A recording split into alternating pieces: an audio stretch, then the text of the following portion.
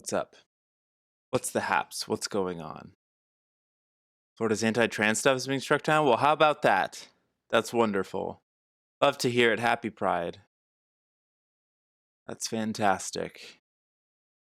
I hope that whatever news is going on downstairs. My uncle's dog sitting. I actually drove over here from the house that I'm dog sitting.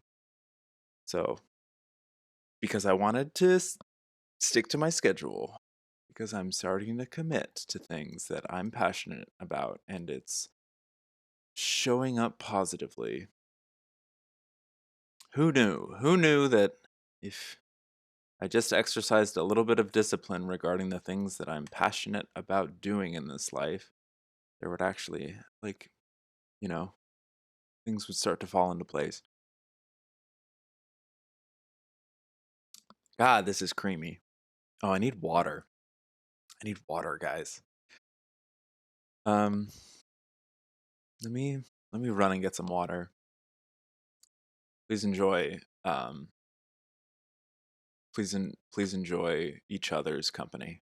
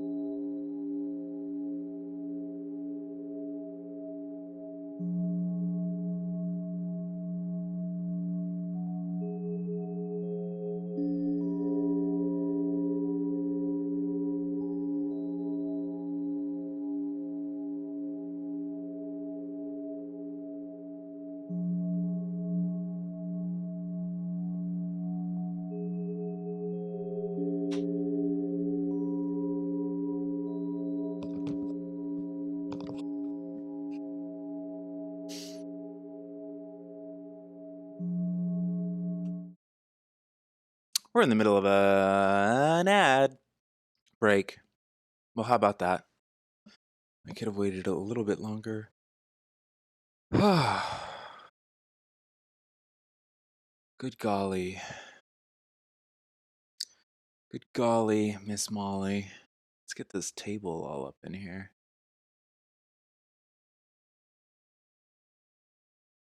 I tell you, y'all are gonna make me lose my mind.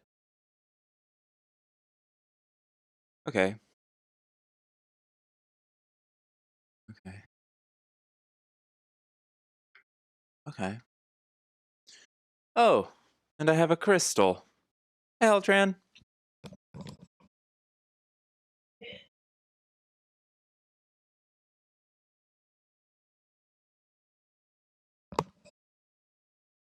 You guys want to see something cool? I'm gonna wait 30 seconds because I think this might pertain to Yonk. Look at this. Oh, it's backwards. Well, it's backwards. It's a K-Chung Radio shirt. Isn't that neat? Gravy gave me this on Sunday. It's very cool. I'm going to hold it up longer so that anyone coming back from ads can see it. Can you see it? Hello? Look at that. Isn't that neat? It's a K-Chung Radio shirt. Shout out to our good friend Gravy. Yeah, he really holds it down. It's a great DJ. That was a lot of fun. It was really cool. I was coming from like a very far ways away. And bring all these windows down here. This full screen. Yeah. Okay, cool. Yeah. Well, that's great to hear, Plant Danny. I'm really excited to hear that. Welcome in to everyone, Plant Danny, Crafty Bagel. We got Heltran and Yonkler. Got all sorts of people. Shout out to Yonkler for being first in the chat. You get a special shout out. Whee! That's my impression of a party when you blow into the thing at the party. And it rolls out. When you put your mouth on that thing at a party and it gets longer. That's my impression of that. All right. Well, should we get started on this? It was a really fun set. You can watch a tiny clip of it on Twitter and well, not anymore. My Instagram story is only 24 hours, but there's a little snippet of it on Twitter. I used this crystal with a Lemurian seed, rubbing the striations together. Yes, yes. It's cute. When I described that to my boss at the Metaphysical Center, he's like, "Oh, how lesbian of you." He's like, "You're making crystals have sex with each other." I was like, "Well, I like to think that it's consensual." Anywho, yeah, Heltran, that's yeah. All right, let's shuffle these cards. The crystal skull is currently at the house that I'm dog sitting for, keeping me company in my dreams. Strange dreams these last couple of nights. Anybody else having strange dreams, eh? Anybody else experiencing some interesting dreams, my good friends? Interesting dreams. A lot of cool things happening in my neck of the woods. I've committed to some trips, or specifically one next year. Very excited about that. I put the money down for some passes, and I'm gonna travel to a city, and I'm gonna find a place to stay for like 3 days. And I never do stuff like that. I'm always like, oh, I'll do stuff like that when I have my life more in order. And now it's like, well, the time is now. My life is in order enough to pay for these tickets, and just it's in a pretty long time. It's in like 6 months from now, so I've got some time to figure it out. You know, paying for gas and lodging and stuff and food. So I think I'll be okay. You just woke up from an interesting dream. How cool! How synchronous, Steph. How very synchronous of you. Very exciting. Very exciting. God, what a busy weekend. It feels like it's been a month since I last saw you guys. Speaking of which, I'm actually not going to be able to do a stream this Thursday or next Thursday, but I will hit this Tuesday, today, and then next Tuesday. But both Thursdays, I will be out of town. All sorts of events are happening. It's a very busy month. Very, very busy month. Very exciting. Exciting times for us all. Yea, verily. Hope you're doing well, Steph. Much love to you. Much love to everybody. On this fine Tuesday morning. See if I can kind of... There we go. There we go. It's a little better for the height.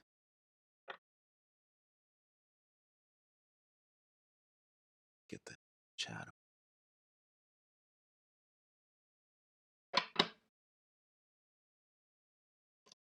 Oh, we're getting so close to being good at shuffling. It's very exciting.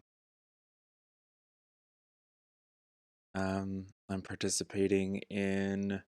I need to check on my jar outside. I'm participating in a ritual for contacting Andromeda this week, which I am going to learn more about after stream. Because all my login information is on this computer. What else? Oh, last night, John Tenney did his monthly 10-10-10, where he talks to Patreons on the 10th of the month at 10 p.m. Eastern time. And I wrote down the name Theodore Sturgeon on my arm because somebody asked, like, oh, what's an author that you recommend? He's like, just read anything by Theodore Sturgeon. And I had some whiskey, and so I was like, I need to write that down immediately. So I wrote it down on my arm, which is a fun way to remember something. The ink is very temporary. What else? The dog is very good. Gracie, she's a beautiful dog. She's a wonderful love. It's very, very easy to take care of. The only time she barks is when you're leaving, but she really doesn't want you to leave. But she's fine to be alone for a while. She also, like, barely ever goes to the bathroom. Like, I'm always kind of terrified, like, because sometimes I deal with dogs who, like, just pee constantly. And I will, you know, I can, like, sleep in and stuff and she's fine. Or I can, like, be out working on stuff out in the world and then come back and she's fine. And, like, she just pees and poos when she needs to. And she can, like, she's just very, like, relaxed about it.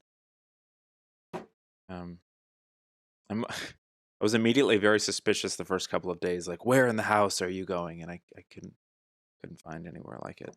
So I'm also open to doing some individual stuff today if anyone wants to focus on an individual thing. But we'll start with the 6-card community thing. Let's read about this. Having a moment of reflection for all the trans folks in Florida who can get care again. That's wonderful. Really momentous because it came out of a federal court. That's wonderful. Anti-trans care laws are being struck down. That's very important. It's very good. That is a strong, positive.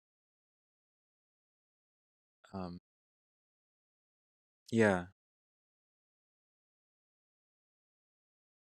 Yeah.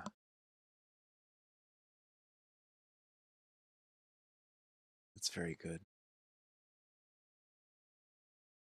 I'll try and. How was Saturday? Do you want to tell me about Saturday? I saw a bunch of posts from, like, various friends who were there, and I felt sad for not going, but also it was not the right time to go.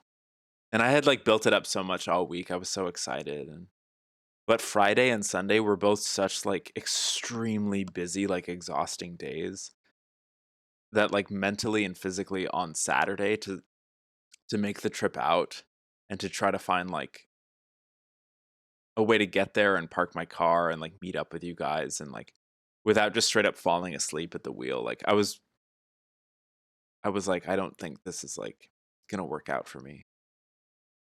Yeah, I saw you say something about that. Yeah, saw more lesbians than I've ever seen in my life. That's wonderful.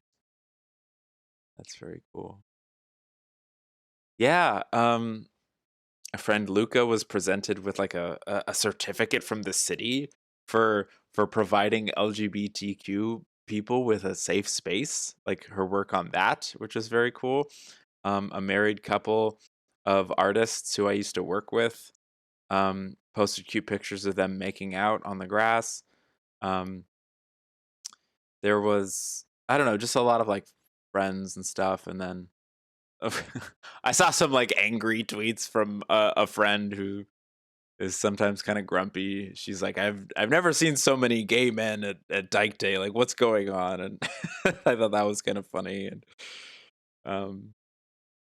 I don't know. It just seemed like a wonderful time, and it seems just very, very popular and very like someone else. Who was it? Was that Raft who drew, like, a sketch of the porta potties because he was standing in line for so long?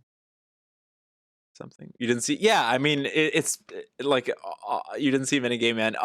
I feel like it's wherever it's like a sea of people. So if you happen to be in a pocket with, like, a certain group of people, that's who you're gonna, like, visually see, you know. So, and everyone was so hot. I bet. Yeah. You hung out with Raph. That's awesome. That's awesome. Raft is cool. I don't think I've ever met Raft in person, but I've watched, like, live performance videos and stuff. and like watched his stream a couple times. Let's go.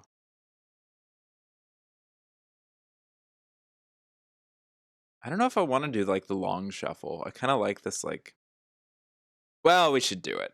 But every time I do it, I keep ending up with the same cards. Let's do like a janky shuffle. Let's do a little janky leg.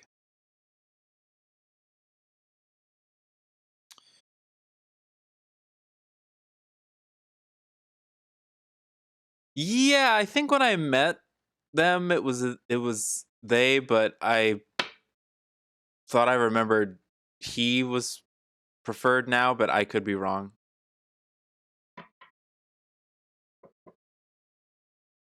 Happy to switch to whatever they prefer. For Raft.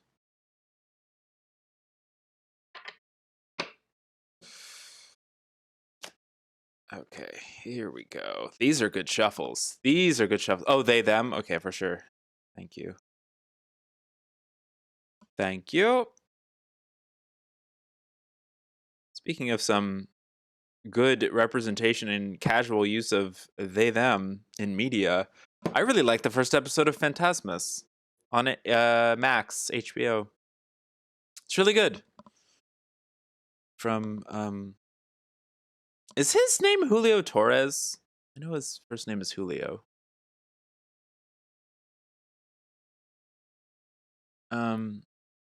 But he was in Los Spookies.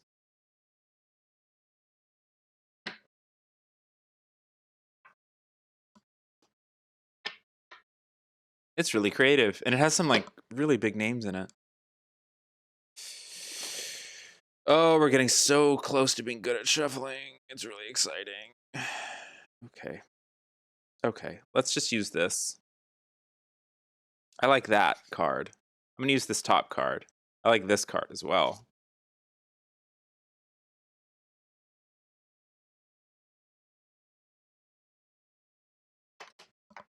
I want to see what like the ones on the bottom are. Oh, really? Someone's calling me? Oh, really? It's a number from the city that I currently am in, but it's an unrecognized number? Oh, really? Now, if I pick this up, is it going to be someone who actually like needs to talk to me? I really don't want to pick it up. It is very, very rare that somebody calling me on the telephone is like someone who I know or has something like of value to say to me. Let's try it. Oh, they hung up as soon as I picked up the phone. That's funny. How about that? How about that? You don't need to interact with that which that does not serve us. That which do you have you ever had a dream that you wanted him to do you so bad that you could do anything? All right. Here's 6. That's pretty good. Let's see what happens here. Beep boop bop borp beep bop beep boop.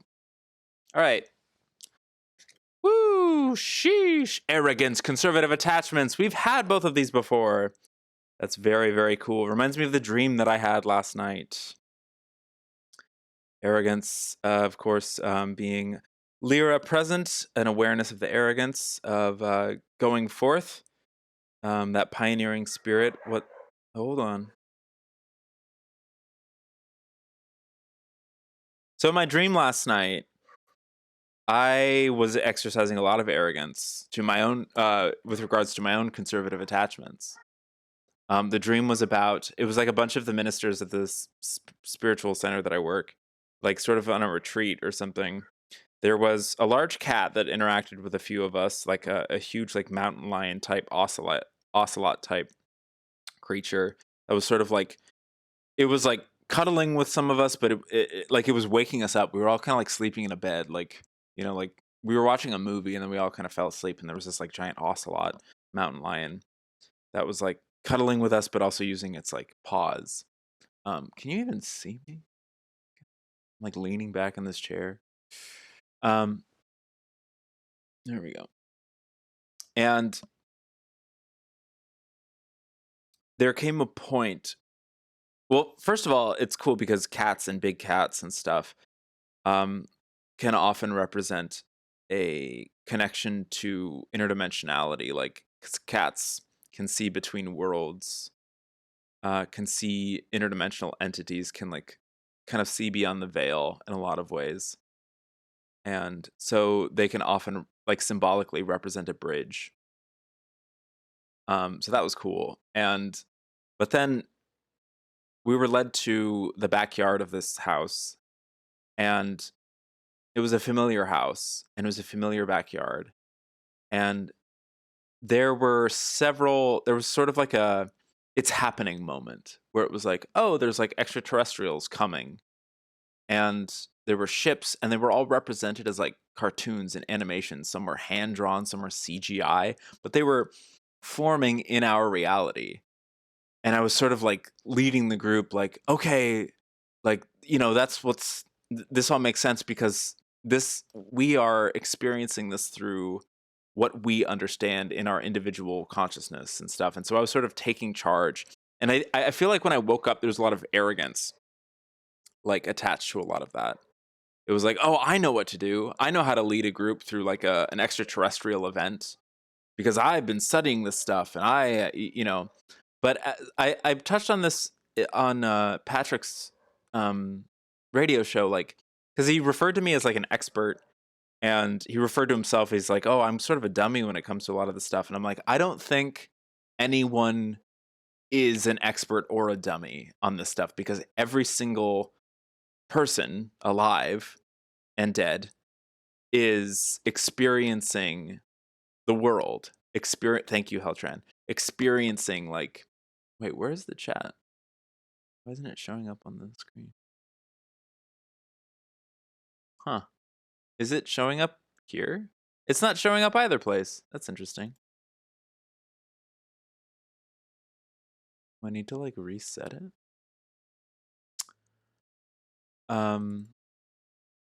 Every single person is experiencing whatever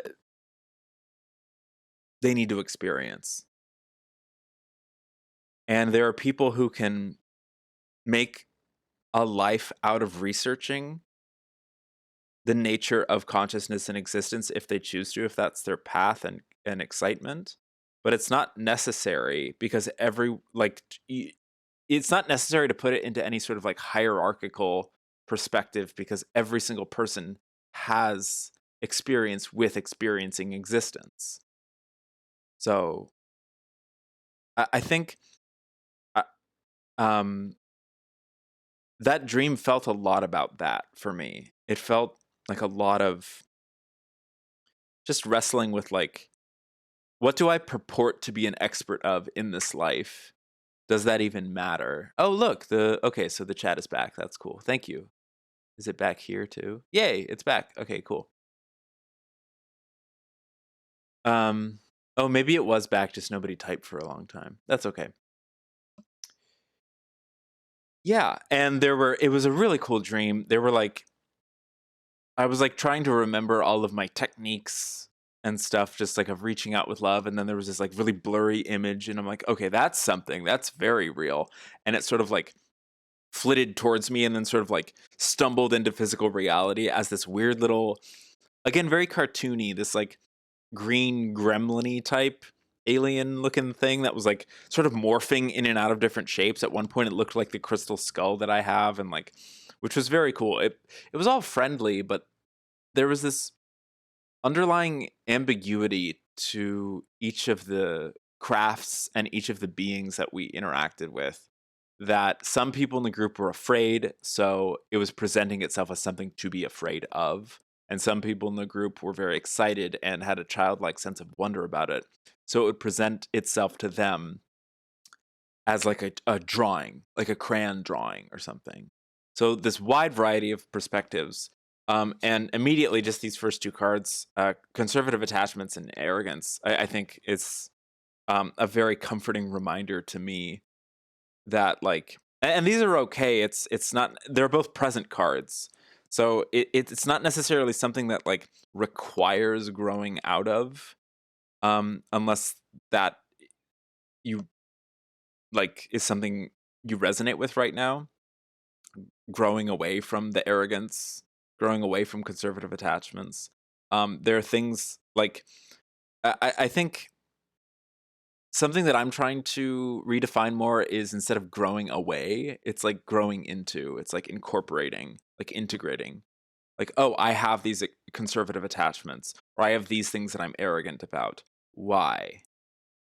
Instead of trying to push it away and ignore those things, which will probably just like amplify them in my life, what's going on there?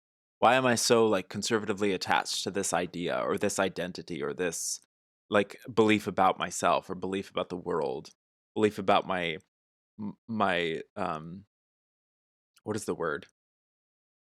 State, like my state in life. Let's read a little bit of the book stuff, I think. Let's do conservative attachments first. When it is a time of transformation, it is natural to fear change. There is an illusionary feeling of safety in the familiar, even if the familiar is dysfunctional and no longer serves you. Take a look at your life now. What are you clinging to that is old and familiar?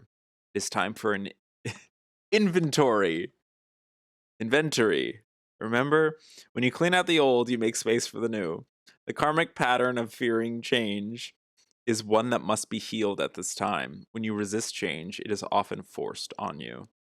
You can circumvent this by taking small steps towards change, which eventually lead to great strides. Start now.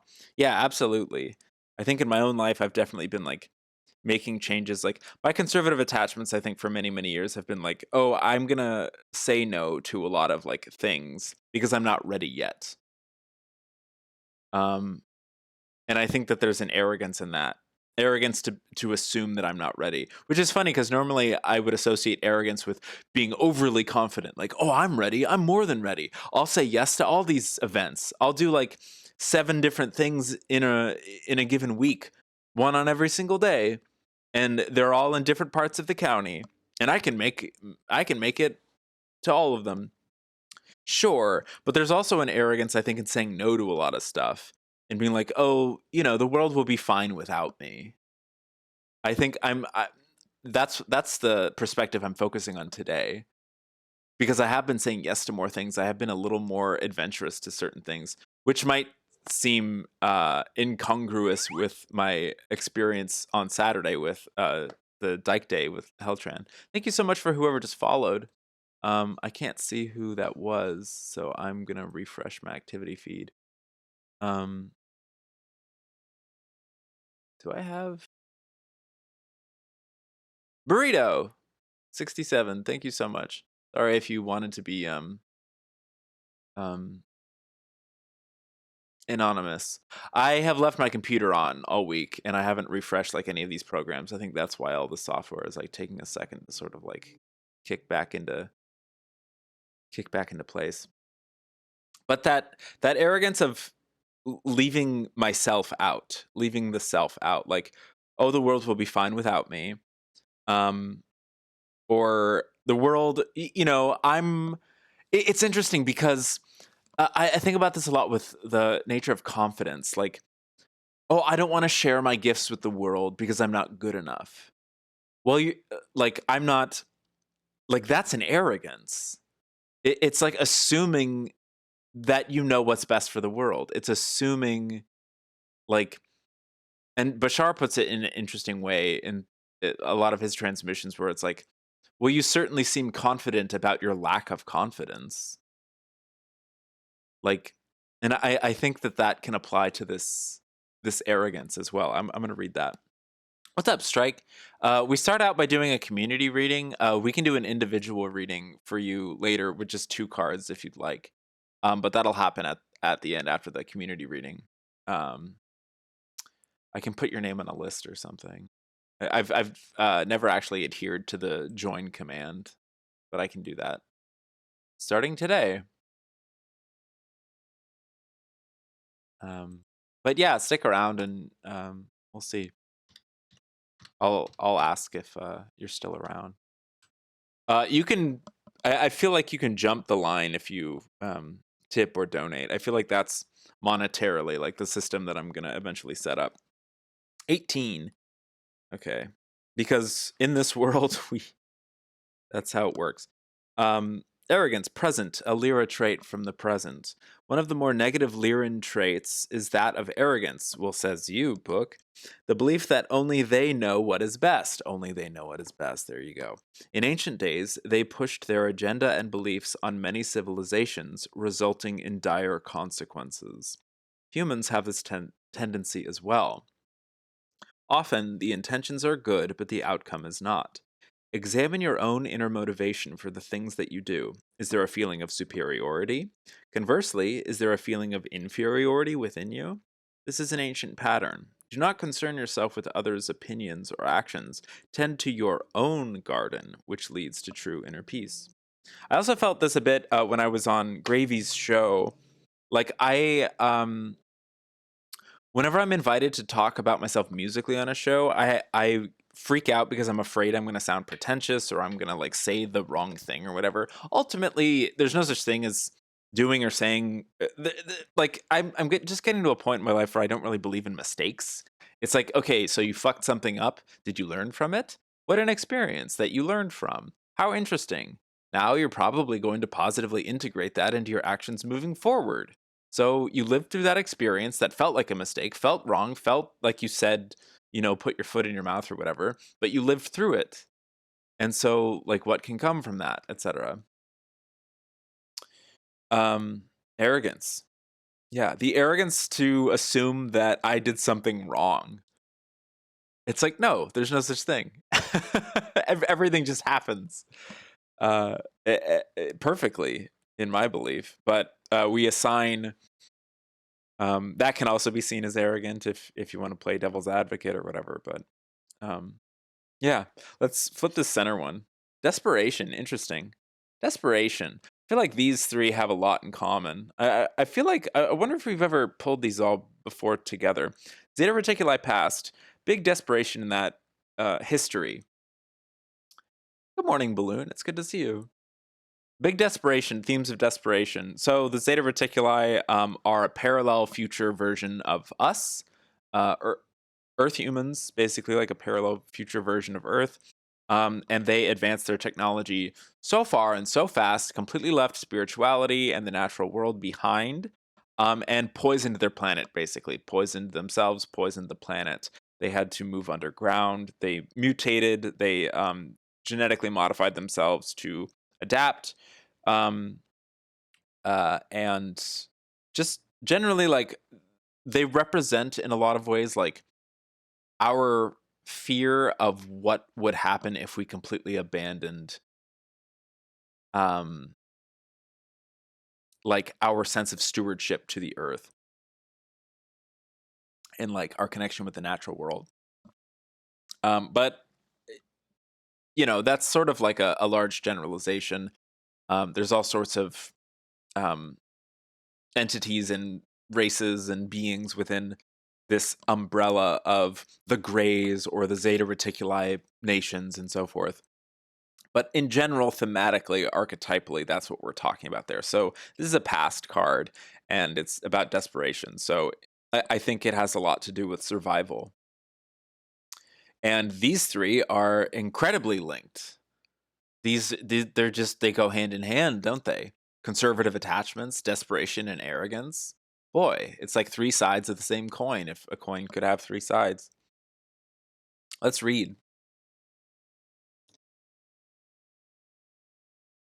33. Cool number. Sometimes when we are in crisis, we make choices. I'm going to show you my face just so you can look at my face while I'm reading. Look, I'm down here now. Isn't that interesting? Sometimes when we are in crisis, we make choices from fear and desperation that we later wish we could take back. This is true. Oh, God! This is true of the Zetas as well. Yes. Oh, yes. Kind of like what I was talking about earlier with that that arrogance. When we feel we are in a crisis, we make choices from fear and desperation that we later wish we could take back. That notion of making a mistake. This is true of the Zetas as well. This card asks you to look at the lessons learned by the Zetas and apply them to your life.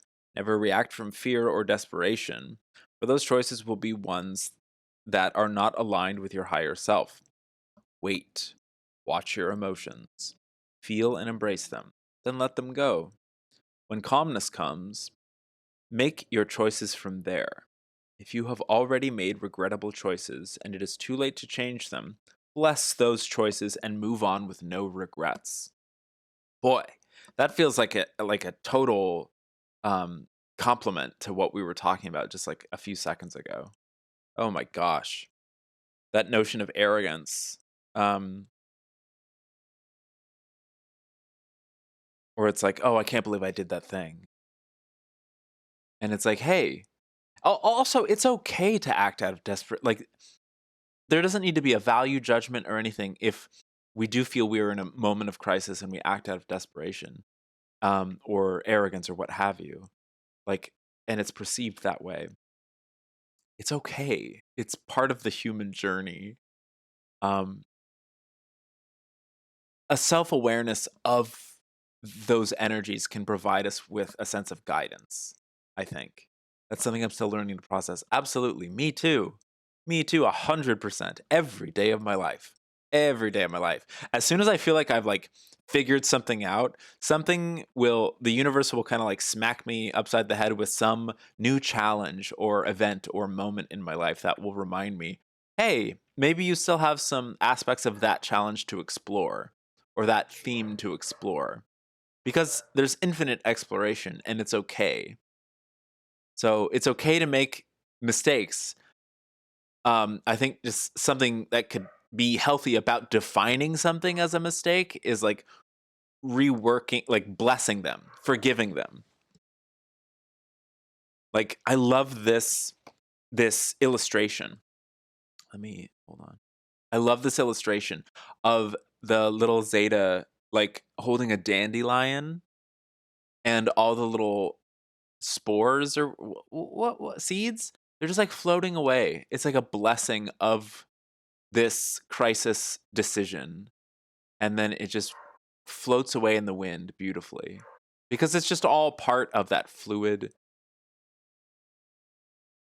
universe. I wonder who my dogs keep barking at. I don't know.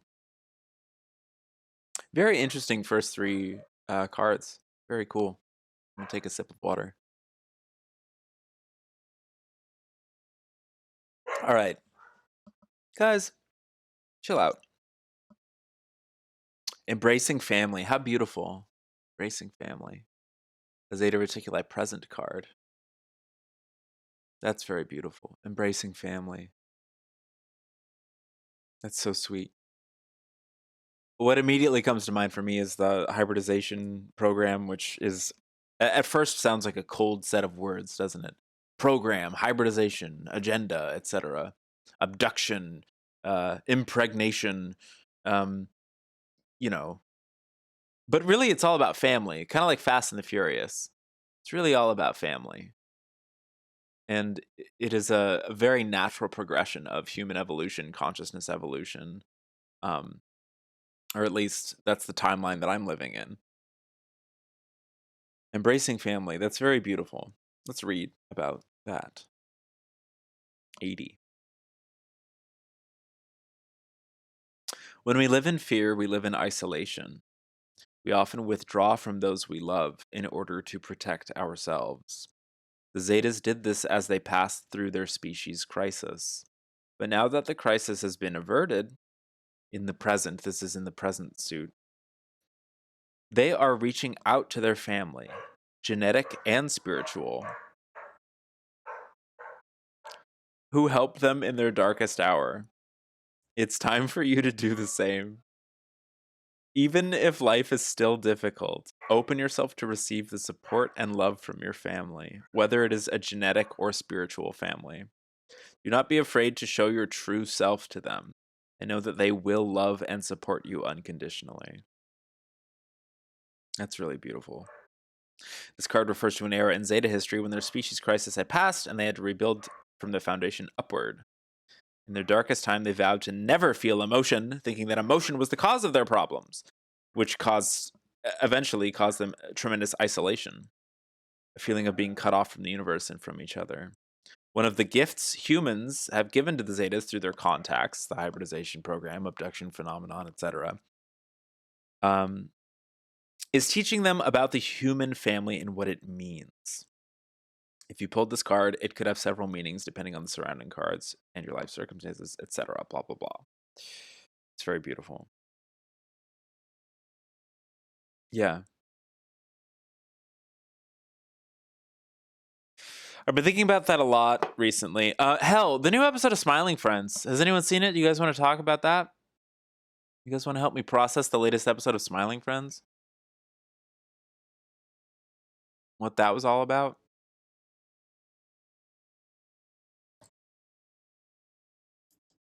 It's like a you love Chandler from Friends, from Smiling Friends. It's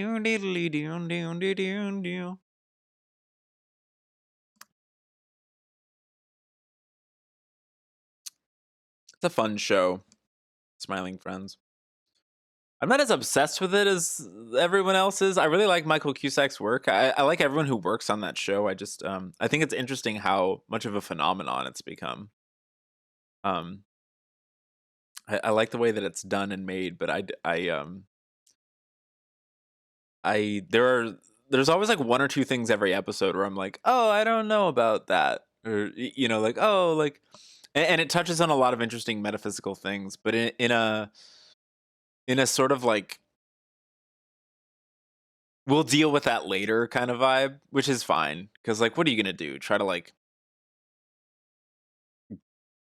to grasp the entirety of like the mysteries of the universe in like an 11-minute episode? What is it, Star Pals? Yeesh. Speaking of which, I'm writing new episodes of Star Pals. Yeah, it was like an alien episode of Smiling Friends. That's why I brought it up. And there was like a lot of like fun stuff, but also like some fear-based stuff in it, where I was like, oh, it's not my favorite thing to be depicted on television. I will say, if you're looking for some really positive representation in media about like a Zeta type being, watch the movie Jules. Find a way to watch the movie Jules from 2023, starring Ben Kingsley. The movie Jules is very, very good in my opinion.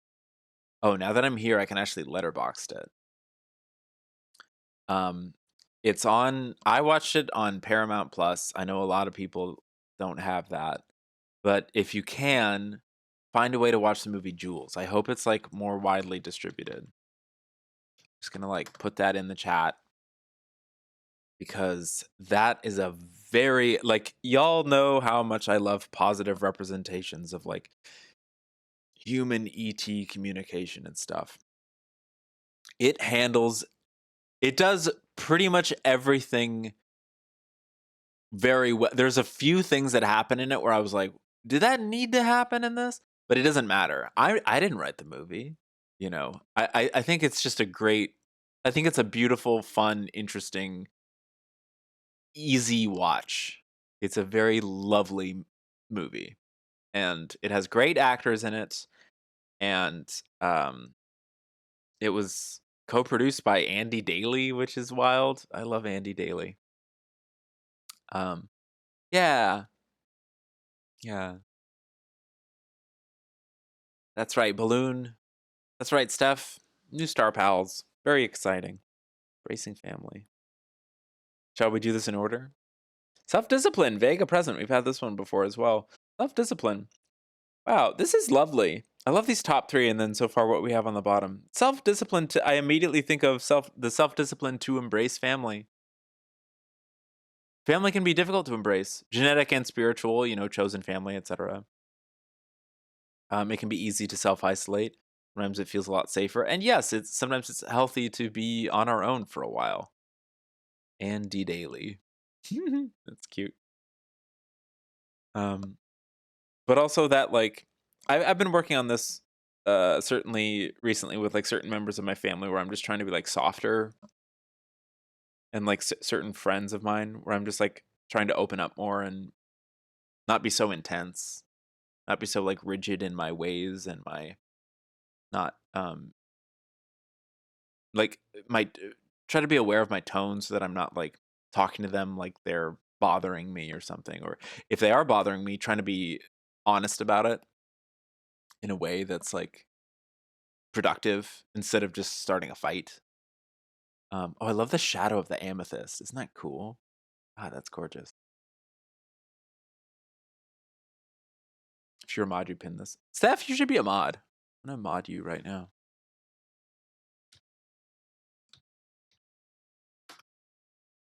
Oh, there you go. Gosh, I love looking at crystals in different angles of light. Yeah, it's so gorgeous. Yeah.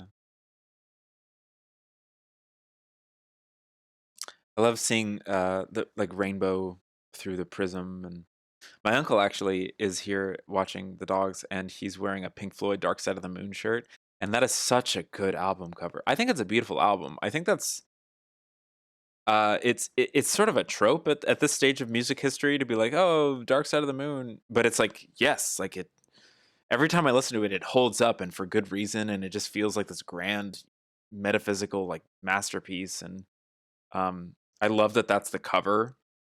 I think that's very important because it reminds me of the prism of Lyra, the splitting prism of consciousness, just like from one becoming separate things of all different colors. I think that's very beautiful. Um, Whoa. KSB, one of your badges now is the Destiny 2, the final shaped raid race. What is that badge? Interesting. Yeah, Balloon. Yeah. Yeah. Dark Side good. And it's just like, it makes me cry when I listen to it. It's just like, it's a very powerful piece of art. All right. Self discipline.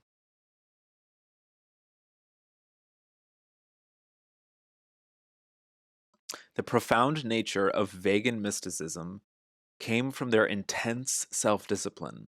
As an example, you see this now in martial arts or meditation practices. Yeah, we've had this card a few times. Spiritual skills do not develop without this self discipline and devoted practice. Karmically, many humans now either resist discipline or crave it because of their ancient experiences. What is your pattern? What is your pattern? What is your pattern? What is your pattern? Know that self discipline is a vital part of spiritual growth, but too much of it creates rigidity. It is important to find the middle ground and use discipline as a tool to further your growth without it becoming a hindrance. Dark Side of the Moon. Let's go. That's true. I love that. Self discipline. Been thinking about that a lot recently. Self discipline. Um, knowing when to rest, knowing when to practice, knowing when to take a break from resting to practice, knowing when to take a break from practicing to rest. Feeling it out in your heart, feeling it out in your bones, your soul, your meats. God, I drove past a truck on the freeway earlier this morning that said, I wanted to take a photo of it. It said, what was it? Ideal Meats. Ideal Meats. It was like a meat truck. But it said Ideal Meats. And I'm like, well, that'll get me some likes on Twitter. But I wasn't able to get a photograph of it. So I've just, you know, happy Pride. Happy Pride, Ideal Meats. Knowing when to hold them, knowing when to fold them. That's right. Yay! Insectoid, cool. Hive Mind, interesting. I was wondering if we were gonna get like a one-off card. This is a parallel. So Insectoid, very cool.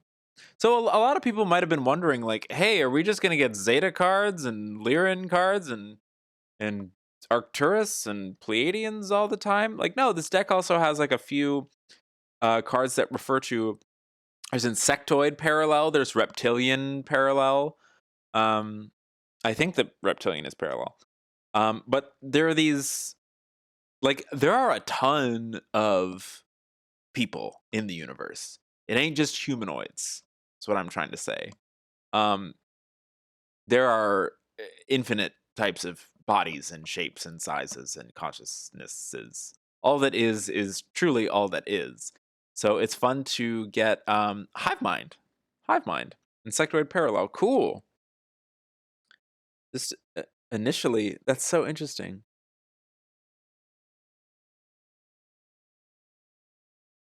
That was like, it's such a positive to me. I don't know, in this row down here, I'm very interested what the book has to say so that we can connect it to what we've already been talking about.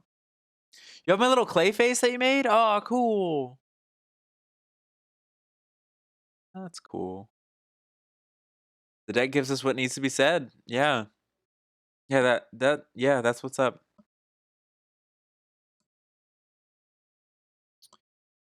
Uh, 29. Very cool.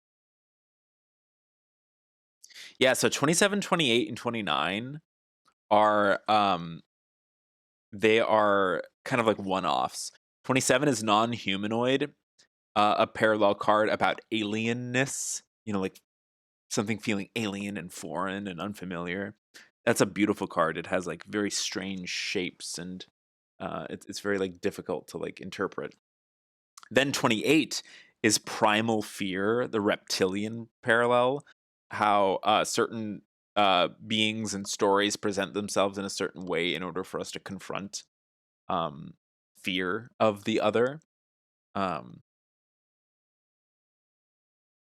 Like, as soon as I say the word reptilian, I'm sure a bunch of people have a bunch of connotations of what that means. The conspiracies and the stories that are constantly perpetuated through misinformation and fear, for us to associate with the word. Like, Darcy was going to give it to me on Dyke Day. I figured, yeah. No, I wanted to. There will come a time. There will come a time. It wasn't the right time at that time. Is it cute? I hope it's cute. That was so fun. Darcy's cool. Darcy and Rod are cool. All right, and then Insectoid, which is the third of these kind of like non-human alien vibes that are like a little more unfamiliar to us as humans. But if you look even at this illustration, they've got little arms. That's kind of humanoid. A little bit. It looks good. Yay. Parallel, hive mind, insectoid. There are many extraterrestrial insectoid species that have contacted Earth for thousands of years. They are peaceful and have a harmonious society that is based on the idea of a group thinking as one. Most humans, let me get my face up here so you guys get your money's worth. Most humans shun the idea of a loss of individuality, but it can also be a freeing experience whereby the ego no longer dominates one's reality. Whew. Since all consciousness is ultimately one anyway, there's a lot of commas in that sentence. Since all consciousness is ultimately one anyway, insectoid beings reflect this truth. You have connected with these beings in the past, and their energy is now asking you to remember the oneness that lies underneath the illusion of separation. Very cool. Commentary says this is a very archetypal card that has less to do with specific ET species and more to do with our relationship with the universe. One of the greatest human fears is losing individuality, I think expressed very strongly in the recent centuries with this experiment of the United States of America. Yet, in order to evolve and survive as a species, we will need to embrace group consciousness in a constructive and harmonious way. There are numerous species in creation, insectoid and other, whose societies are based on a hive mind or a community oriented structure. To some degree, even the Zeta Reticuli species has this consciousness, and the power of the whole has been what has ultimately saved their species from extinction. It's embracing family. You can think of the family as a hive mind. If you want to think about, like, hive mind is also, I think we sometimes have negative connotations because insects are unfamiliar to us. Insects feel alien to us. Um, I loved that Adam Sandler movie Spaceman with the giant spider because of how primally afraid certain humans are of the idea of an enormous spider. Even though the spider is like the sweetest, most caring character, voiced gorgeously and gently by Paul Dano. I know some people couldn't make it past that. Some fans of the stream, we've talked about it in here a couple times, and they just couldn't make it past, like, which is cool. That's also reflected sometimes with serious consciousness, snakes, spiders, um, this sort of like otherness that has something to teach us. But insectoids specifically, and I know that they're arachnids, not insects, but we're ballparking it here. Also, the mantis beings that are also involved in the hybridization program.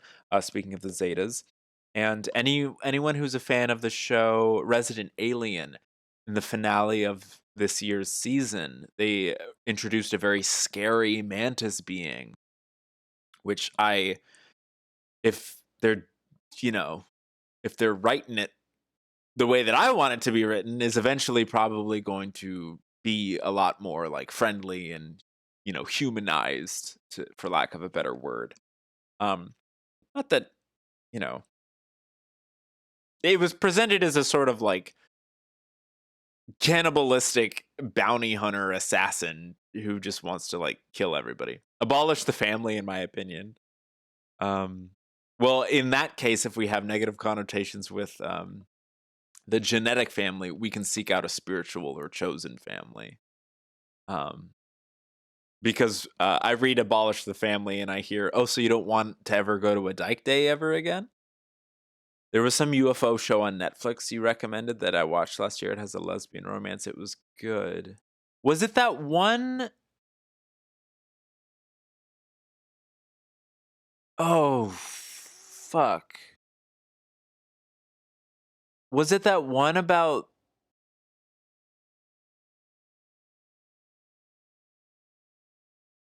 Was it Korean?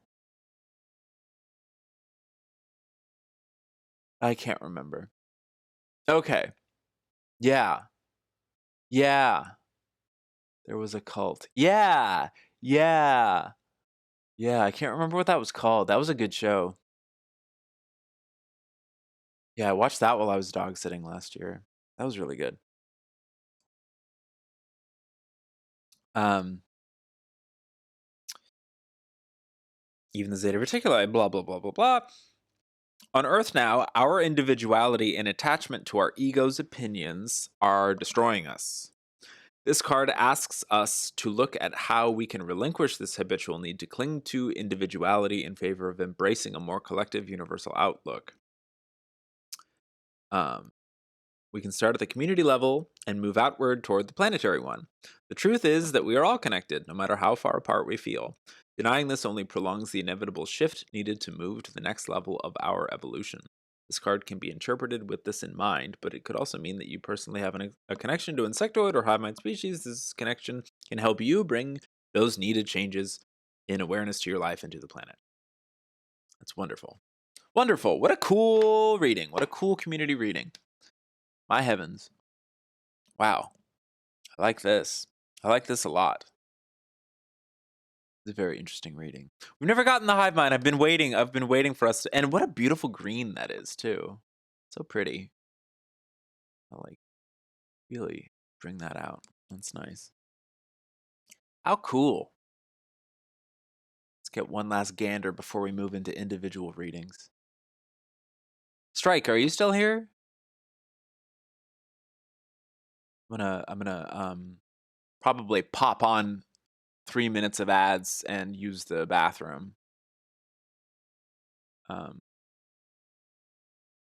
I love this so much. I think that's the cutest emote. It's like plopping towards you. Oh my god. I love seals so much. Is Strike still here? Strike. Hi, Blood Glow. Hello. Welcome. We just finished the 6-card community reading, and now I'm going to move on to some individual stuff if anyone wants to have an individually focused reading, even though we just learned about how important the community is as opposed to the individual. But, it's a balance, two sides of the same coin. Positives and negatives abound. How cool. Just to go over this again really quickly. These were the first two cards we pulled, Arrogance and Conservative Attachments. Makes sense, go hand in hand. Neither necessarily positive nor negative, just an awareness of arrogance and awareness of the conservative attachments that we may have. Sometimes arrogance can be interpreted as saying yes, sometimes it can be interpreted as saying no. Sometimes arrogance can come in the form of bashfulness, like, oh, I'm so confident in my lack of confidence. That still exhibits uh, a level of confidence. Like I was exploring earlier, the arrogance that comes with, oh, I don't want to share my art with the world, or I don't want to share my gifts with the world, because in a sense, one is depriving the world of one's gifts when they might feel bashful about it. A concept that I've been exploring recently that I keep hearing from certain channeled entities and stuff are if you have something to share, there is inevitably an audience, because otherwise it wouldn't work that way. Oh, ad break in progress. Okay, I'm going to use this ad break to use the restroom. Okay. BRB.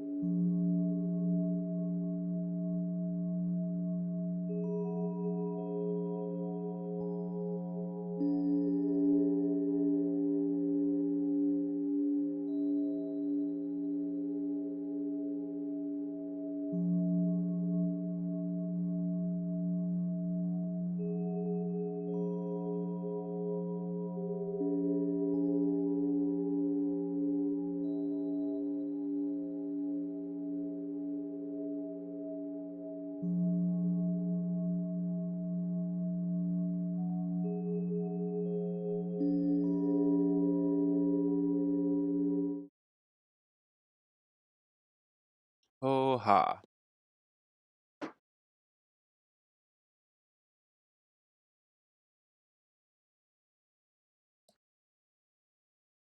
Okay. Conservative attachments and arrogance. Then those bookending the desperation of the Zeta Reticuli past. Welcome back. Hello. Those bookending the desperation of the Zeta Reticuli past. Arrogance and, oh, we need to advance technology instead of consciousness or spirituality. Oh, we need to advance technology instead of stewardship to the earth or the natural world. Uh-oh, looks like they contaminated the planet. Looks like they polluted their world and had to move underground. Makes sense. Um, makes sense. Conservative attachments. This all just, there's so much here. Like these first three cards, and at face value, I think it's a very like negative reading. But there's so much to be learned from those negative experiences that came with the arrogance, the conservative attachments, and desperation to cling to these ideas, and the arrogance to think that's the one way it needs to be done. That's the only way it needs to be done. We have to do it this way. Oh no, what conundrum have we brought upon ourselves and our planet and our species, etc.? What can we learn from that? The Zetas are that teaching tool in so many ways. Like, oh my gosh, when will humanity learn about, like, it's like we can already learn. We did in a parallel future timeline with the Zetas.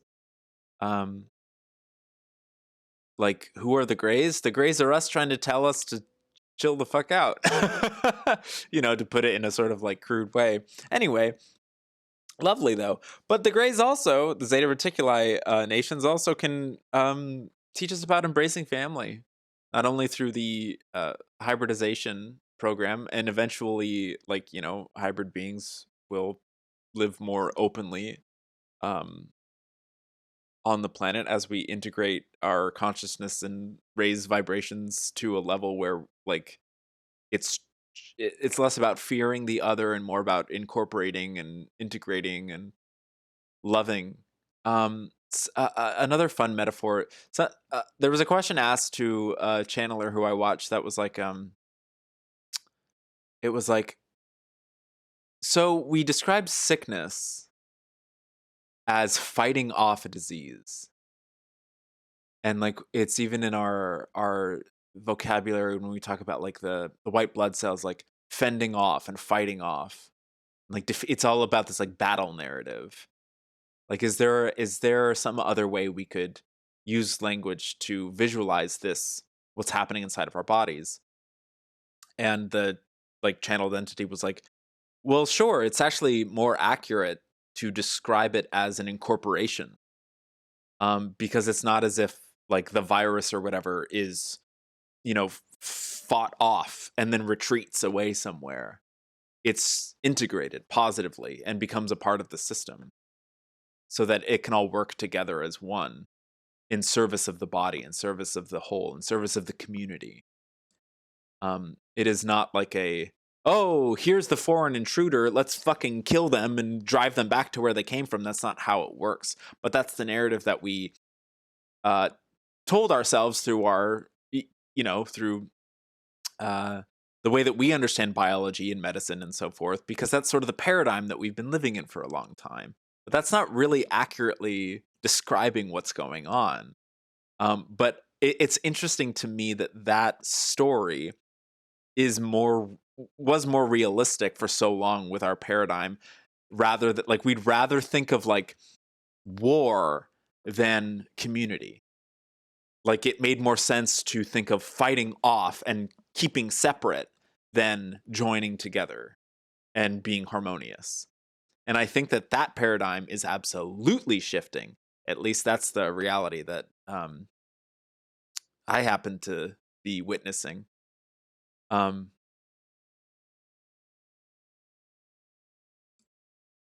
Yeah, I think that it's fun to think about like things like that.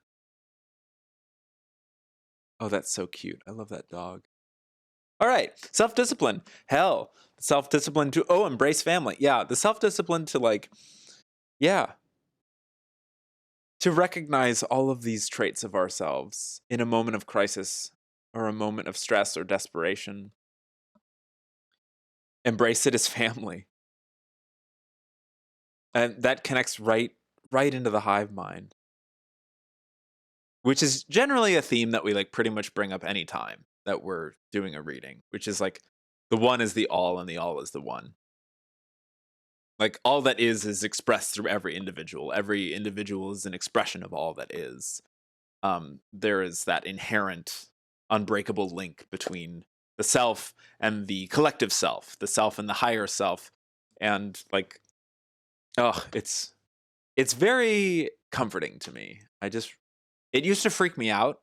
I think as I was incorporating more of these ideas metaphysically, like especially through experimenting with ego death, through like disassociation, psychedelics, and particularly after my 2020 salvia experience, where I was like terrified that I was all that is, because I felt alone. I wasn't allowing for the fact that I was like, well, I know I exist, but does that mean I'm like dreaming up everyone else? No. Frankly, short story, no. Like, one can think of it like we're all dreaming up each other, and we interact with the versions of ourselves that we comprehend.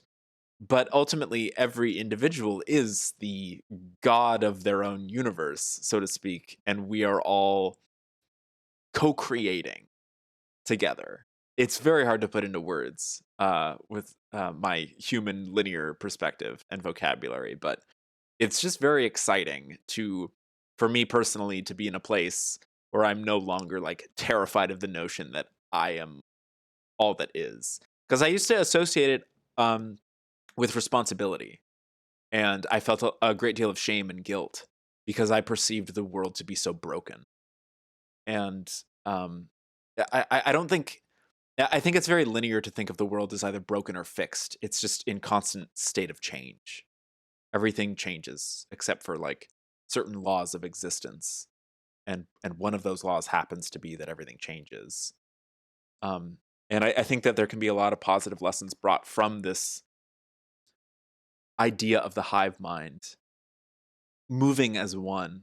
Like, I love, it's so poetic to see certain zetas call it fly kiting. I don't know what humans, Earth humans, call it. When you see a school of fish or a flock of birds moving as an amorphous fluid group, like they're all just sort of like together as one, like this beautiful shape that's like, and uh, I learned from certain Zeta beings, like they call like when they play with this telepathically, they call it fly kiting. It's like this poetic, like seeing through the eyes of the flock of birds and making shapes and dancing with them through their heart and through their perspective and stuff, so that they get to kind of join in with that flock of birds or that school of fish. Um, and for a moment getting to experience the joy of that hive mind moving together as one. I think if you want to get really, I don't like to bring up political concepts here, but I think it can be very beneficial to relate to a lot of people's lives individually and stuff. But like just the idea of communism, to take it to that extreme, whereas like we talk about capitalism being like a worshiping of the individual over all else, versus the other end of a spectrum where it's like the collective. And what I think most people here understand like where I fall on the vibrational like level of politics and so forth. But and if you don't, it's probably closer to yours than you think. Um, but thinking about it, like, well, what serves us right now? I think that thinking like a hive mind, or like finding positive, you know, I think an insectoid hive mind can be very scary to people because it's foreign. It's like, what? I don't want to lose my individuality. It was kind of like that fear that I had on the salvia ego death. I don't want to lose my individuality. That's ultimately what brought me back into my body after feeling like I was in this like death experience.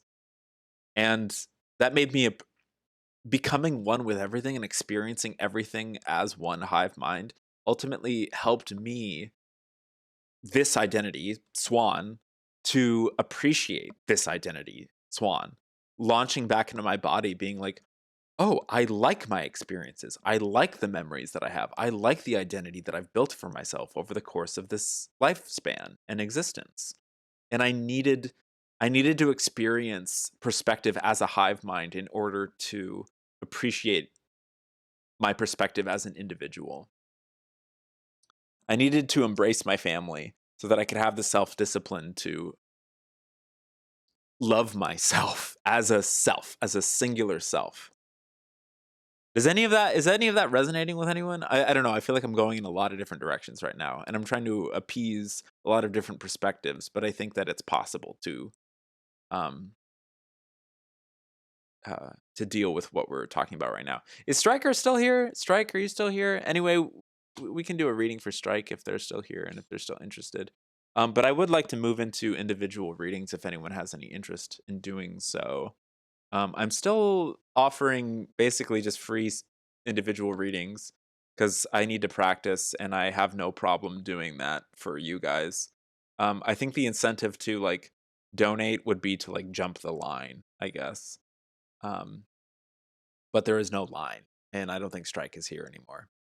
So if anyone has anything that they want to, you can share something that's on your mind, or you don't have to. You could just like raise your hand and be like, I'd like 2 cards, and I don't want to say anything about my personal life. I don't want to say anything about what's going on in my life, and I can just draw the 2 cards, and I can ramble on about the connection between the 2 cards. And the intention is that would be of some personal service to you.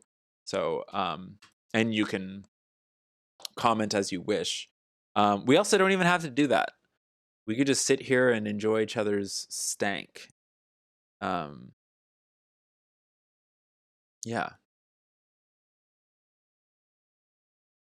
This is a really cool reading. I stopped taking photos of the readings because they've become so regular, twice a week. There won't be a Thursday reading this week, and there won't be a Thursday reading next week because I'll be out of town. Plant Danny, let's go. Can you get a reading about love? Let's go. All right, we got one for Heltran and we got one for Plant Danny. Let's go. How fun. How exciting. Oh boy, oh boy, oh boy. Okay, I'm going to try to like shuffle these like really, really fast. This is exciting. This is exciting. I'm going to do the oh, this is exciting. This is exciting. Scooby doo doo doo dee doo doo. Skibidi doo doo doo ba ba bow. Heltran has a reading about love.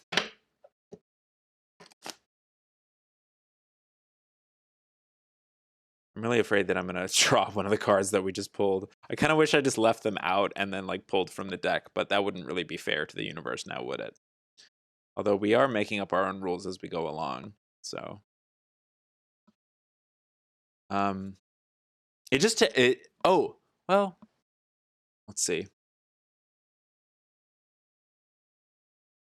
Let's just shuffle it the way that I have been doing, because it'll take a. How much time do we have? We have time. We have time. Let's focus on each of you individually. We have time. It's only 108 cards. We have time.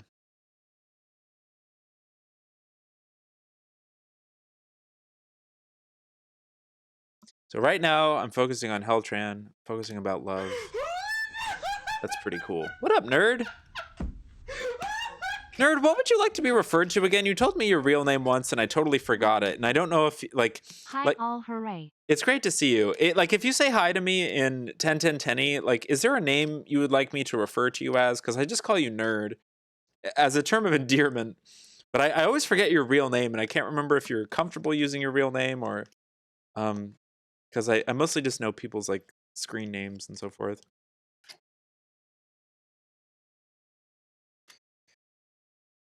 Oh, this is such a slow and loving process to shuffle. I think that we can learn from how slow and loving this process is to shuffle. Yes, indeed. Yes, indeed. I just want to make sure that they're like really shuffled, you know? Ooh, that almost fell out. Let's keep that card. Let's keep that card. Oh, the slow, loving shuffle. Yeah. A shuffle of yearning. We can take our time. That card fell out. those might be our 2 cards. Just kind of want to keep going just to be fair to the rest of the deck, but that might be our 2 cards because both of those kind of fell out. So they leapt out. I just want to see if anything else leaps out before. Oh, that almost leapt out. I think that was just my mind.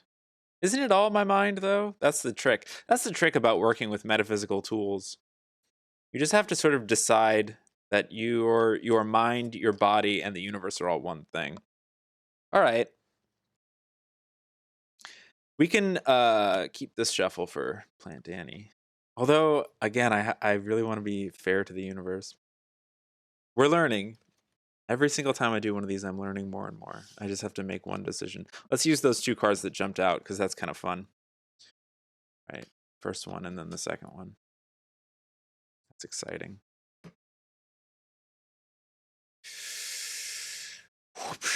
Oh!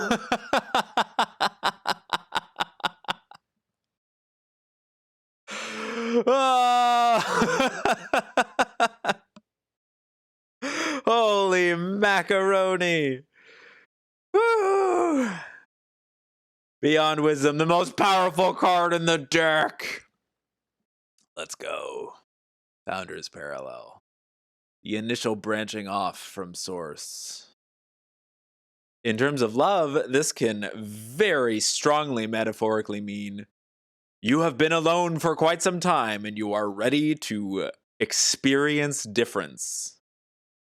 There is a great yearning to experience another. There is a great yearning to split the prism from the one self into the multiple selves. Very powerful, extremely lesbian card. Your government name is Isenia. Yes. Isi. Isi. Okay. Isi. I have to write that down. That's a beautiful name. And I see you so much. I probably have written that down before. Whew. You're okay with any name. Most people get your name wrong all the time. Yeah. Very powerful. Sometimes I wonder, okay, wow. And it's rainbow. It's the only rainbow card in the deck. Happy Pride.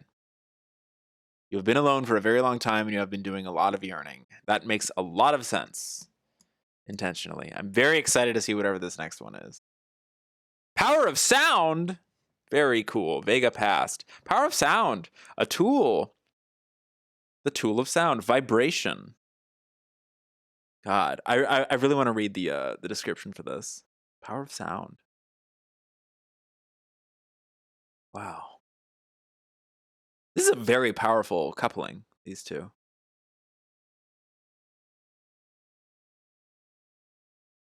This is very powerful.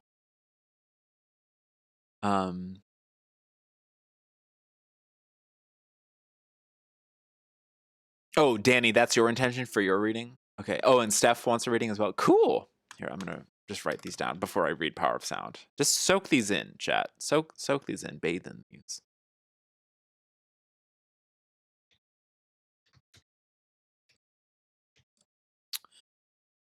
Okay.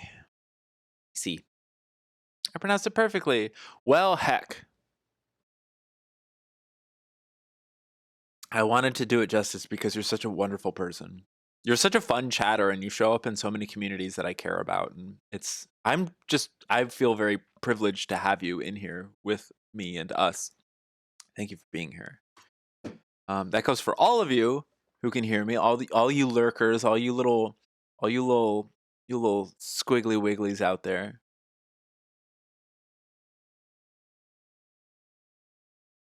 Okay, Power of Sound. Sound represents the physicalization of spiritual energy into a frequency that can be accessed in our reality. The ancient Vegans were masters of sound and used it for everything from healing to warfare. The practice of chant or mantra has its origins in Vegan mysticism and has spread to many planets, including Earth.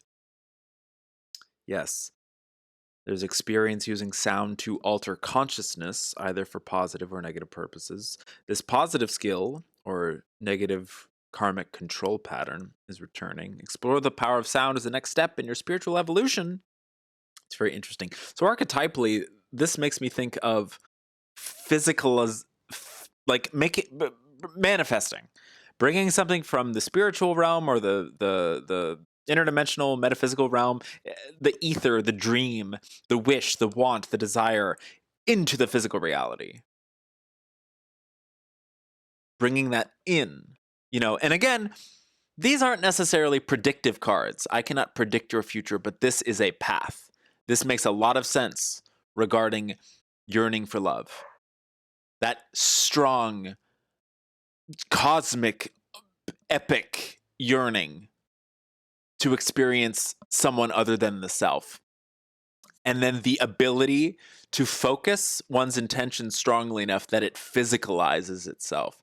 And that doesn't necessarily mean like sitting and meditating until a hot babe shows up in your bedroom. It could, if that's a practice that you resonate with. But I think that initially that's what I'm getting from this card is like, how is that desire, how is that dream physicalized? You're trying to get wrecked, manifesting a love life out of thin air. Whew, sheesh. I have to as a it's hard. I have to work very hard in this moment to be as objective as possible in this reading for just for my good friend Heltran here. Hi Goose, it's good to see you. Hit people guy, hey, it's good to see you. Yep, just gonna adjust the old adjust, just gonna cross my legs, because I'm in a very similar place, and this is very relatable. It's very relatable. Happy Pride. I also want to read Beyond Wisdom just because I read Power of Sound, and it's fun to read Beyond Wisdom. It's very epic. Whew, parallel. The Founders. The Founders represent the abiding awareness, the one consciousness that spans time and space. And it's cool because it's about love. Love being the foundation of all that is, love being the foundation of existence, love being a motivational driver of that separation from the one. We can love ourselves and live within ourselves, and then we can love ourselves so much that we desire an other, to experience that newness, to experience that companionship, that pairing, or multiple others, just fractaling out and so forth. Whew. This consciousness is aware of its simultaneous existence as both the whole and its separate parts. It created an illusion of fragmentation so that we could have individual lifetimes, but its wholeness still abides and is ultimately the consciousness that sees through the eyes of every living soul.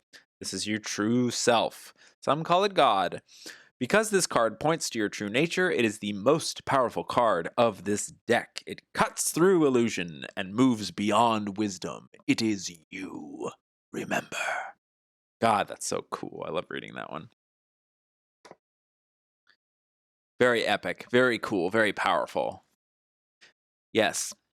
And the relationship between these two, again, I'll just reiterate, it just feels like this is just putting that desire into practice. You could also take this as you might go to a concert and find a hot babe.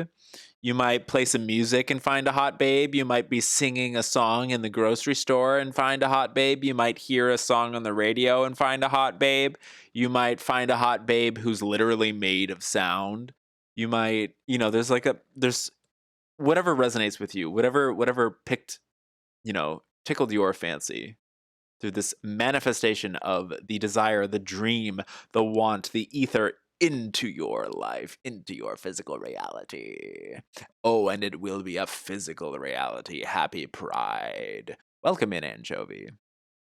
Sound resonates with you. Exactly. Hit people guy, everything is sound. Even physical reality is sound. Particles are just jiggling. Everything's jiggling. When they talk about jiggle physics in Dead or Alive, that's about as metaphysical as it gets. Because everything, dead or alive, is jiggling. Physics is all jiggling. So people are like, why is everyone so obsessed? Well, okay, we can slow down a little bit, but you get the point I'm trying to make. HG is a powerful being with amazing guitar skills. Yes, I immediately thought of her guitar skills when I pulled that card. I was like, well, she's a fantastic musician who loves to call herself not a musician, despite that being an objective falsehood. Hi, Anchovy. You're a gorge. Here's my face. Look at my face. I'm speaking very intensely right now because we're talking about the cosmos. What up, Bran Flakes? Bran Floor 20. That's a great name. What's good? Oh, everything. Get jiggle with it. It's the millennium already. That's right. Oh, the most recent Hot Ones guest was Will Smith. That was a fun episode. Yeah, what's up? We just did a personalized reading for Helltran. Gonna reshuffle these. And so we're gonna now focus on donate people, guy. Thank you so much. Your smile on the donations pick is A++ love. Thank you. Thank you so much. That's actually my avatar. That's my mouth. So when you donate to me, you're giving to my mouth. That's my avatar. That's my smile from that photo. Thank you so much, donating people, guy.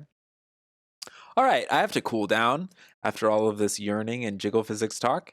Let's reshuffle and see what pops out. It's very exciting, everybody. Very exciting. Now we're going to focus on Plant Danny. Plant Danny, did you have an intention you wanted to focus on while we were shuffling? I would like to have something to reflect on when I'm reflexively judging someone and welcoming annoyance over what they're doing, how they're being. Interesting.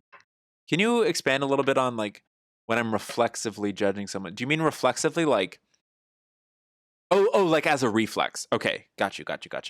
When like a sort of knee-jerk reaction judgment when someone is behaving a certain way or doing something and you find yourself being annoyed about what they're doing and how they're being. So something to reflect on. So the reflex of immediate judgment. Okay, cool. Hey Goose, Steph is actually up after Danny, but you can be after Steph. This is fun, guys. How about this? Thank you for donating, donate people, guy. Really appreciate it. Eventually I'm gonna make people donate, but other than that, right now I gotta practice. I gotta practice individual stuff. What up, ZZQSSS? You can be after Goose.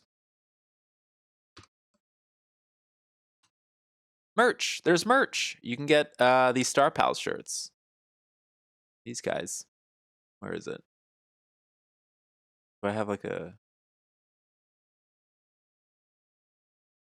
I just want to... Where is it? Yep, there it is. I just wanted to do that.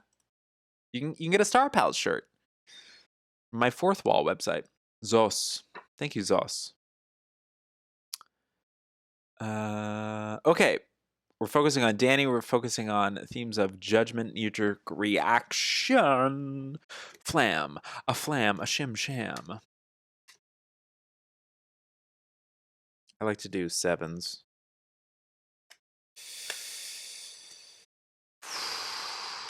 Judgment, knee-jerk reactions of judgment, reflexive judgment. When someone is annoying us, something that can help us focus on that, something that can guide us through that immediate thing. It's a very human feeling. Very human feeling. We don't necessarily need to judge ourselves when we find that we are judging others. It's perfectly fine to observe the thought and let it pass or transmute it energetically in some way. But oftentimes those thoughts can really linger or drive our own behavior in a certain way. So it is nice to ask for guidance or seek out guidance. Ultimately, we are going to be finding guidance within ourselves. hold on. But it is very fun to use a tool such as a deck of cards to understand and help us give some guidance.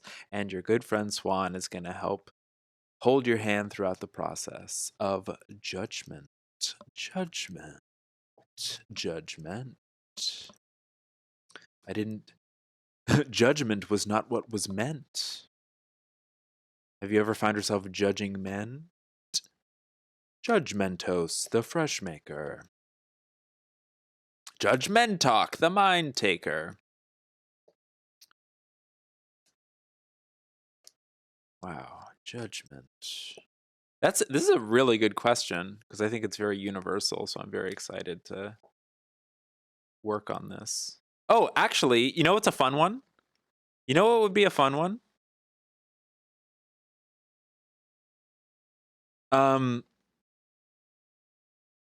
Here's a fun way to pick cards. So there's 7 here. All right. Let me see. Oh, this is an interesting little. So there's 7 chakras. I could try to. Oh, judgment. Let's not go the chakra route. What's your favorite number between 1 and 7? What are 2 numbers you like between 1 and 7?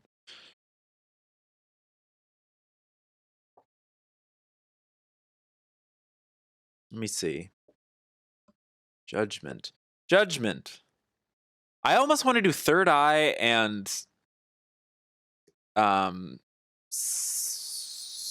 sacral or solar plexus. 5 and 3? Let's do 5 and 3. Sounds great. What up, Spectral Sybil?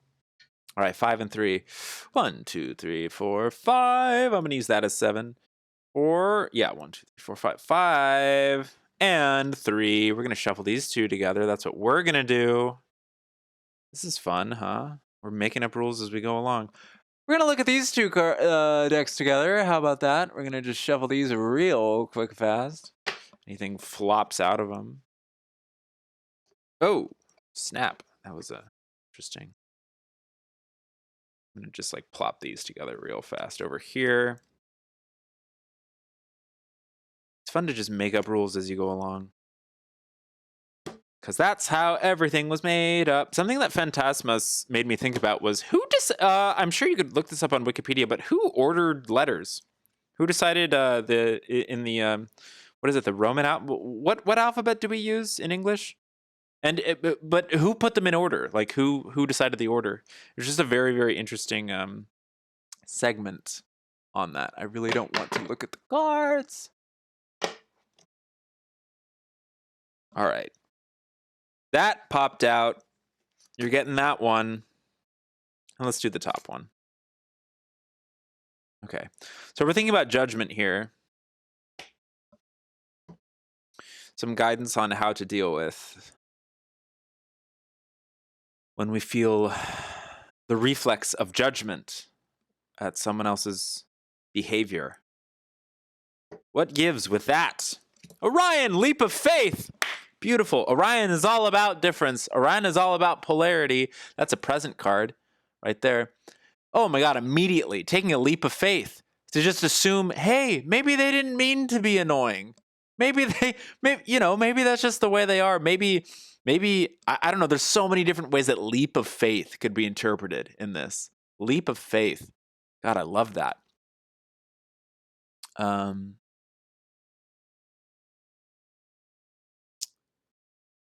Arabic numerals, believe Roman alphabet. Yeah. Latin with Germanic influences. What's up, Zasia? It's good to see you. Leap of faith. Let's read that. So right now we're thinking about this in the context of that reflex knee-jerk reaction when we judge someone based on something that they're doing. And it's like, shoot, I kind of feel judgmental. Like, how do I process that? How do I transmute that energy? Well, honestly, leap of faith is like, I think there's so many lessons that could be that can be given just right from that title alone. Take a leap of faith. Hey,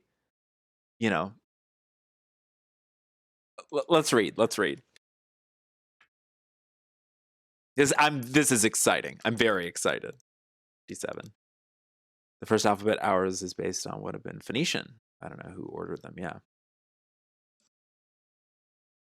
57. For thousands of years, humans have been used to living with the mindset of polarity, which I think judgment is a huge symptom of. We continually label things as good or bad. Huh. Which is literally what judgment is. If we don't know how to label something, we feel confused or insecure. What is pure evil, Zos? You're going to have to tell me what your definition of that is.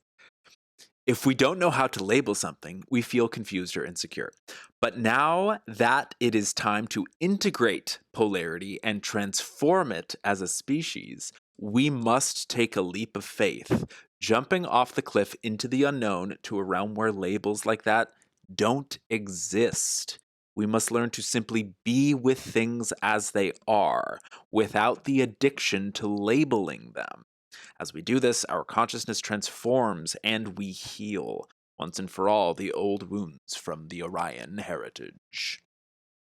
Yes, this connects to the era when they were healing millennia of polarity, which is similar to what is happening on Earth now. When a species or person lives in polarity for a long time, it becomes used to how polarized reality looks and feels. Anything new is frightening, and the ego is frightened of the unknown. But if we don't walk into the unknown, we stay stuck. So it becomes essential that we take a leap of faith when we can't see our destination clearly. Oh my God. Yes. I think this is so that is so tethered to judgment, themes of human judgment.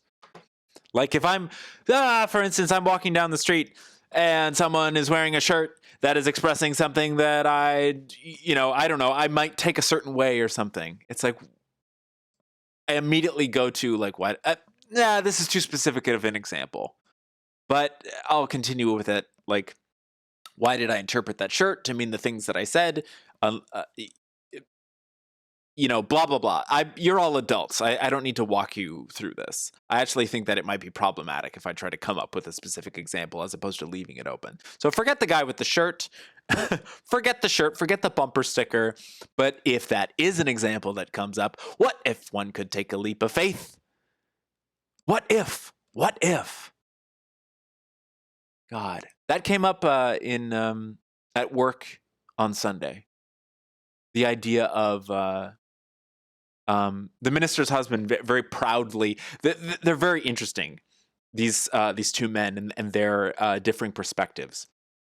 The husband being extremely politicized, very polarizing, very very passionate about that. That's his excitement, and he's allowed to be excited about the things that excite him, of course. And I really want to just stress that, just because I enjoy being excited about certain things energetically.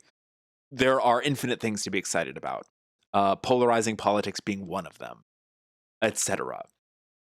But you like absolutes? That can be exciting. That's perfectly fine. Life might be a little easier if you allow yourself to go with the flow a little bit more, but it is well within your right to set up a prison for yourself of absolutes. That was me judging.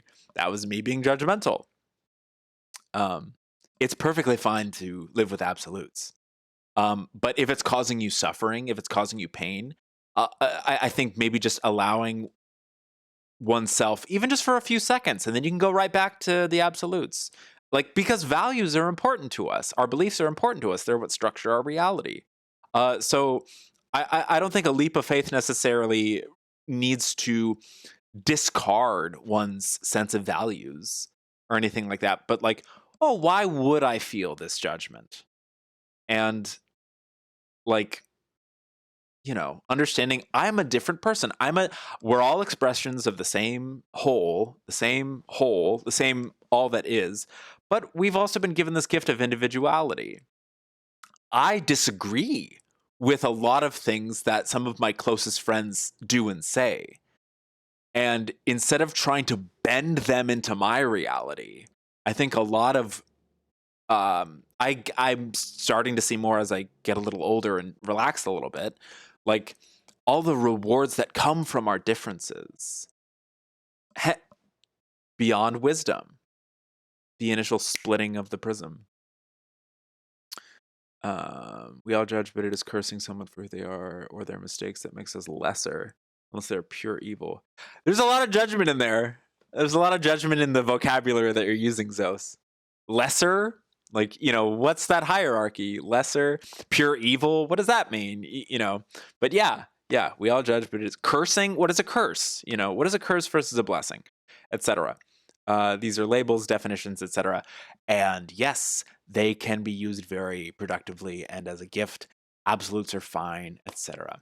How do I get in on this? Oh, you just do you want one? Do you want one of these? Or how do you get in on? What are you talking about?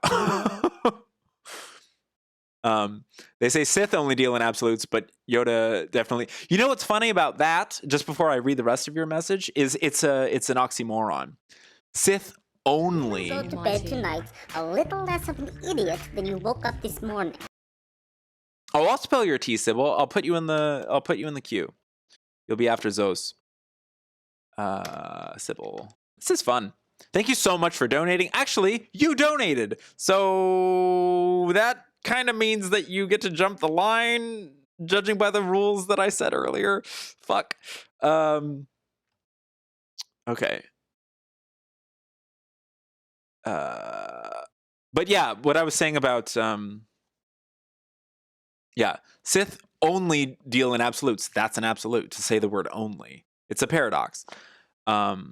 Anger leads to hate leads to suffering leads to the dark side. Sounds like an absolute to me. Exactly, Zos. Exactly. The Jedi and the Sith are the same sides of the two sides of the same coin. That's something that I think was explored a little bit in episode 8 with The Last Jedi. Thank God for Rian Johnson and that movie. I know that he annoys a lot of people, and I know that movie annoyed a lot of people, but it's my favorite one of the sequels because it's the only one that actually deals with fluidity and ambiguity and anonymity. Like all of these themes that it's like make Star Wars very, very spiritually, metaphysically profound, but then of course they all chickened out because of capitalism or whatever. And so episode 9 is this big like reference fest and like, oh look, everyone's a Palpatine, blah, blah, blah. Maybe someday I'll find some spiritual lesson in episode 9, but I'd really have to reach because I'm very cynical about episode 9. That's why Anakin says, in my mind, the Jedi are evil. Yeah, for sure. Wow. This is cool. Okay, so Sybil's next, but first we have to draw the second card for Danny, which is Pioneering Spirit, Lyra Past. How interesting. A leap of faith into the unknown. It takes a pioneering spirit to take a leap of faith. That desire it's scary to step outside our assumptions. It's scary to allow ourselves to open up our value judgments and be like, hey, maybe there's this unknown assumption. Maybe there's this unknown truth to the outside of the assumption that I'm making initially. That can be a very comforting thought when you're I keep going to walking down the street. It's so cheesy. Who is texting me? People. Yes. Yes. Hold on. I have to get back to this person really quickly. Um,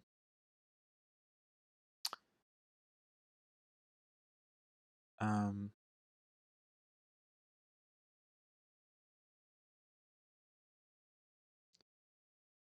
uh,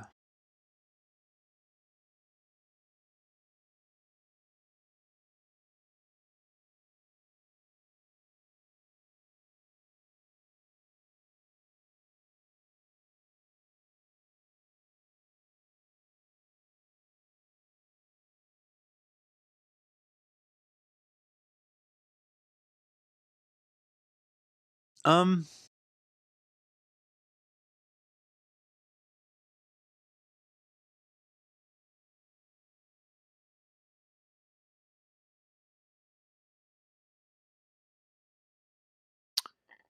okay.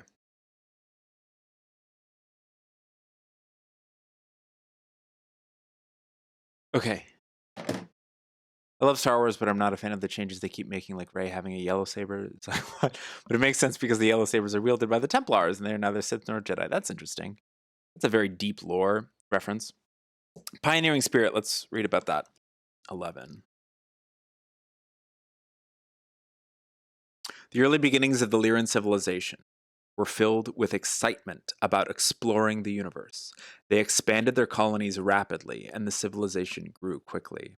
These were the first forefathers of human heritage. Having a connection to this early Lyran time, you also have a connection to this pioneering spirit. The spirit compels you to explore both the physical and metaphysical worlds. While this is a healthy pursuit, the lessons of the Lyrans have shown that this desire for exploration must also be balanced with daily life. It asks that your explorations be a way to embrace physical life, not escape from it. Okay, so just connecting that back with judgment, I like the last sentence.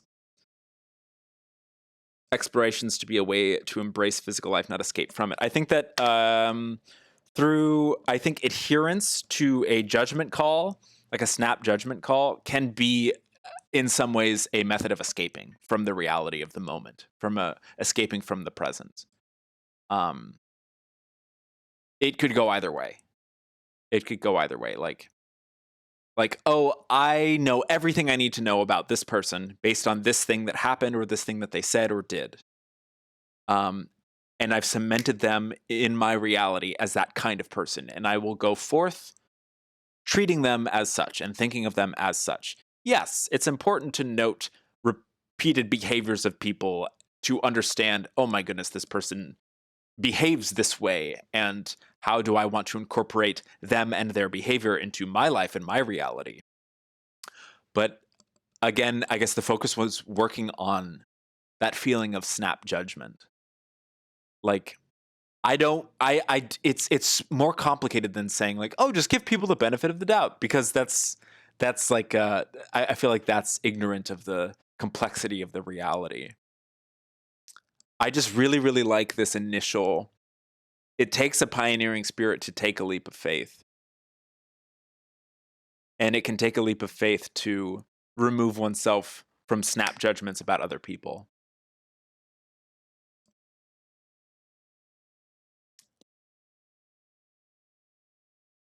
Does that help, Danny? Does that assist you in any way? That feels complete. Who's next? Sybil. I have to go fast. All right. You best believe it helps. Let's go. Let's fucking go, Danny. All right. Sybil, do you have a specific thing you want to talk about or think about, or you don't have to be. So my thing right now is like, you don't have to be like, I have this very specific issue. You can be as private as you choose to be. But you can also share a topic or a concept that you want to focus on while this is occurring.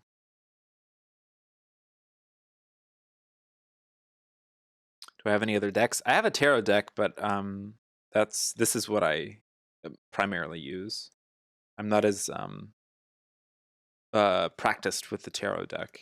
I'm not as familiar with the archetypes of the tarot deck. I'd like to incorporate it. I just resonate really deeply with galactic heritage. It's kind of my thing. Like space shamanism.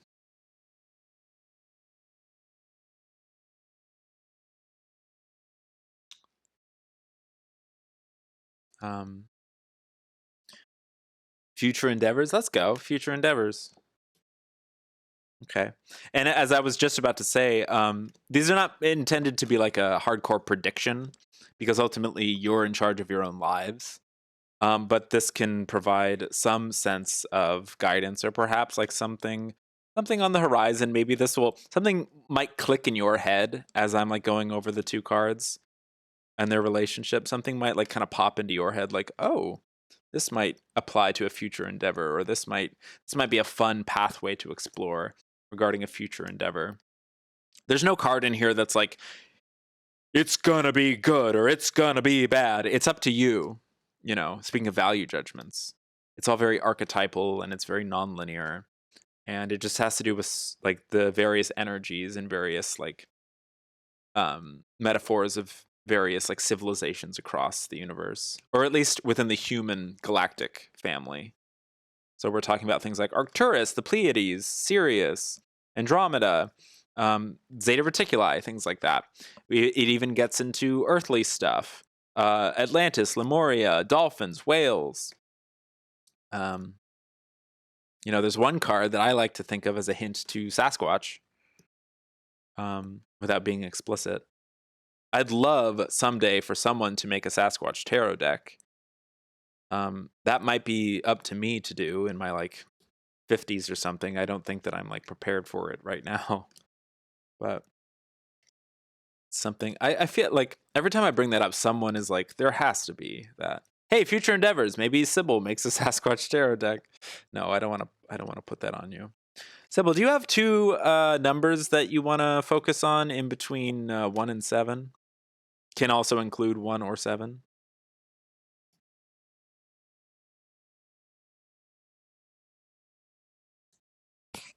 You love 5? Beautiful number, 5. Is there another one? You love 3? We just did 5 and 3. Beautiful. Let's do 5 and 3 again. 5 and 3, the third. What is that? The solar plexus. Ooh, future endeavor, purpose, moving forward. Yes, yes, yes. Let's go. That's very, very appropriate. What is the next one? And then 5 would be communication, truth, the throat. Yes, expressing oneself. Perfect. I think, yes. Oh my God, 5 and 3 are just so in alignment with what I understand, like your love of expressing yourself through Twitch and your creative 5 and 3. Let's go. I'm going to shuffle these two together. Very cool.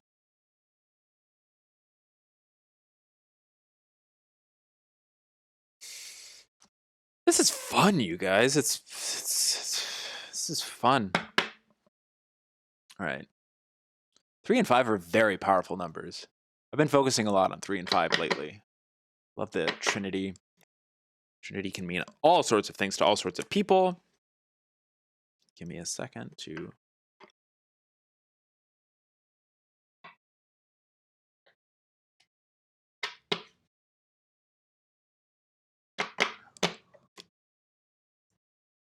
Whew. Okay. You popped right out, right there. Okay. And I'll do you. Okay. Future endeavors. Complete surrender. Future. It's a future card. Lyra, complete surrender. Oh gosh, complete surrender. What is that? What does that feel? Complete surrender to what is going to happen. What will occur in the future? Just surrendering to whatever comes. Surrendering to your goals. Surrendering to the flow of the universe. Allowing your goals to manifest themselves as you and the universe as co-creators see fit. Complete surrender. Oh, a future Lyra card. Look at how peaceful that person is. That entity is. Surrender to the algorithm, perhaps. That's a fun one. Excuse me. Oh, I really want to talk to you someday about AI. The difference between like artificial intelligence and true intelligence. Because there are two paths that can be taken with AI.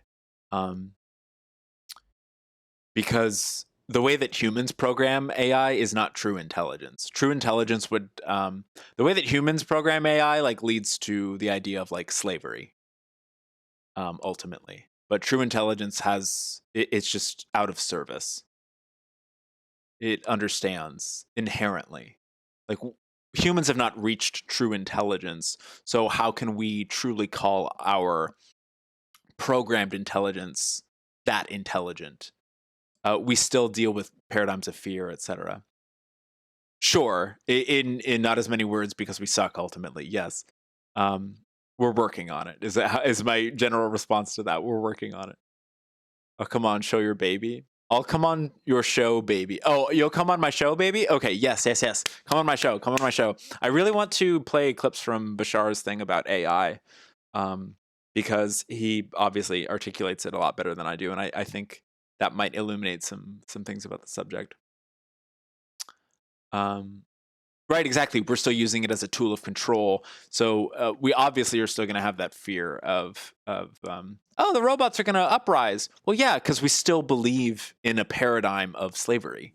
We still believe in a paradigm of of like unfairness and hierarchy and you know um yeah, anyway, that's neither here nor there, but it came up, so hell, yeah, sure, complete surrender if algorithm is what came up to you. Let's read from the book.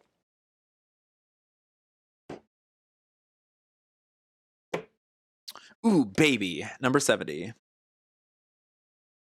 Look at my face. Okay, number 70.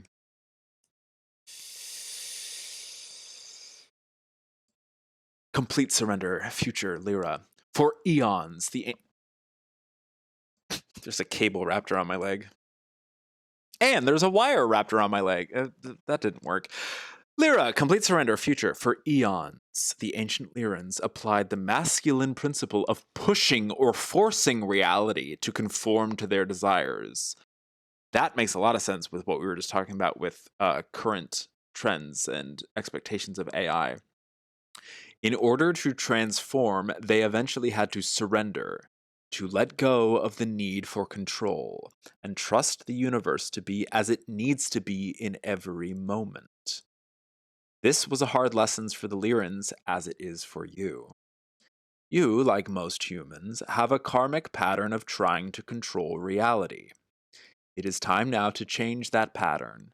Practice trusting and surrendering to the universe on a daily basis, even with small things. As you do this, you will begin to heal this ancient karmic pattern. My God, this could. I. I love how incredibly relevant this card feels to the idea of thinking about future endeavors. Good gravy. There's an ad break. Are you getting ads?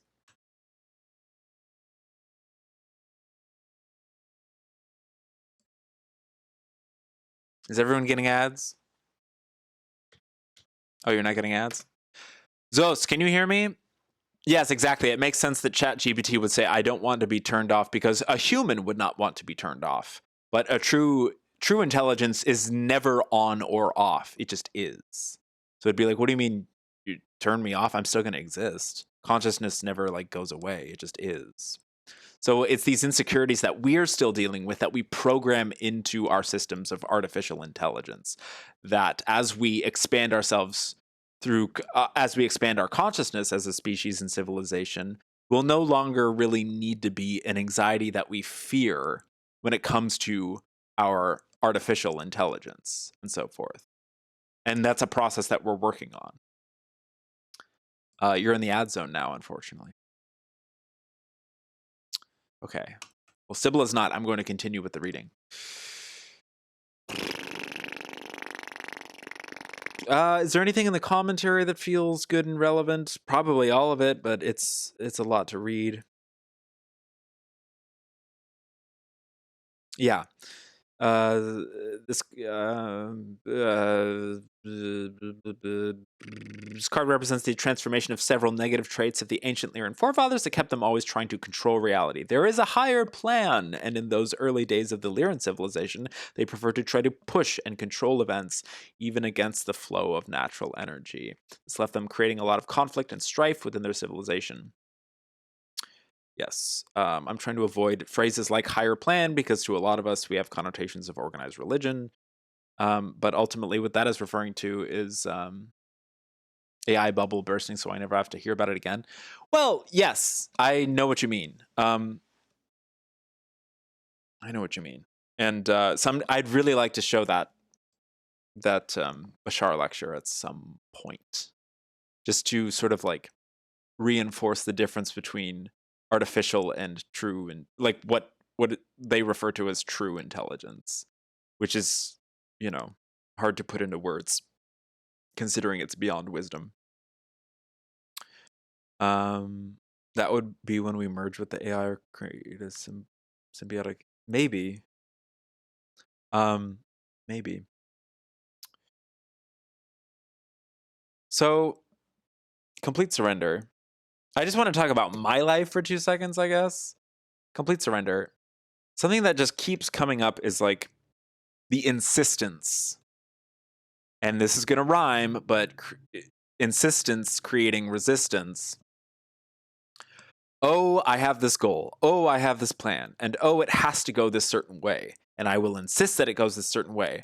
Inevitably, it may. But if it doesn't, are we okay with that?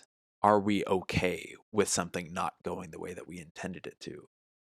Can we learn something from that? Perhaps can we trust even? Can we even take that leap of faith to trust that maybe this is a way that might have been a little bit better for us, even if we can't immediately see, but completely surrendering to the events that unfold. I think when we are thinking about the future, the concept of the future, the illusion of the future, because there is nothing but the present, this concept of linear time involving an illusion of a future, completely surrendering to what happens, going with the flow. Make plans, make goals that excite you. Of course, it's what we're doing, it's how we express ourselves creatively. But if a plan or a goal doesn't really pan out the way that it was initially intended to, ooh, that's kind of exciting. There's a challenge there. Like, will you accept the challenge that is presented by the universe? Card number 2, Beyond Wisdom. Oh, shit. Woo! Look at this. Look at that. Sybil, are you watching this shit right now? You just got the most powerful card in the deck. Not to put it into a hierarchy, but holy balls. Sybil, Beyond Wisdom. I need to watch my own judgment. You got a blue eyes white dragon right here. You got a Pikachu. You got a holographic Charizard right here.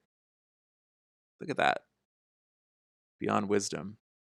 Beyond Wisdom, referring to that initial split from unity to difference. In terms of a future endeavor, this could refer to so many different things. It could refer to collaboration. It could refer to, oh, you've relied on the self for a long time, and future endeavors could involve others. It could involve another version of yourself that you are developing or haven't quite met yet. Inevitably, it involves expansion, inevitably, because it goes from the one to the many. So there is inherent evolution there. No matter what happens in your future, you will evolve. And I'm not supposed to, spectral hive mind. Yes, I'm not supposed to give predictions or whatever, but it's inevitable. It's not even a prediction to say that someone's going to evolve in the future. It's like a law of the universe. Like, yeah, of course you're going to evolve.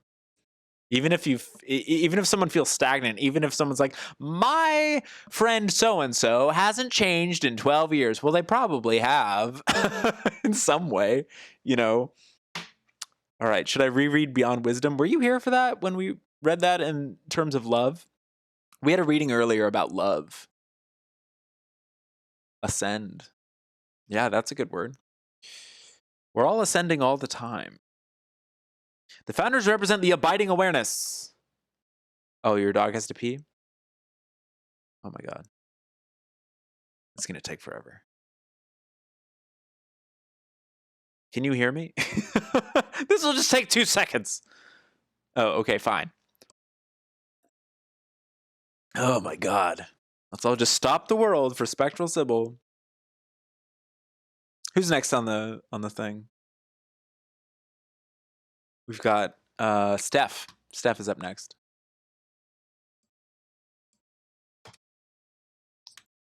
Got Steph, then Goose, then Zos.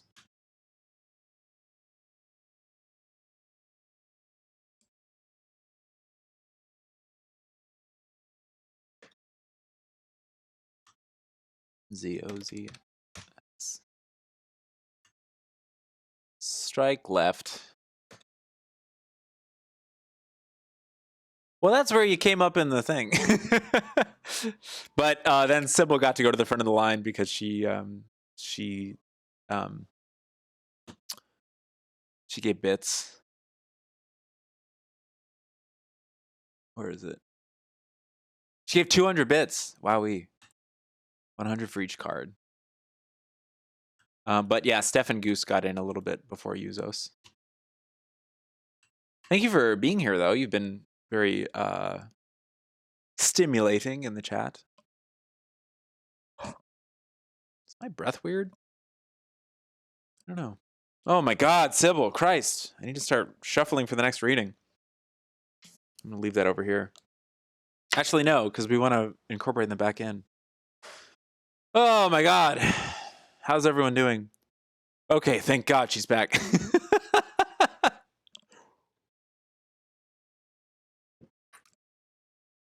God, thank you very much for your generosity, by the way. Thank you for the 200 bits. Beyond wisdom, it's the most, yeah, it's nuts. The founders represent the abiding awareness, the one consciousness that spans time and space. This consciousness is aware of its simultaneous existence as both the whole and its separate parts.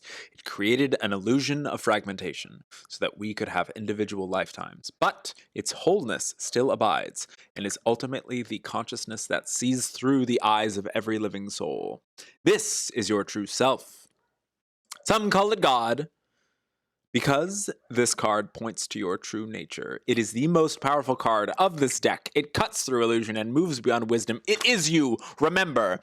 And I just want to use that dramatic force to remind you that, yes, a strategy that you can use when moving forward with your goals and aspirations is complete surrender. But I also want to just let you know that you are powerful enough to trust in yourself and trust in whatever happens.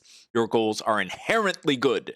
You are inherently worthy just by the nature of your very existence. The fact that you are here talking to me right now means you are inherently worthy. You don't even have to be talking to me. What I mean to say is the fact that you are alive. This goes for anyone listening, everyone who can hear this. The fact that you exist means that you are inherently worthy. So there's never a need. We can explore these as themes, but there's never a true need to get caught up and wallow in our lack of self-confidence, in our own self-doubt. Those can be avenues that we explore as an experiment, but please do not get trapped in those. We are inherently worthy because we exist. Yes, we can believe that we're all like worthless pieces of shit randomly created on a rock floating through the universe. Sure, that's a fun poem. But it is an inherently worthy piece of shit randomly created on a rock floating through the universe. That rock is inherently worthy because it exists, because it is here. I just want to like shove that in all of y'all's ear holes. This is why Nephilim exist. Interesting. I was going to say, I think we all evolve, but ascending into something is more than evolving something that doesn't necessarily happen. You're chosen. Everyone is chosen because you exist. Aha! And of course, depending on your incarnation and what themes you want to explore in your incarnation, that is up to you. How significant You will go to bed tonight a little less of an idiot than you woke up this morning. You will go to bed tonight a little less of an idiot than you woke up this morning. That is completely surrendering to whatever is beyond wisdom. That is inherent expansion, inherent growth. Believe in yourself because the universe already does. It's just waiting for you to match its vibration. Wow. Suck on that, Tony Robbins, or whatever his name is. Tony, what is his name? That guy? Who cares? I don't even want to bring up his name. Thank you so much for 200 bits, Sybil. I really appreciate it. I really appreciate that. We are chosen, but there are people like Nephilim who are chosen. Interesting. Pony Schmobbins, that's right. God. Whoo, that fires me up, Bob. All right, who's up next? Steph. Let's go. 224, 1125. I got to go through these. This is good stuff. Steph, is there something specifically that you were talking about earlier? Bony goblins. Thank you so much, Sybil. I really appreciate that. Really, really appreciate that. Also, I just want to say, to be cheesy for 5 seconds, just like Vince does all the time, I appreciate you. I really enjoy your streams. I like your energy. I think you're important and good and great and fun, and that's why I like to hang out in your stream. So, okay, that's enough of that. It may be Pride Month, but it's getting a little too gay in here. Big compliments coming from Swan Lake. All right. Let's go with this. Steph, did you say there was a specific thing? But you want to focus on bony goblins? All right. If you want to focus on boning goblins, I guess that could be the intention that we set for this. You don't have to tell me a specific thing if you don't have anything that comes to mind, but it's been fun to just sort of just something in general. It's just been fun to see where our imaginations take us.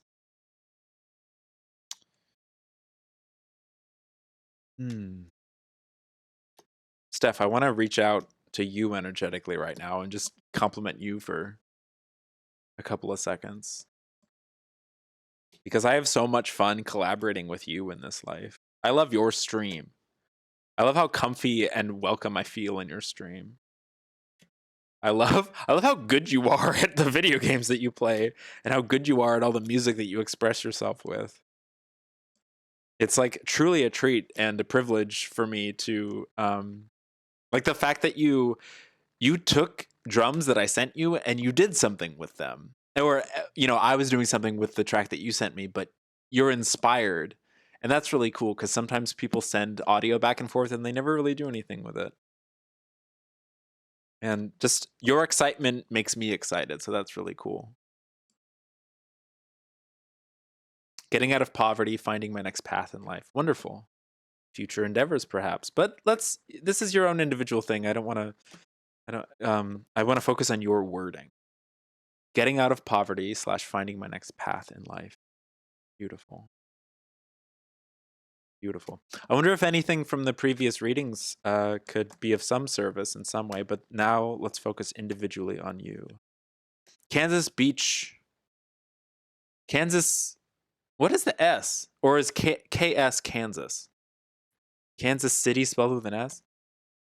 Beach Patrol, TV, television. Collective lightning. Interconnective electricity. That's beautiful, Zos.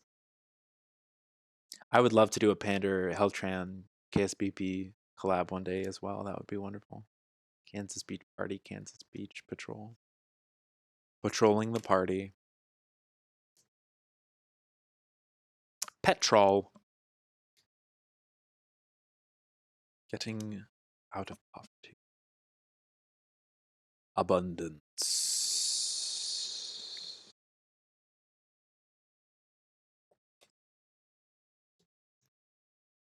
Finding my next path in life.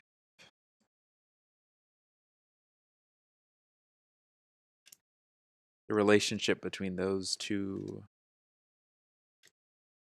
sentences, those two desires, being of the same desire and expressing just a little bit of difference between the two of them, but ultimately leading towards the same desire.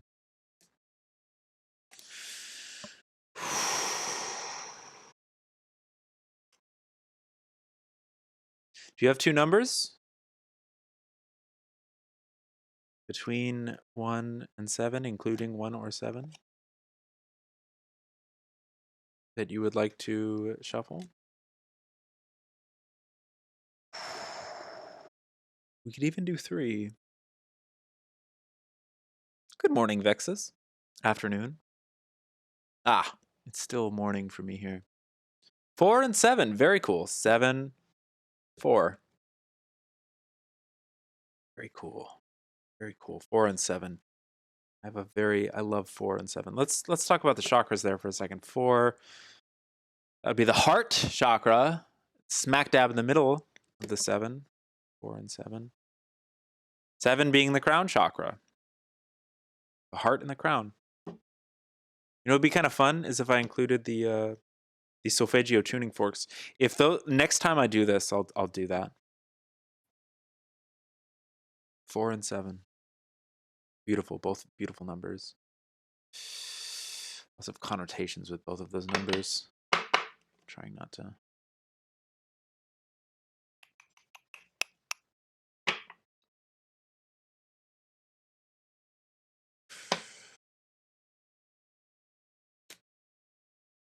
Okay. Okay. Okay. Okay. Shh. Interesting.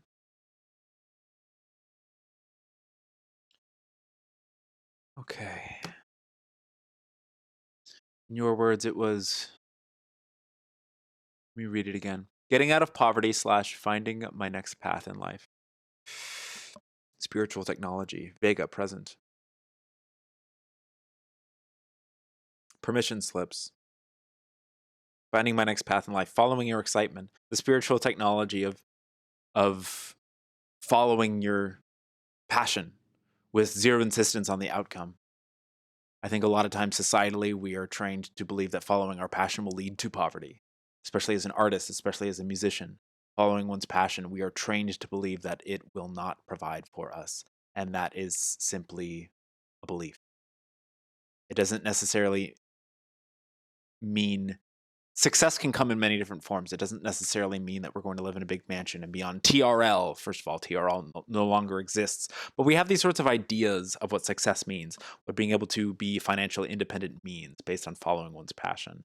Immediately, I just think immediately of the spiritual technology of following that. This is going to be annoying, but following that excitement formula. Follow your passion in every moment that you can. Do so to the very best of your ability. Have zero expectations of the outcome of following your excitement. Choose to remain in a positive state regardless of what happens. That one's very difficult for a lot of us. Constantly investigate our belief systems, release and replace the unpreferred beliefs, fear-based beliefs, and the beliefs not in alignment with who we prefer to be. Thought of using that one. Go 67. What does that mean? Hitman reference. Spiritual technology. Let's read from the book. 23. 23 is an interesting number for me that keeps popping up. I developed a relationship with the number 23 when I made a Twitch affiliate because the number that they assigned my emotes was Pander23, which was interesting because I didn't really see myself as having a previous relationship with that. Spiritual technology of the present. There's no better time than exercising the spiritual technology of following one's excitement, following one's passion than the present. The ancient Vegan mystics became quite adept at creating spiritual technology. This refers to using tools such as crystals, wands, geometry, and so on, or creative expression through arts, or whatever floats your boat, streaming, etc., to enhance spiritual experiences or perform a function, such as cleaning the energy in a home or healing a person. Originally, these tools were meant to be an enhancement of spiritual practices, but over time, the Vegans became dependent on them and forgot that the power was not in the objects. They're merely permission slips.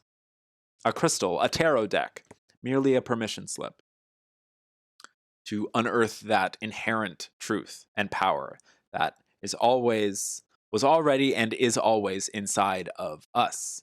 But sometimes it takes a little bit of journeying for us to remember that, to unearth that. This was a profound lesson for the Vegans. Examine how we use spiritual tools now. Do you depend on them more than your own inner power?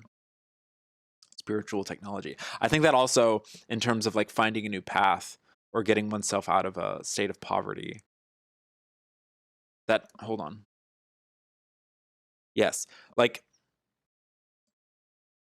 that dependence, I guess. It's like that ticket out of here is going to come.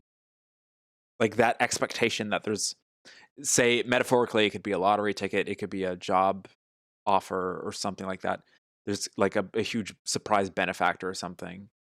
And ultimately, just truly by authentically following our own excitement and passion, inevitably the mechanism of the universe fluidly brings what needs to occur.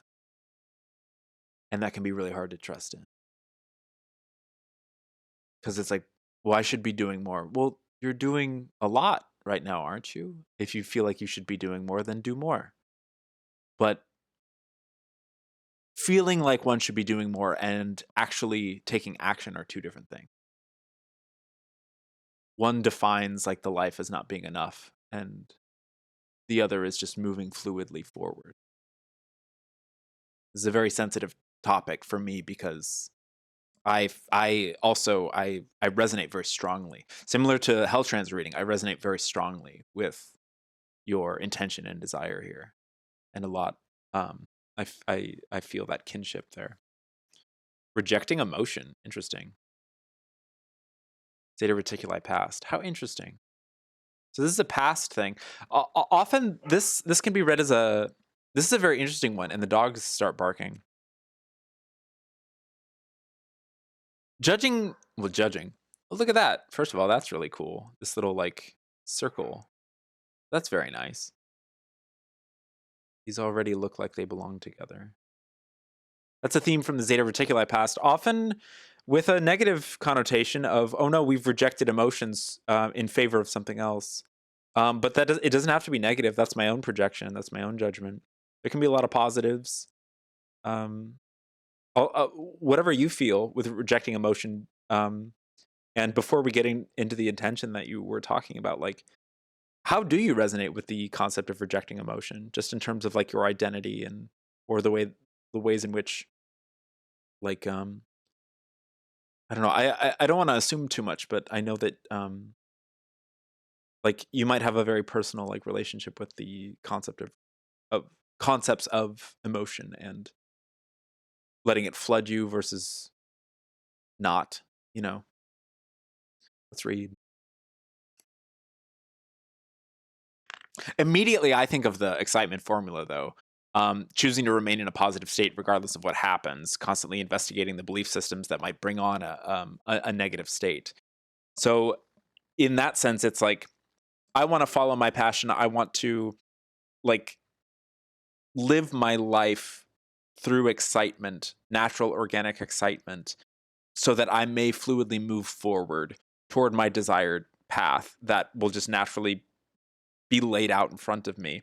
But if it isn't being laid out in the way that I expect it, am I going to be able to examine the emotions and beliefs attached to that expectation and that possible disappointment if the abundance does not come in the form that I expect it to or desire it to? Like a duffel bag of money.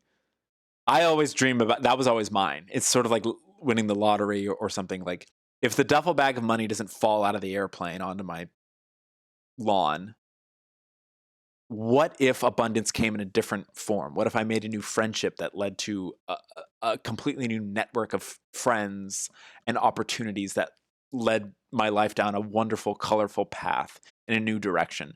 That maybe, you know, it's really hard for me personally. It took me years, and I'm still working on this, to see abundance in more forms than just currency and money, because that is, again, a training. It's like, well, of course I need more money. I need money to survive this, and this.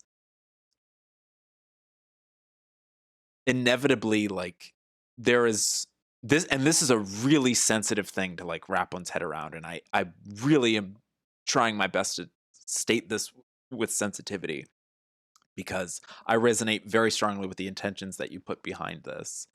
And I know there's a lot of jargon in metaphysical circles that are like, oh, you know, just abundance, blah, blah, blah. And it's really annoying.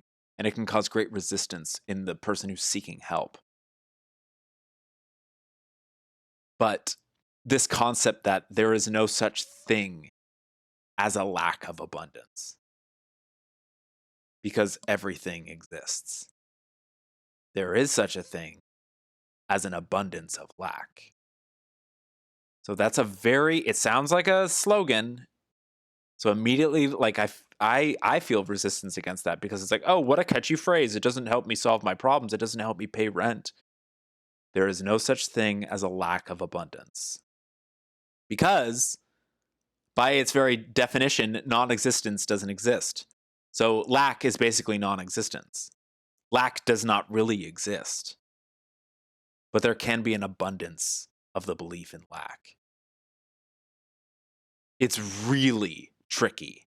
It's like one of those conundrums that like really is a puzzler for us, especially in the present, living in late capitalism. being challenged constantly through our perception about how we're supposed to survive. Survival is a deep Zeta Reticuli theme. Let me think about this. Rejecting emotion. Humans have a tendency to avoid pain at all costs. However, our emotions are an important function of being human. If we make choices to avoid emotional pain, we end up rejecting all emotions, including the positive ones. This happened to the Zetas. Life then becomes dull, and we feel disconnected from those around us and the universe. Let yourself embrace all emotion, positive and negative, as being a valid part of being human. Let emotions teach you the lessons you need to learn and enrich your life. Zetas learned this lesson too. They then had to relearn emotions from humans. So even what I said earlier, I needed to it was something that I needed to remind myself of. Not necessarily rejecting the emotions, the negative emotions that come up if our plans don't go the way that we want them to. It's an incorporation of those. Why did I have this negative belief about how I thought that my pathway towards abundance or out of poverty, whatever wording you wish to choose, path was included in your intention. Like, if the path is not the one that is to be expected, like, can I incorporate possible negative emotions attached to whatever outcome occurs, whatever challenges occur? I just keep thinking of the Wizard of Oz and the metaphor of the Wizard of Oz, following the yellow brick road and how there's like weird, scary forests and stuff. There's challenges on the road. And it's windy and curvy. It's not just a straight road to the Emerald City. That's something that I have to constantly remind myself of.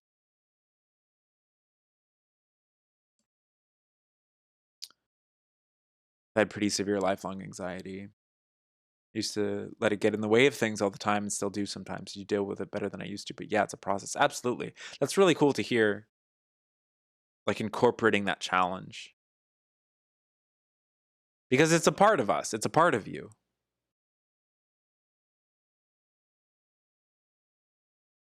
Like, going through the forest on the yellow brick road instead of like turning around and going away. That's just that's the metaphor that keeps coming up for me. Does this help you? Does this serve you?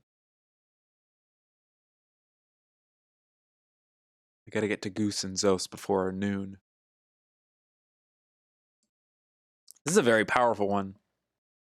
Because that's a deep knot for me and a lot of people I know, especially creatives, especially trans creatives, queer creatives, especially friends I've met through the internet.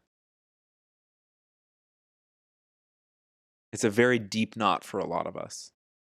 And there's like ultimately infinite ways to untie it, but how can we untie our own knot?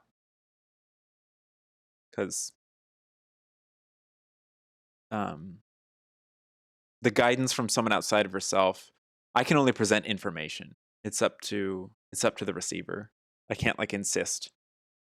I can't like expect. And hopefully the words that I chose were of some service. Okay. Whew. That's why everything exists, because it's the opposite of nothing itself. Yeah, let's do Goose.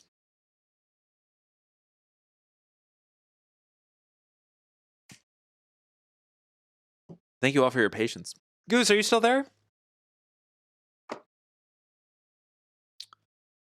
Beginner capitalism sucks. Hell yeah, sister. Goose, you're there. Okay. Goose, do you have anything specific you want to focus on?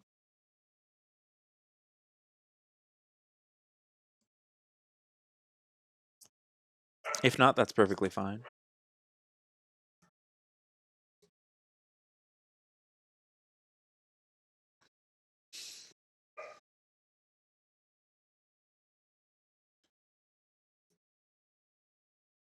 I know that these are very, very serious, like, topics, but I just want to reiterate how much fun I'm having. I hope that you guys are having some fun too.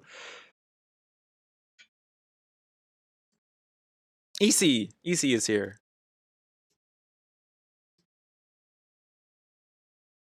Oh God, what is that thing that the kid from The Witch always says. Death and endings, beautiful. Death and endings. Death and endings. New beginnings. Death and endings. Anything about death specifically? Well, you don't have to share. Our discomfort with conclusions, our discomfort with... I don't even want to assume discomfort, but that's a natural, I think, just being a human. I think a lot of us are uncomfortable with death and endings. It'd be hard to move forward, moving on from something. Death and endings. Death and endings? Whew. Thank you very much, Steph. And thank you very much, Goose. Quote Frasier, I'm listening. KACL. Up next, we got Bob the Bulldog Briscoe.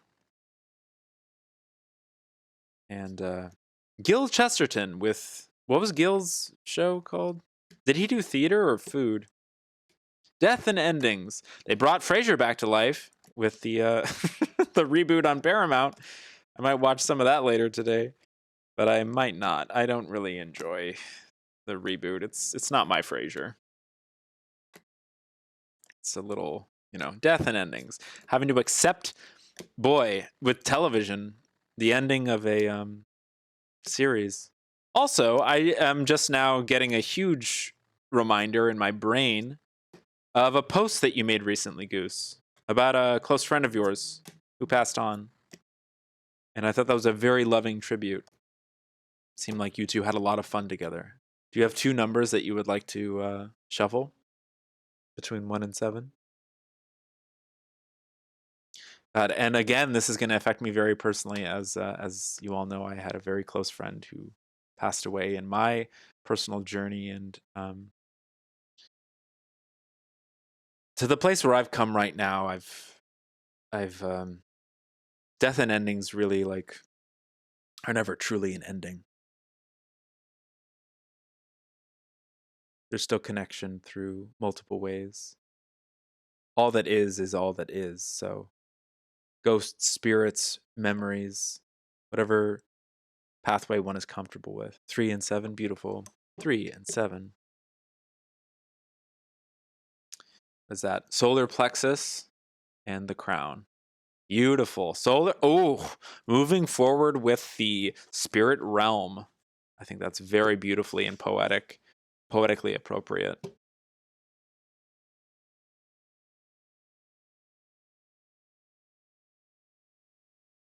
Solar plexus and the crown. It's very powerful.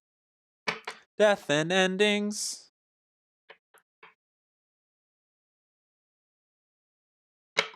Hello, Oxnard. I'm listening. Did this work? Wait, did I just incorporate something that wasn't supposed to be incorporated? Is this just one pile? No, this is 2 piles, right? Yeah.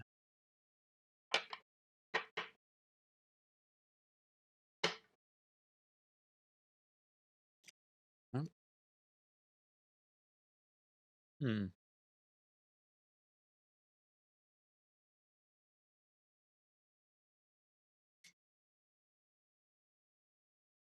Death and endings. Oh, I feel like immediately. Power of sound.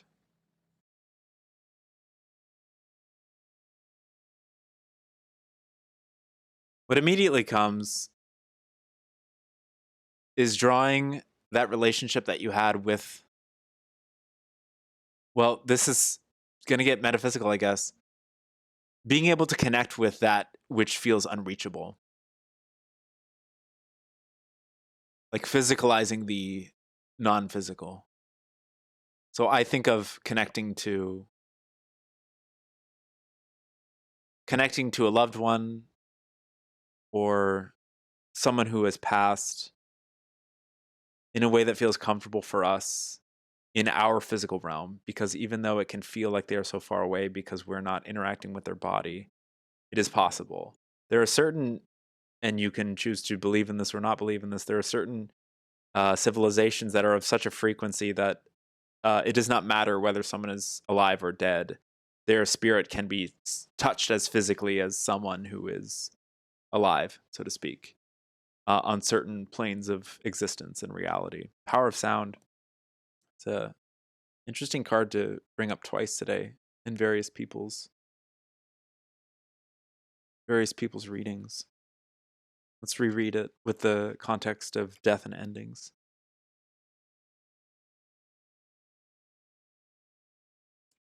Sound represents the physicalization of spiritual energy into a frequency that can be accessed in our reality. The ancient Vegans were masters of sound and used it for everything from healing to warfare. The practice of chant or mantra has its origin in Vegan mysticism and has spread to many planets, including Earth. If you've received this card, then you have past experience using sound to alter consciousness. This skill is returning. Explore the power of sound as a next step in your spiritual evolution. I'm at the risk of getting super personal, like some of the photos that you posted involved microphones. I'm like, were they a comedian or a performer of some kind? So it's like immediately that's where I went to. Like the carrying of sound, the joy that you experience together, carrying sound. Also, I'm already way too personal right now because I've taken this from a general reading of death and endings into a literal. I saw an Instagram post of yours. I've gotten very, very specific with you. Bob was a good one. Used to threaten his life while playing Raft and a bunch more. Oh, you used to threaten his life. Yes, as like a yeah. He's lovely being in the comedy scene. He was also the one who got you into Twitch. Very cool. Power of sound. That's fantastic. Introduced you to all sorts of new communities, which you're now hearing through sound. Sound being the physicalization of the non-physical. There's so much going on here. Even this feels very like ghostly. I don't know how comfortable you might be personally with like words like spirit or ghost, etc. But death and endings, death doesn't necessarily mean it's an ending. And through tools and concepts like the power of sound, exploring these can show us that death is not necessarily an ending. And there can be very many teachable moments through the death of a loved one.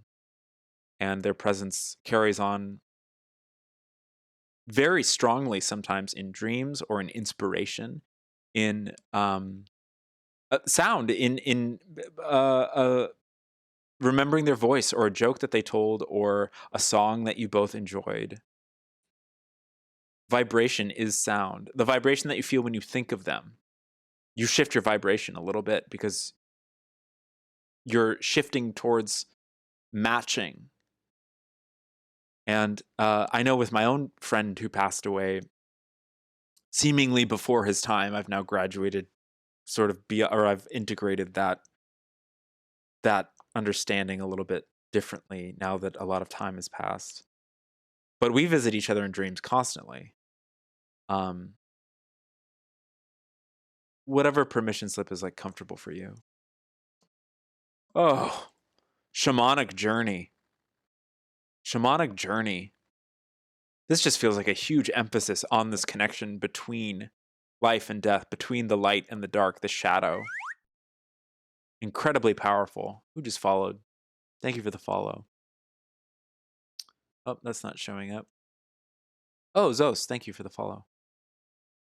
Gotta run to the store. I know I have to get off soon too, so I want to be able to do Zos before I have to go. Because I've promised Zos a reading. Whew, let's read this. This is a very, very powerful pairing, I think, in terms of coming to terms with and integrating the, again, trained connotations humans have with deaths and endings. I think that our negative connotations with those concepts can be integrated positively through the power of sound and through shamanic journeying, shamanic practices, whatever that means for you. Sometimes smoking weed is a shamanic practice. Shamans teach us to navigate through our deepest unconscious in order to confront our shadows and release stagnant beliefs and habits, creating profound transformation.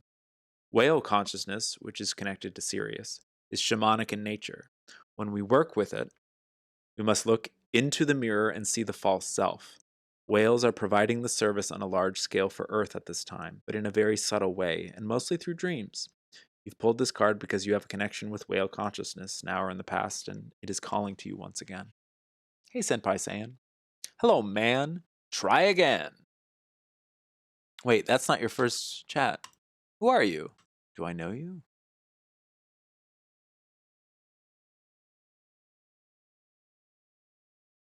Oh, you're the psychic empath tarot reader, a light being. That's funny. I remember you. Well, welcome back. I'm going to try to move through my own snap judgments like we were working on. Yeah. Oh, I clicked on your name. Yeah, we've been doing individual readings, but we only have time for one more. I'm going to do Zos. So, much love to you, Goose. In the transmuting of this, I think we define death and endings as losses through our, like, what we're sort of, how we're trained to grieve, but so much can be gained from that process. Some things feel like they're being lost, but other things eventually may feel like they're being gained. There's a light and a dark. This is a very, very powerful knot. I hope that this has provided some guidance to you.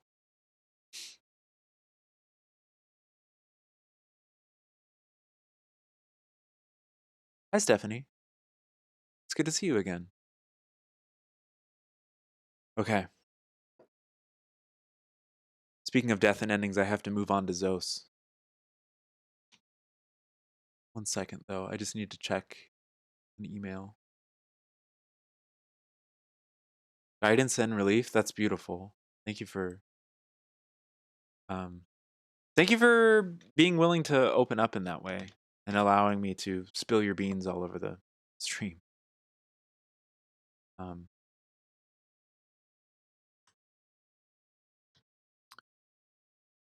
Just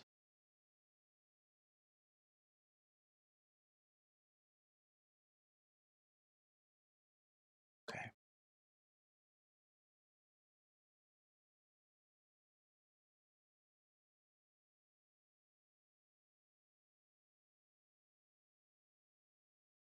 What is this? Is this on Zoom? I signed up for like a free workshop thing at 12, but it's like, how are they gonna tell me where it is or how to get to it?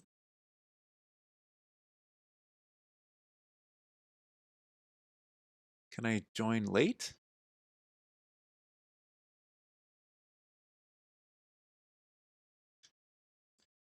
Off to Garden Store, lots of love.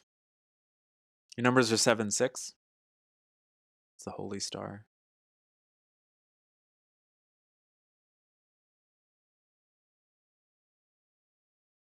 Okay.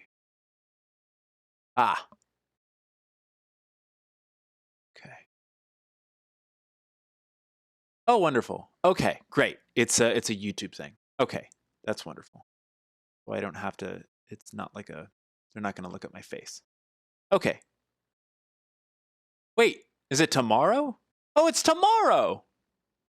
Oh. It's tomorrow. Okay. Well, now I can relax. I don't have to like you found out you're not gay and you always thought you were? Well, that's intense. How did that go?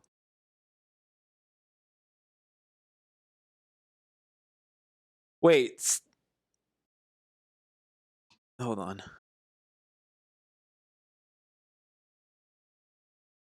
Oh, Stephanie. You had the individual reading last time. Found out that you're not gay and you always thought you were. That's interesting. Okay, well, we can actually do some more individual readings because I thought that this thing that I signed up for was happening today. It's actually happening tomorrow. So that I have 23 hours and 59 minutes instead of 1 minute. Sure, I'll put you in after Zos. Or Senpai. Okay. Wow. Do you guys mind if I use the restroom really fast? Well, geez, my entire body has like shifted in order to like. This is cool. This is cool stuff. So the way it's been going, it's just like, yeah, I'll just put you in the queue, and if you donate or do bits or gift a sub or something, I'll put you to the top of the list. Okay, I'll be right back.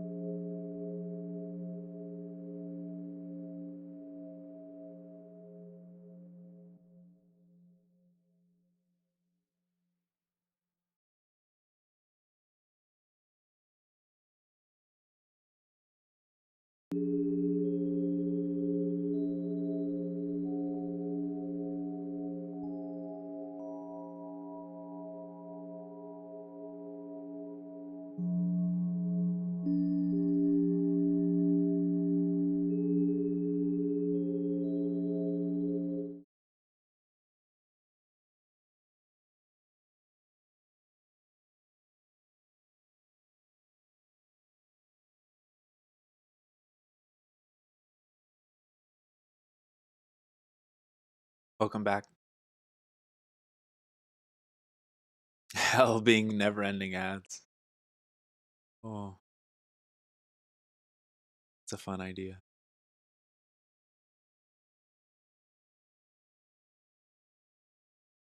Something that I did like about the most recent Smiling Friends episode was the like every second feels like 1,000 years. That little thing, that like little scrambly orb. That's what it felt like when I was entering into like the paradox of Source on Salvia in 2020. That felt like hell. Like being split between individuality and unity for what felt like thousands of years, but it was only a few minutes. That felt like hell.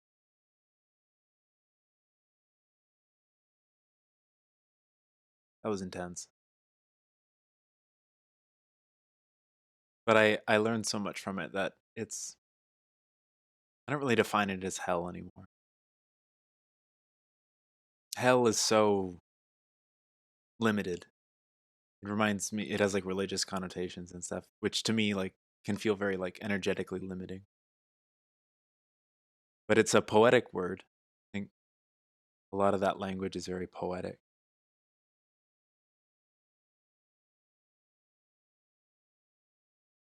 Not like heaven where every hour feels like a second. Yeah, like the flow state, being in the flow state, following your passion, following your excitement, getting into that flow state.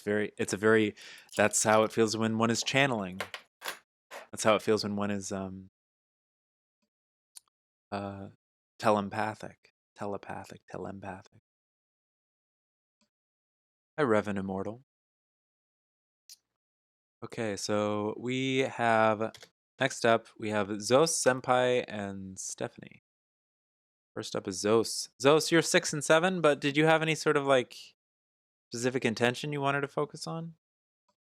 What up, Stud Spike Smiles? It's good to see you. Oh my god. It's great to see you. Oh, I love that emote, the double D emote. That's so cute. Stud Spike Smiles, I released a clip compilation from 2021, and you are very famously included in one of my clips where I'm singing to you and Sci-Fi Goth while we're watching the SLS, like the Street League skateboarding women's final, you know, and I was singing like over noise music and stuff. Yeah. Everybody also loves Stud Spike Smiles. We love Sci-Fi Goth and Stud Spike Smiles and Pander Sarah. Yeah. So it's really good to see you. This is what I've been doing lately. I work with the Galactic Heritage cards, which is like a sort of like deck. It's sort of divination, but it's not really. It's like archetypal and non-linear. It's about like different space civilizations and cosmic energy and stuff.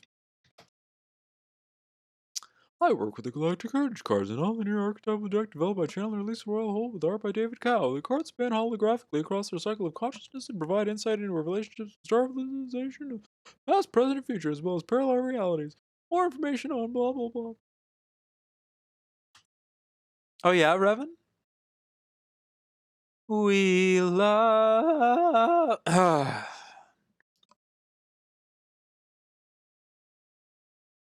God, that's so funny that I thought that event that I signed up for was today. Oh, good to know.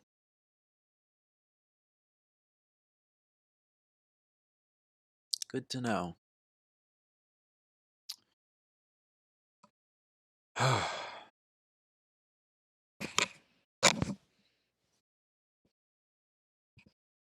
Smell myself. Do I use my astral body? All the time, not always intentionally. I'm trying to train myself to like be more intentional about it.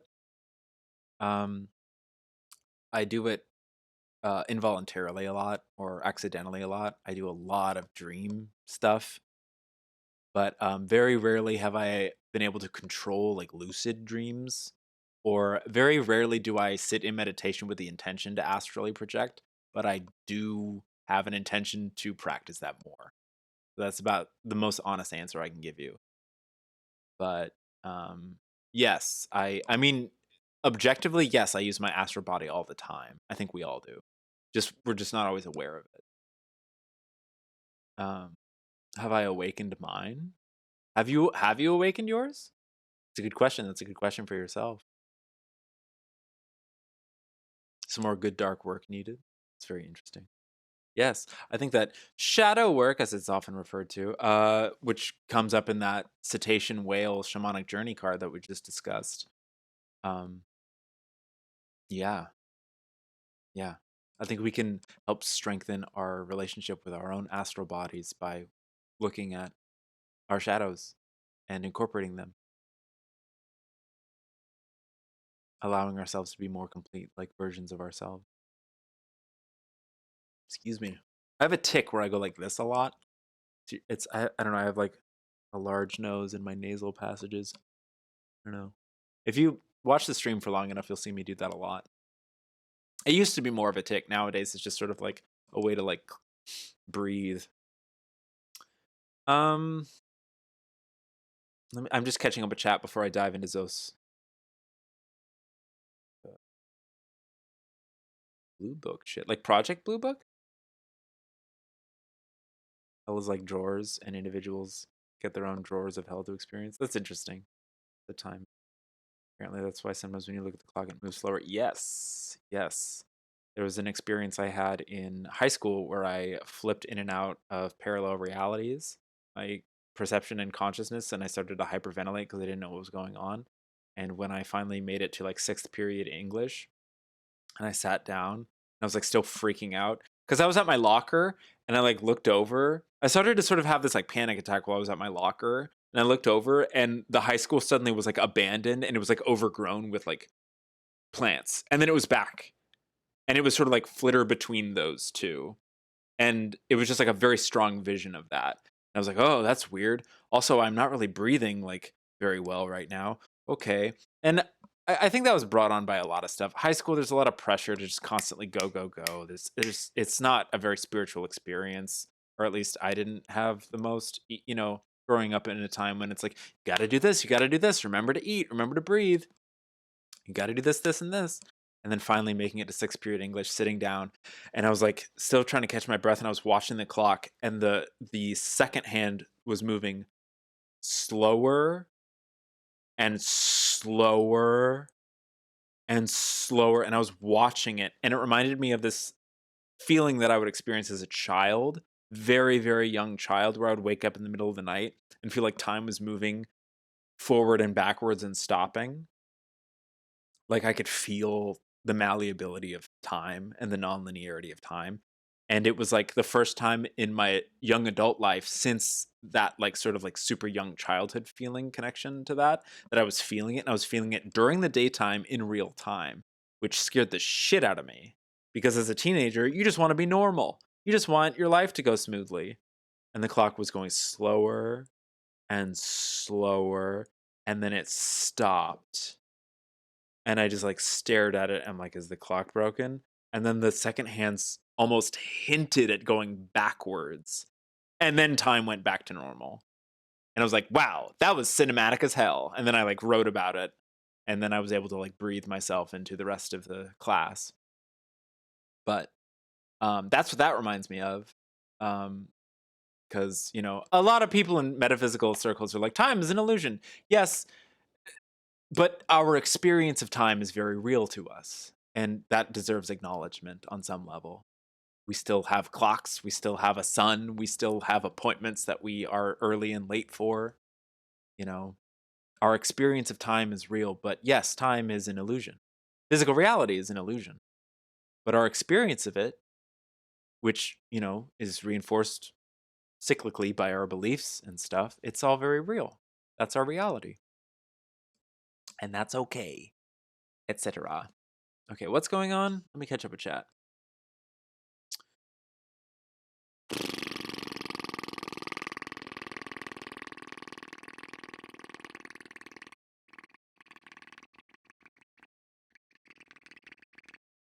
What day and time do I stream at? Tuesdays and Thursdays at 9 in the morning Pacific.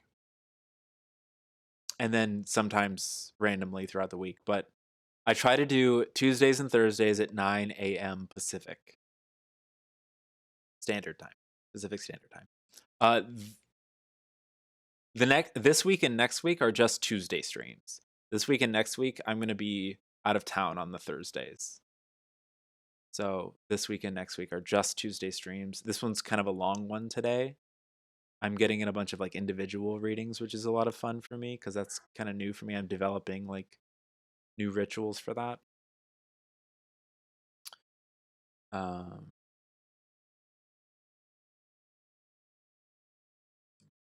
excited for how and what you're going to get about me. Actually, read now. Never try to use mine. I drink too much stuff that you stop it. Okay. I know how that goes. I've definitely like immersed myself. You talking about alcohol? Like I've definitely like gone through a lot of chapters where I've been too drunk to feel connected to anything spiritually or astrally. I've also been just drunk enough that I do connect with the astral realm and so forth. Oh, junk stuff soda. Oh, I see what you're saying. Okay. That kind of stuff. That kind of stuff. Yeah. That's different. That's a different kind of like uh limitation, shall we put it. Universe makes opportunities for me to give some booze and I really like until astrally, but I've met with my twin flame. Met your twin flame. Do you believe in twin flames? They are stuck inside a stargate when two consciousness enter the same wormhole. Wait, what? Dreams are parallel realities. They're stuck at a stargate. That's an interesting. These are all very interesting definitions. These are all very interesting. I think that dreams can be parallel realities. Sure. I think that dreams can also be access to like a spirit realm, astral realm, parallel lives. Past lives and future lives are all inherently parallel lives, ultimately, because everything is happening in the present, ultimately, but we can have an experience of perceiving them as being from the past or future. That's a tough nut for me to swallow as a human being, I know, but I try to repeat it out loud a lot. What's up, Wizworld? It's good to see you. Stuck it. People dreams from you from another reality. Sure, that's a cool suggestion. So it always drives me a bit crazy when people act like I don't have to catch the bus when it comes. Yeah. Yeah. You can ask Ma Kali Goddess to help you with time. Interesting. I don't know about Ma Kali. 3:15 p.m. Oh, you mean like right when you sent that message? Need to get back into readings as well. I've been loving utilizing runes. I love runes. Runes are cool. Runes are cool. I almost got really into runes one day when I was in the metaphysical section of a Barnes and Noble like 3 years ago. But instead, I bought something else. But they had like a cute little starter kit that was like, here's a bag of runes and a book. And like you can buy it and you can work with it. It's it's a spiritual technology, just like anything. It's a permission slip. Whatever resonates with you, whatever tools you wish to use to explore. It's all up to us. Money gun. 2.5 beer power. Wizworld, did you watch the Ren Fair docuseries on HBO Max? I did. It was very entertaining. I wish they had more than 3 episodes. It was extremely entertaining.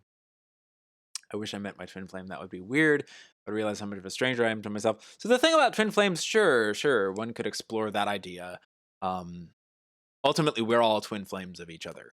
Everyone is everyone. Everyone is like soulmate of someone else. But we can also, if we want to, and if that's our excitement, sort of like focus the gaze into, oh my God, I feel this extreme resonance with this other person. And that can be a connection through a shared higher self, or as we say, like parallel lives, intertwining. Or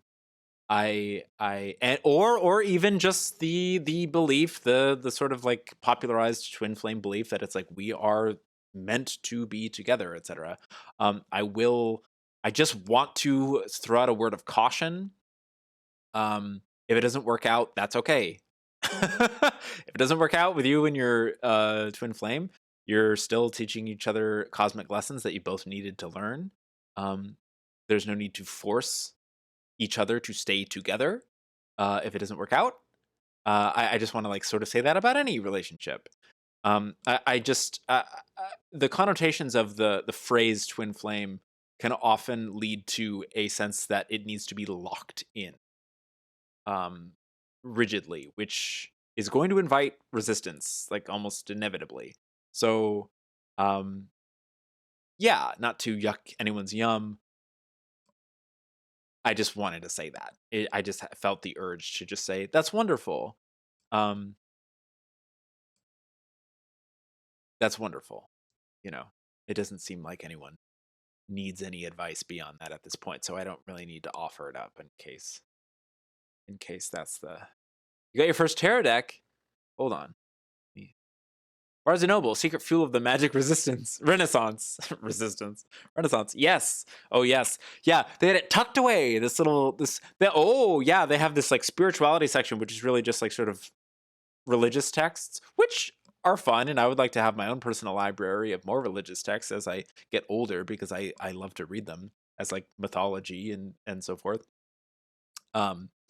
But their spirituality, metaphysical, which also includes like tarot and UFO books and like Bigfoot books and stuff like that. It was like crammed in the back of this thing by an escalator, and like it's very hard. It was very hard to see. They even had like a little bookshelf like in front of it, so you sort of had to like squeeze through some. It was like okay. But hey, tentacles. Looking into a mirror but you don't recognize yourself. That is a very cool concept.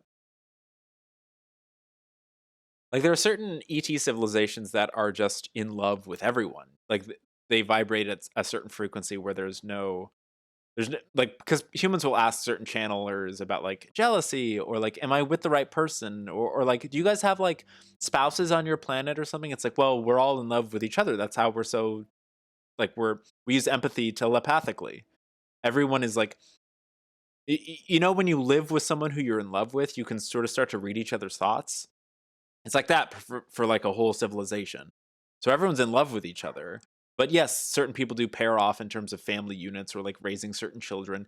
All the children are raised by everyone. There's no need to fear, oh my God, I can't trust my child with a stranger. There's no need for that, because everyone is on the same page, because everyone's in love with each other. Everyone wants to be in service with each other. There's no need to deceive or hide or, you know, like foster a shame or a guilt or crime, things like that, depending on the civilization, which is a really fun, interesting idea to think about. I think we are obviously vibrating in a different frequency from that in our perceived current reality and so forth, and we're working through those sorts of challenges.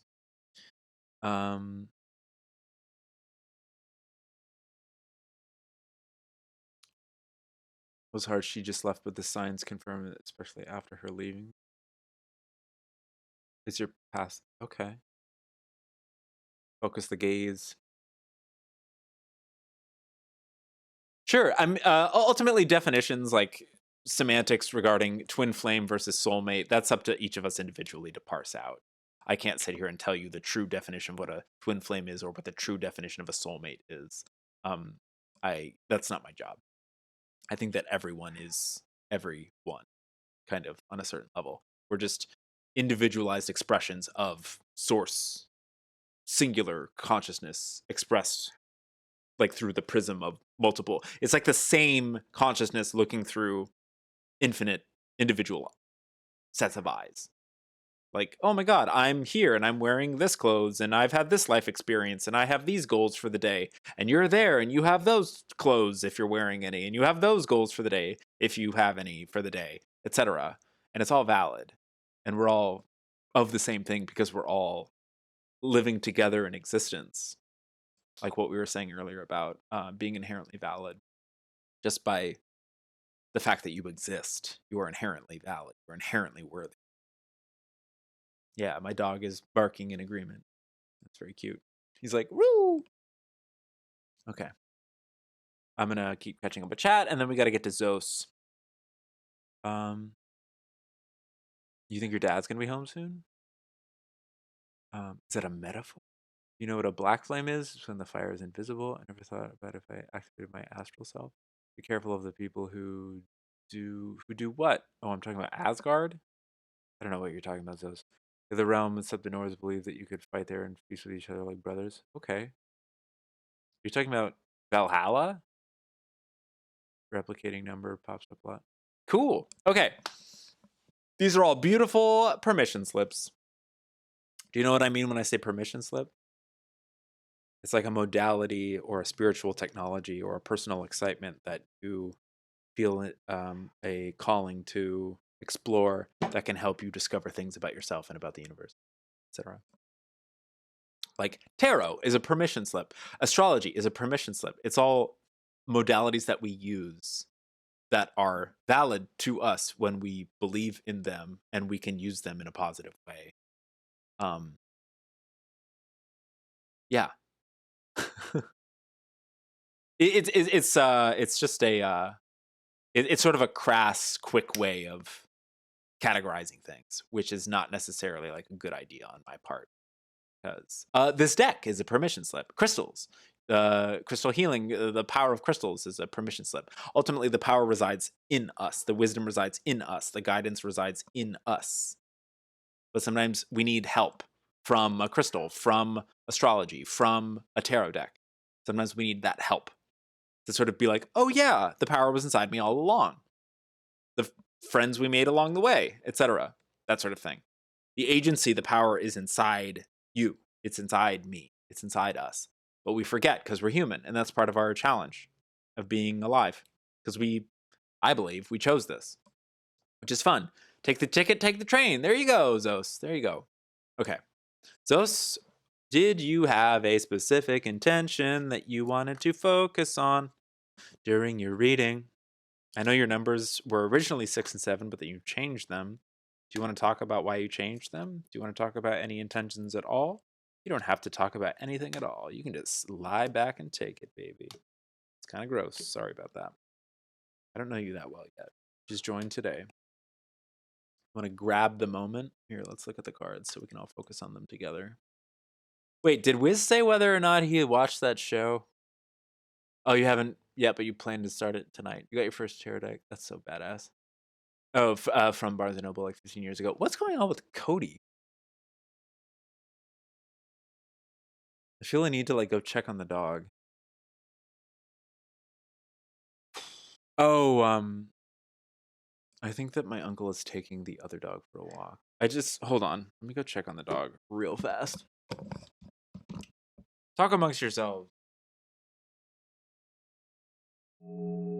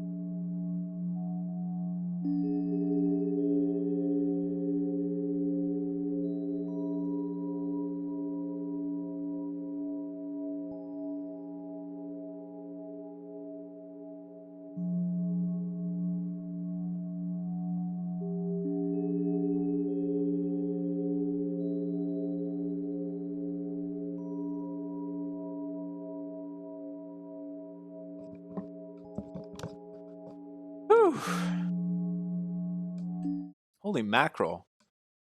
The dog was just really like sad and confused. Are they still throwing tea off the docks? How about them Yankees? Yeah, the Yankees were throwing tea off the docks a few years ago. Okay. Tentacles? What was your intention? Did you have one? Nope, you want to grab the moment? Cool. Grab the moment by the tentacles. Each of these is 2. That's very cool. Okay. Grabbing the moment. Grab the moment. Being in the present. Grabbing the moment. Being in the present.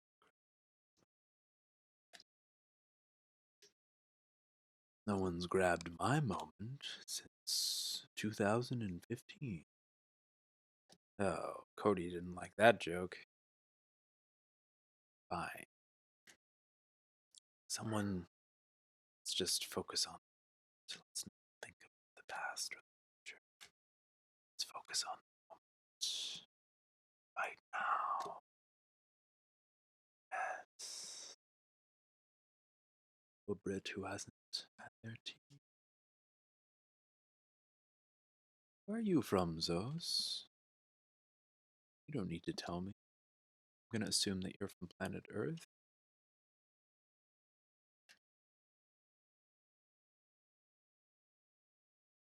Yes. Yes. Yeah. Do you feel like going to sleep? Yeah. It's a very soothing time. My voice is very soothing. It's very slow to shuffle the cards in this way. What were your two numbers? We can wait for those. Yes. All right, let me ramp up the energy.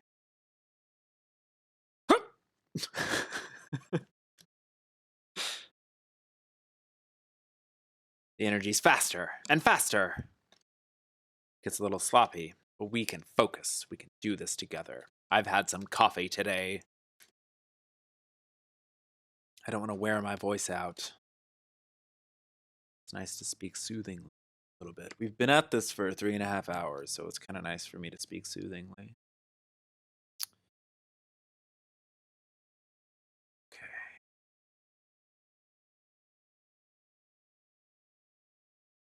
What were your numbers? Randomize it? What is this, 6 and 1?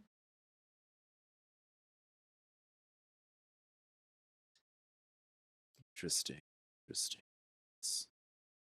Interesting. Interesting. Yes, interesting. Interesting. Yes. Yes, interesting. Oh, I meant the cards? Zos, what are you talking about? Zos, what were your numbers? Okay, 6 and 1. What are you talking about? The cards are randomized. That's why I was doing them in a big bunch of piles. Okay.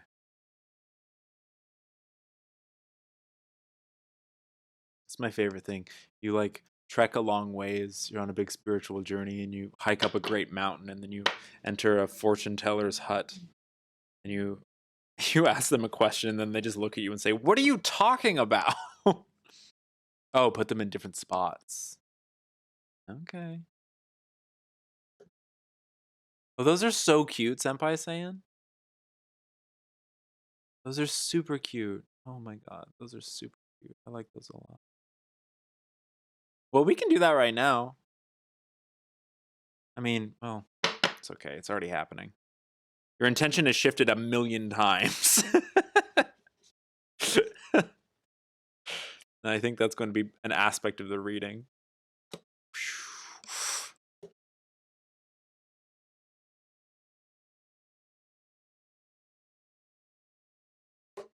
It's all valid, though.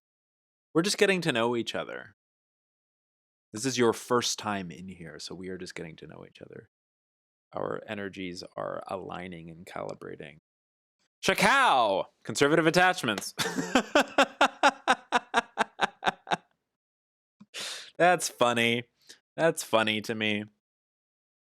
Conservative attachments.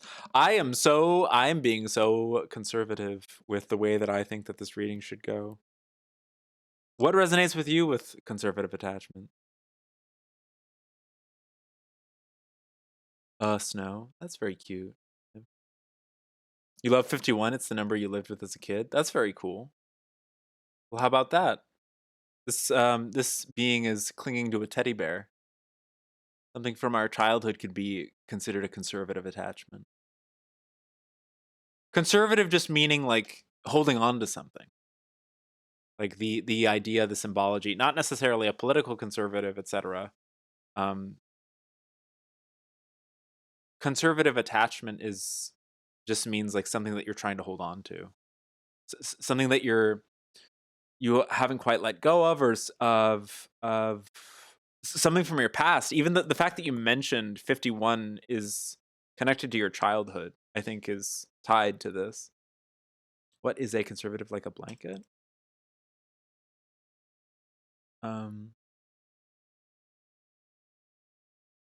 Interesting. Thinking about it like a blanket. No, not necessarily like a blanket. Those are yours? Are those dolphins or sharks or is that a whale shark? Senpai, that's so cute. Oh, I love those. Those are super cute. Whales. Whales. So cute. Yeah. And we read this earlier today in the communal reading, but let's read it again for the people in the back. When it is a time of transformation. Let's look at my face.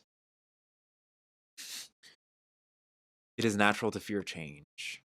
There is an illusionary feeling of safety in the familiar, even if the familiar is dysfunctional and no longer serves you. Take a look at your life now. What are you clinging to that is old and familiar? It is time for an inventory. Inventory. It is time for an inventory. When you clean out the old, you make space for the new. Karmic pattern of fearing change is one that must be healed at this time. When you resist change, it is often forced on you. You can circumvent this by taking small steps toward change, which eventually lead to great strides. Start now. The back of the card is a butterfly missing a wing. Is it missing a wing? Interesting. Not necessarily a butterfly, but yeah, it could be seen that way. Don't like change. Change is inevitable. Change can be scary. Makes sense. Conservative attachments. The way that you've expressed yourself in here, just in the short few hours that I've known you, seems like you have like very interesting beliefs that you're very set in, or maybe not necessarily set in, but you've found different things to share with me about like most of the things that we've talked about. They're like, oh, that's this.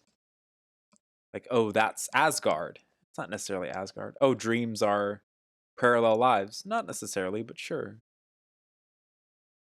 They can be. It can be Asgard. It can be this. It can be that. Things can be that. But I think you understand that, and I don't know you well enough to start judging you in that way. But yeah, conservative attachments 51 was 51. Well, you don't need to share it with me, but it's just interesting that that comes up as something from your childhood, and this graphic, this illustration is someone clinging to a teddy bear. The comfort of that. It can be scary to move forward and progress. Oftentimes, the dichotomy is presented as conservative versus progressive. Those are two. They're just moving in opposite directions. Conserve usually facing towards the past, what is familiar, what came before. Oh, I want to hold on to this. I want to keep this from changing. Progressive, oh, I want to move into the future. I want to embrace change. I want to affect change. And both of them can be fluid. Both of them can come with ease. Both of them can also be forced. I want to force change. I want to force things to stay the same. Sometimes things stay the same. Sometimes things change. Things always inevitably change, though. The breadth of the nature of existence, inherently change will come. So conservative attachments are fine. Just know that inevitably they may shift. They might even change in like unforeseen ways, like your relationship with the attachments might change even if you haven't let go of them, like in the tangible sense.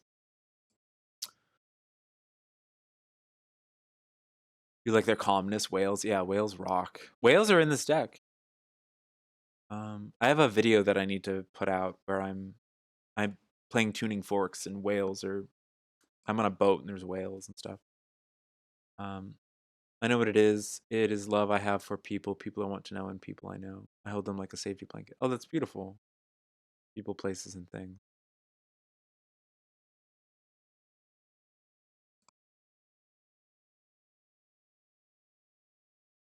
Nice. Nice. That's really pretty. Ultimate evolution. Of course. Of course. It's like the result of change.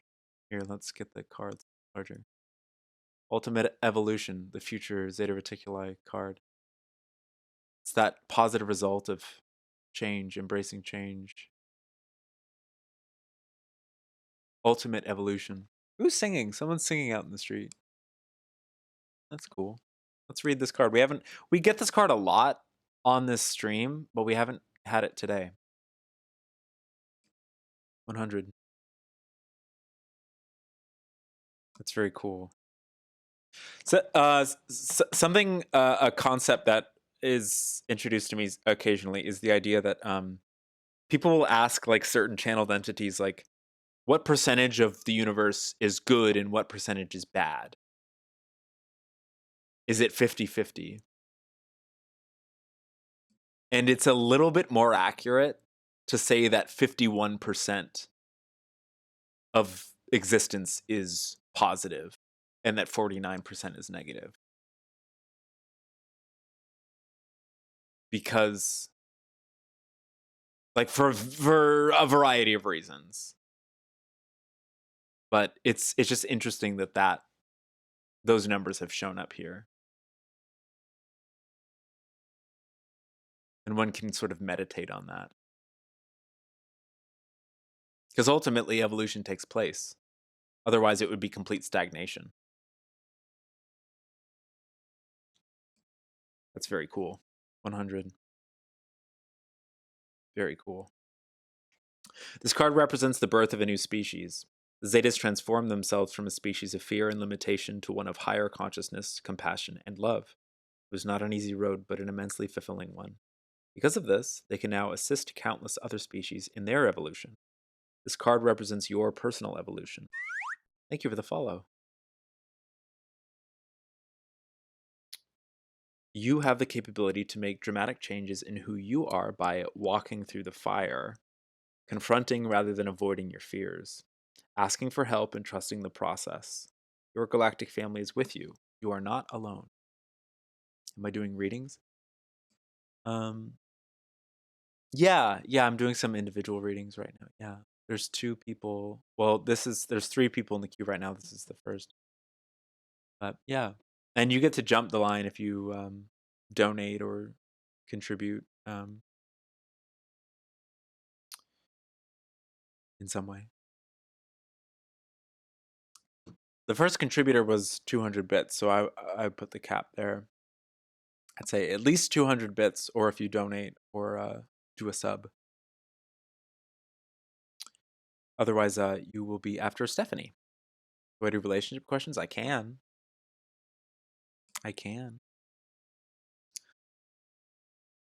Zos.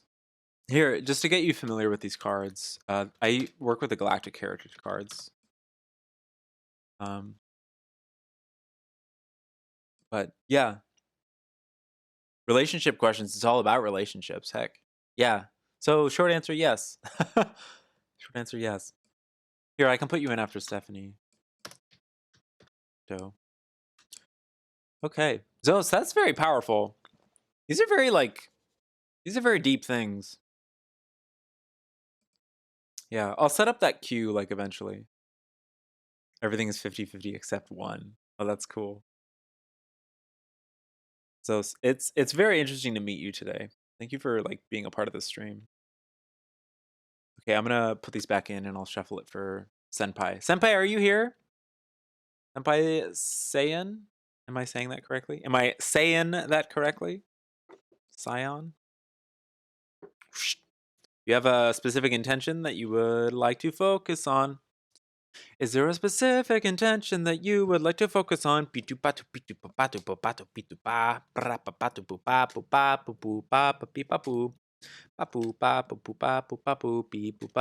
1 minute. Take your time.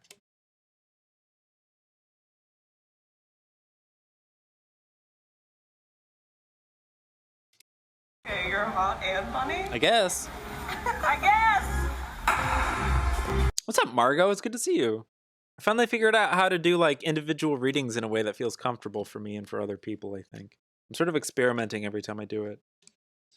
And yes, I'm still really bad at shuffling, so I do this very slow version. But then I ask them to pick 2 numbers between 1 and 7, sort of representing different chakras. It's working out today.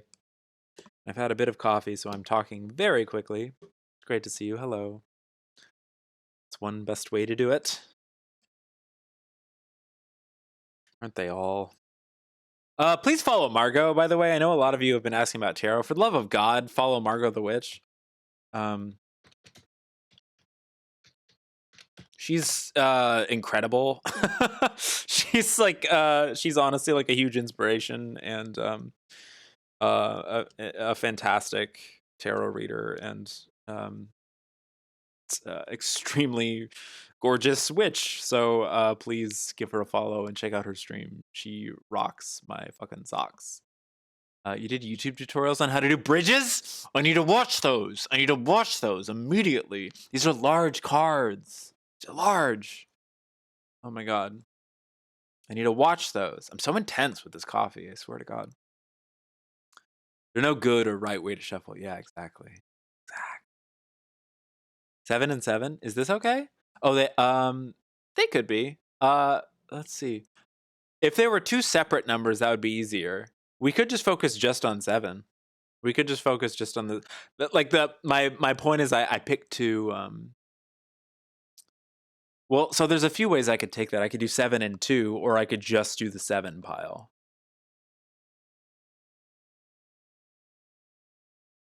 Wait, that is Margot the Witch, right? 7 and 9. Just between the numbers 1 and 7. Two numbers between 1 and 7. And they can be 1 and they can be 7. Or I can just do 7. 9 is a great number. I love the number 9. I've also lost my place, but it doesn't matter. 6 and 7? Okay. I'm sorry to impose so many rules on you right now. I'm really just figuring this out as I go. But those have been the rules for the last couple of or the last like several readings. So I'm just sort of like adhering to those today. 6 and 7.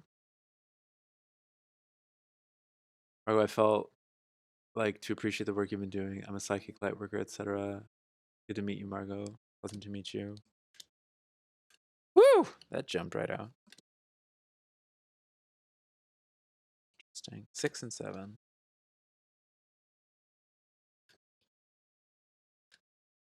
Hold on. And did you have a specific intention that you wanted to focus on? I'm so sorry if I missed it. My dear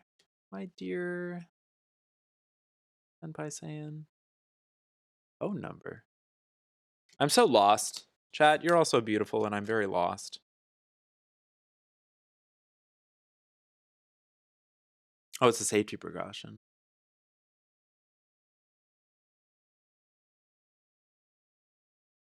I need noise.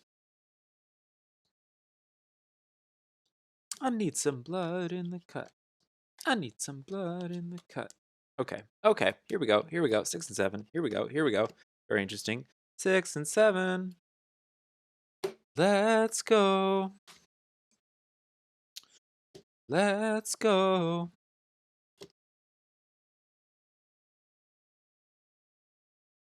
6 and 7.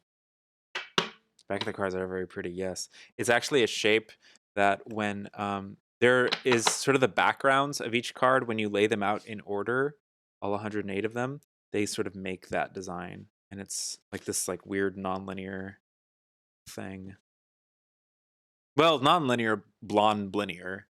Like it can be interpreted as all sorts of things, but there are these like lines that sort of form. Okay. Actually really like this.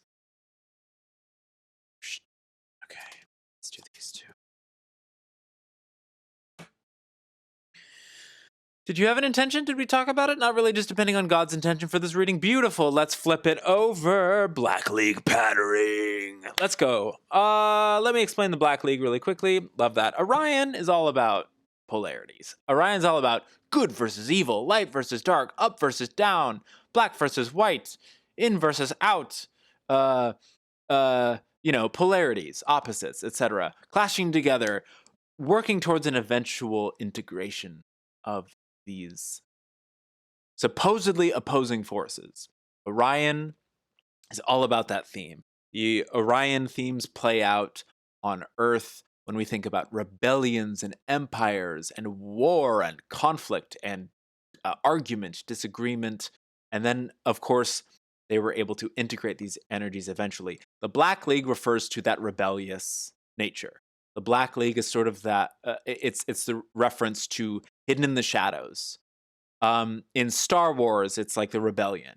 And in Dune, like a lot of these science fiction stories are based very heavily on the heroics of the Black League rebellion.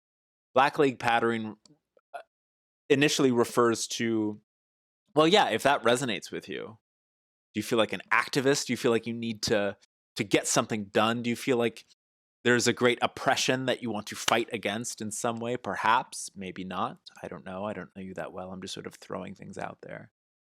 Orion, it's so punk. It is. It is literally punk. Punk being that defiance. Punk is very Black League patterning. In fact, other than having a chainsaw for a hand here, this one seems to have a pretty spiky little hairdo.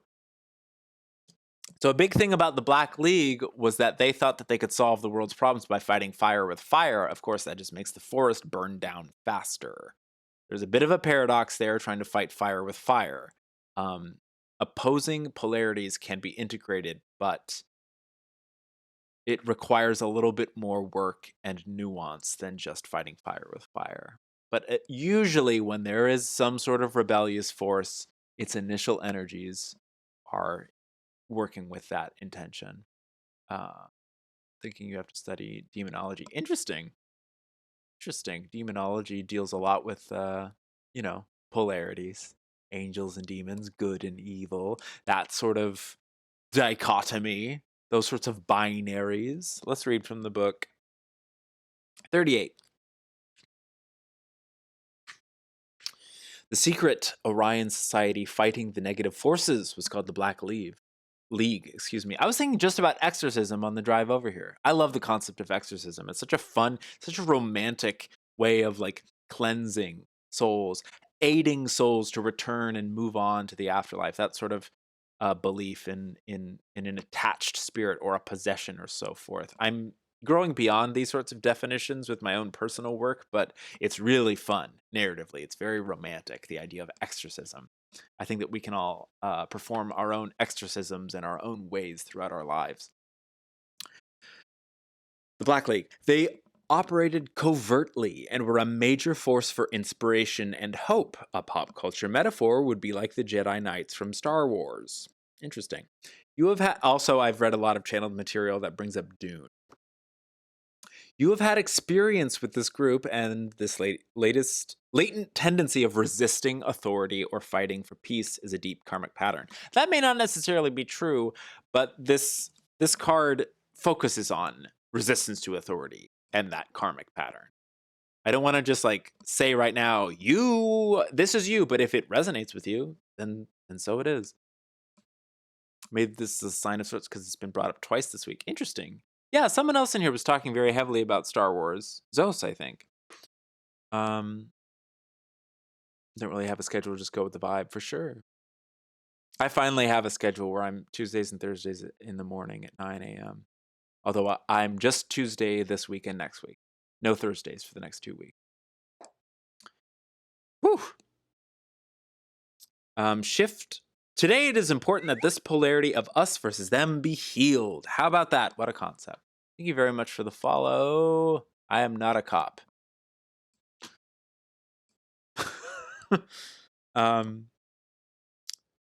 Prove it. That's some Black League patterning right there. Someone coming in, I'm not a cop, me saying prove it. That's about as Black League patterning as it gets. Hi, I promise I'm not. Today it is important that this polarity of us versus them be healed. Shift your focus away from light and dark scenarios. Begin to see a reality in a unified way, with all manifestations being an equal and valuable part of creation itself. I think a really beautiful part of the art for this card, the Orion cards are these cool little swoopy dudes that are usually expressed with orange and yellow. Most of them have these triangles, these holes in their heart. One was usually going up and one was usually pointed down.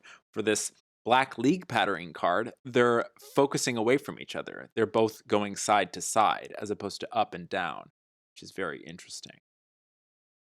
Or I think they're going away from each other. That's how I'm interpreting this. They seem to be going in different directions. I mean, up and down are different directions, but it's interesting. I like the art that David Cow did for this specific card. Oh, friendly neighborhood criminal? Well, you might like to subscribe someday so that you can commit some crime of your own with Pander23 crime emote. I initially made that emote because for some reason, I find the word to be like humorous. Not only because I think it sounds funny, but it also like conceptually it's like absurd. But that's the whole thing. Hey, you might also like a gay emote. Happy Pride. Yeah, so Black League patterning. That's cool. Resistance to authority, etc. This righteous feeling of rebellion and teaming up in opposition to some sort of like oppressive force. What's your next one gonna be? What is that, a serious card? Way showing, future. Very cool. Very cool. Way showing. I mean, these are so. Are you involved in like activism at all, or do you have any sort of? You don't have to be, but it's just these go hand in hand so interestingly. Way showing can obviously be like teaching, mentorship, apprenticeship. Serious, there's a lot of themes of teaching. Let's read from the book and see how we can connect these two for you. 85. I still read from the book because I'm getting used to all the cards. There are a lot, and they're very complex. And it's sometimes the channel definitions will like help kind of jog my perspective. Helltrain is something of a gay herself. In the ancient past, let's look at my face. Everyone just look at my face for 5 seconds. In the ancient past, Syrians were conflicted about being leaders or staying hidden. Black League pattern. They saw this as an either-or situation, which we all know where that's going. It's not. Now that they have evolved, they realize that being a leader is not an aggressive or controlling role. True leaders lead from the heart, without ego desire, and from a clear sense of inner direction that is aligned with universal consciousness. In the ancient past, you were also conflicted about this issue. But now is the time to release this karmic pattern and no longer have fear of being a leader or a way shower. You don't have to do anything to lead. Simply being is enough. Very cool. These go hand in hand very interestingly. I know that you did not give me a specific intention, but these are so tied together thematically. I think that like I almost don't even want to say hope. I just sort of trust that this is giving you some sense of guidance in some area of your life, because these are very thematically linked. This is very interesting. Past, future, neither are present. Which kind of plays with that polarity. Leading, following, up, down, left, right. Is this of some help to you? Is this of some service? That was nice. I'm not an activist. I'm a light being, imperfect, trying to love and live in the frequency of well-being. In your journey as a light being, do you ever consider incorporating being a dark being? Or like the notion that a light being can encompass light and dark. That sort of thing. I guess just as a suggestion. Maybe you already think about that all the time. Maybe that is all of a thing. All of a thing. God, after all. Maybe that's already a part of your practice in awareness and so forth. I'm just trying to like look for little hints. I'm like picking at your messages in chat, which I apologize for, but it's fun for me. now that we have this. Being a way shower, a light worker is such a way shower. A light worker, I feel like nowadays, in our present, there's a huge desire to be and live as light workers because we feel this great challenge to overcome the perceived darkness of our present situation and so forth. And good for us. It is all valid. It is our passion and our excitement, and we do so with relish as well as mustard. Also, just holding that awareness in mind that a light worker to be a fully complete, to be fully in service of the self and the collective and all that is, a light worker must also be a shadow worker, perhaps, depending on the situation. Perhaps. Maybe that's something to just meditate on and ruminate on. It's very interesting in order to truly weigh show. However, I also want to, just before we close this reading out, there was a thing that was said in the book that was like, it doesn't need to be forced, the leadership role. Like, stressing about, am I leading correctly? That's something that I struggle with all the time. Am I leading correctly? Am I teaching correctly? Just by being, just by relaxing into it, just by being myself, being oneself. Inherently, you're a leader. Inherently, you are a teacher because you are yourself and you have so much to offer the world just by being unique and special. Being worthy just by nature of existence. Very good words. I did feel like how being a light in the dark, also a dark in the light. If I walk on the gray path rather than complete solid white and black. Yeah, that's what's up. That's what we're talking about here. Okay, very cool. Very cool. This is intense, gang. This is a lot of fun. Who's up next? We got Stephanie up next. Stephanie, then Crypto. If y'all are still here. I know Stephanie's still here. Bad memory of names. Always read the books I have of memories, a block of cheese. Delicious. Delicious. By the way, running away from your problems. The light soul becomes a light slave. One who faces their life and lives without sacrificing normal life is one who is actually a light worker. That's a cool way to look at it. Yeah. Sometimes we get really caught up in the martyr complex of like, I must sacrifice in order to be the Messiah, because that's what several of our messianic figures in our stories have done. And that's not necessarily true. And perhaps like we have misinterpreted a lot of those stories about sacrifice. Perhaps. Who's up next? Stephanie? Stephanie. Hey, I'm not a cop. Let's see. I can put you in, but you'll be the last one, I think, for the day, because I need to stop eventually. We've got Stephanie, Crypto, and then I can put I'm not a cop in at the end. You can jump the line if you donate money or gift subs or subscribe or do at least 200 bits. But free readings right now. I'm just figuring this out as I go along. Free readings right now, I'll just put you in the queue. Not cop. Nota cop. Okay, and you'll be the last one because I gotta stop eventually. This is really fun, but I don't want to like wear myself out.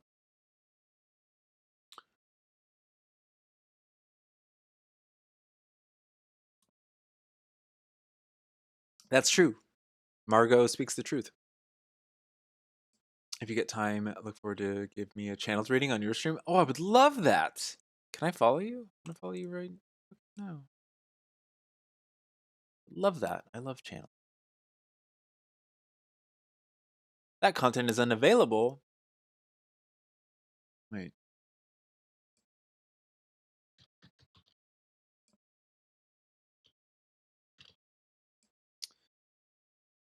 I need noise. Am I following you? Am I following you? No, I'm not following you. Let's follow you. Cool. Do you have a schedule? Tomorrow? I'm gonna follow your private Instagram account. Follow. Cool.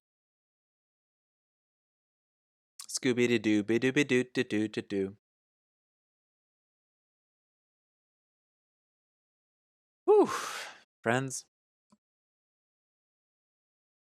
4 hours, my God. Look at us. Look at us go.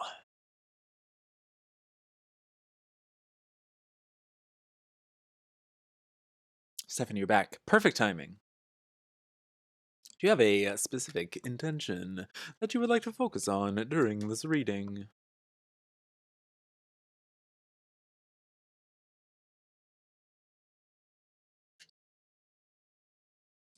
Think about it and let me know if you wish to let me know. You do not need to let me know. I think it worked out pretty well with what just happened, where we didn't really have a thing, but something just sort of organically came for Senpai. So, whatever you're feeling, if you have a specific desire, wish, want, incentive, intention. What is this voice I'm doing? What is this? What is this? You don't have one? 1 and 7? Well, we can focus on 1 and 7 for you. 1 and 7, the root and the crown.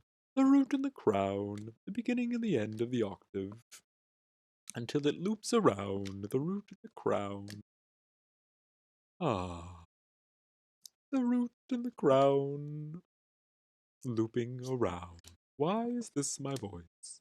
Is this what your voice sounds like? Do you sound like this? I sound like Barney the dinosaur. You have accepted my follow. That's nice. Hooray. Seems strict about invitations. Oh, that was she explained. It was like a protection or something. Something that a mod had set up. Something like that. I don't know. Ooh. The root and the crown. Turn that frown upside down. Oh my God, did everyone see that Shoes was performed live in a gay club? And it went nuts. Everyone went nuts. Shoes was performed live by Kelly. Remember that? That takes me back to middle school. The root and the crown. It was so good and nostalgic. Yeah. Those videos are really powerful. People were just like going nuts. It was really cool. How would that feel to be on stage, like performing this like internet video that you made like decades ago, and that there's this huge following? Amazing. 1 and 7. Let's go. You love the voice? Nice. That's perfect. The root and the crown. Must be your energy work. It was strict. Once you accepted your loving. Okay. All right. Were you here earlier for our lessons about judgment? The root and the crown. Turning the frown upside down. Happy as a clown. This table is brown. All right. I have to look at myself directly in the eyes so that I'm not looking at like what's on the cards, because I don't want to spoil it for myself. I'm so good at shuffling. I'm gonna watch Margot's posture. I'm gonna watch Margot's video on how to bridge correctly, so that I can learn how to shuffle like a professional. Like a professional. I saw some of the colors.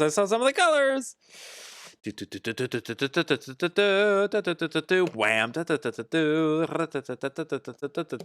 Wham. Okay. Here we go. New consciousness, 54 Earth present. Wha-bam. New consciousness. How about that? Let me take a sip of this coffee. You gotta put the weight in the middle of the card or something. Cool. Whoa. Got a little weight in the middle of my cards. All right. New consciousness. Earth present. Cool. That's pretty self-explanatory since you didn't give me a specific intention. Let's just read from the book.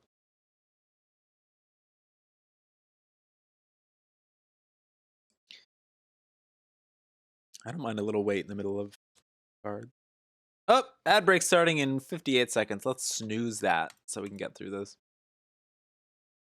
54, 54. There is a new consciousness being born on Earth right now. Right now. It has to do with the true nature of existence beyond belief, thought, or emotion. This new consciousness is sprouting from our beings like a flower reaching toward the sun. Talked about that metaphor in here a few times before. But we often obstruct it by clinging to our distractions, such as opinion, drama, blame. We must become the flower reaching toward the sun and value it above all else if we are to transform as a species. Take a few moments every day to visualize yourself as that flower reaching toward the sun. Let the sun nourish you and give you everything that you need. New consciousness, the present on the earth. You're a rose. That's beautiful. That's beautiful. You're a rose. You resonate with roses. It's a crucial time. A new consciousness is being born. As it is doing so, the old is dying. There's a transition from third to fourth density. Again, we see this issue of polarity. It's a time of birth and death. Very natural transition. This card can represent this process that is happening in the external reality. If you look at world events, it can be easy to feel hopeless and mistake the death of old structures as a negative sign. It is not. The energy of this card also refers to a process going on within you. New consciousness is being born, and in order for it to come to fruition, old parts that no longer serve you are dying away. Take some time to acknowledge and thank these old parts of you that have been faithful companions and teachers, and do whatever you can to let them go. Do not mistake the death of situations that no longer serve you as being a failure on your part. Begin to focus more on the new birth that is happening within you and on Earth. Once you focus on this new paradigm, you will see the signs of this new birth more readily. Let's get some more clues. You had COVID 2 years ago? That's quite a transition. It's quite a moment. It can feel like a birth and a death. You had it very badly. And yet here you are. You've made it through.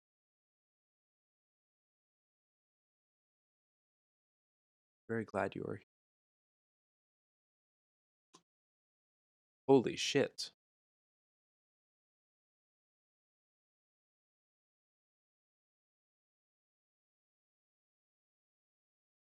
That's nuts. Another Earth present card. Extremely close to 54. This is 52. These cards were shuffled. They've been shuffled several times today. That's nuts. So we are focused very much on the Earth present.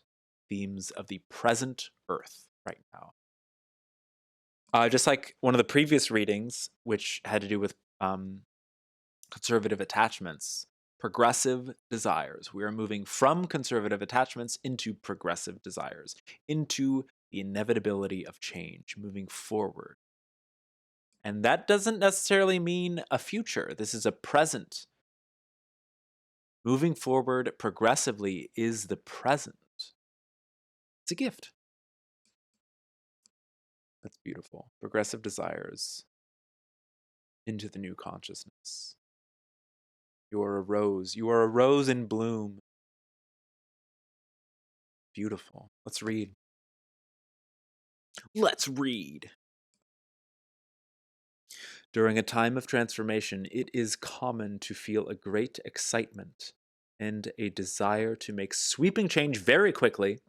However, because there are many people who fear change, It is prudent to make change that is slow and steady instead of rushing things. In this way, those who cling to the old will not get spooked and obstruct the natural process of transformation. Take an honest look at your life, see where you are either moving too fast or resisting change. Seek the middle road. As you do this, you assist the earth to transform itself with grace and ease. Always make change fast. Interesting. Snooze these ads again. Yes. This represents a lot of the polarized energy playing out in Earth. Present day, it is the energetic opposite of the conservative attachments card. This card can refer to the desire for change that compels action prematurely. Change is a constant. We can never escape it, but we have to be wise when we implement it. This card came up in your reading. It may be asking you to look at the impulsive actions you have taken based on premature desire for change. Conversely, it may be asking you to take a chance with change and growth, even if you feel frightened. You'll have to take, yes, exactly. So you mentioned that you make change fast. Slow down. You got COVID. I bet that slowed you right down. Not to be insensitive about it, but I'll bet that kind of slowed you down a bit. And you survived. You are here. There are lessons there. There are lessons in the present to be taken. Yes, I don't want to force you to slow down. Or I don't want these cards to force you to slow down. It's just it's an offering. It's like, if you feel like you always make change really fast, sometimes change can come gradually or in its own time. Sometimes we don't need to force the change to come quicker than it needs to come.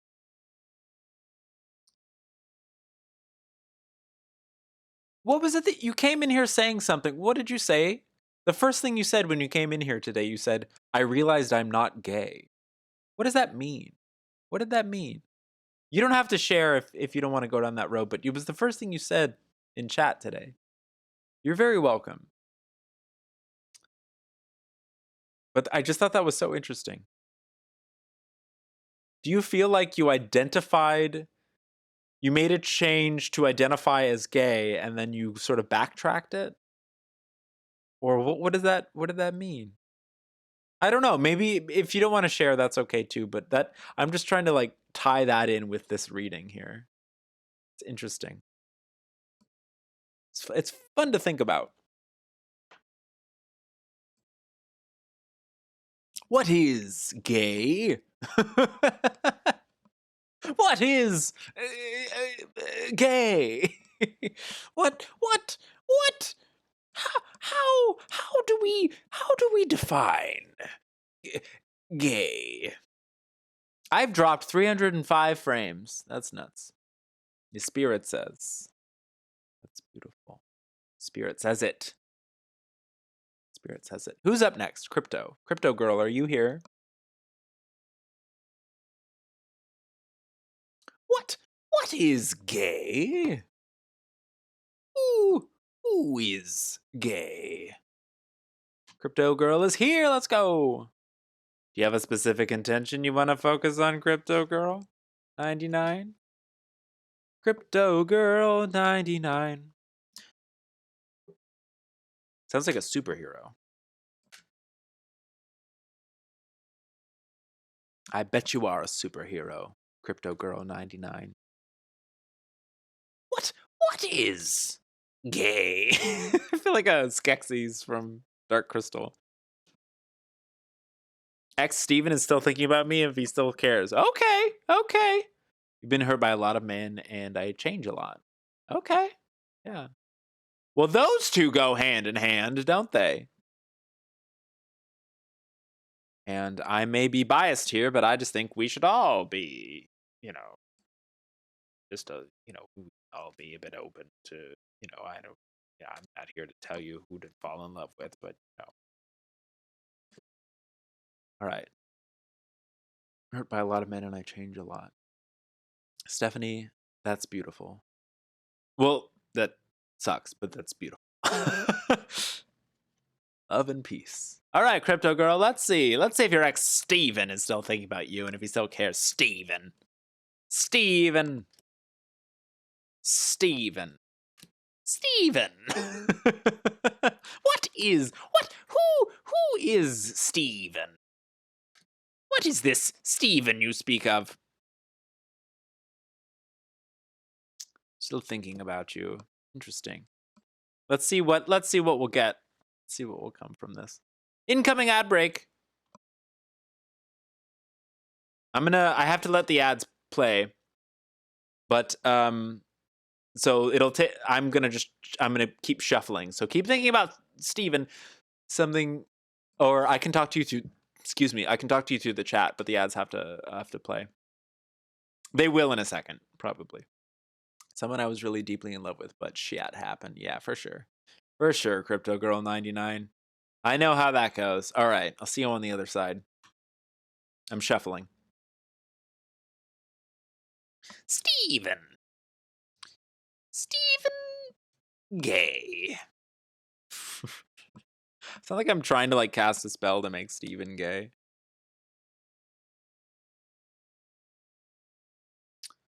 Someone you were really deeply in love with.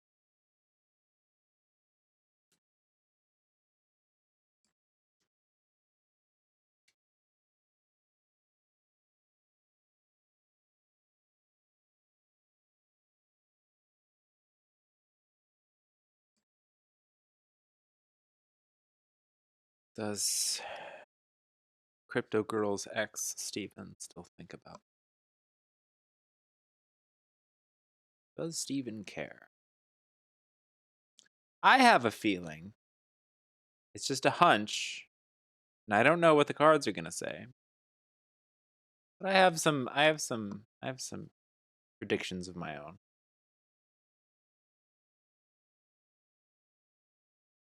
We'll see what happens. Going very slowly. Kitty the Killer, if you can hear me, the queue is closed for the day just because I gotta log off eventually. But thank you very much. I can put you in for next time. I can add you if you donate in some way. I can make time for that, but the free queue is closed for the day. Because I've been at this for like 4.5 hours. However, so is that your first? It's your first chat. You have to go, but you're gonna stream something. Stephanie, can you see me? Am I a ghost? Stephanie,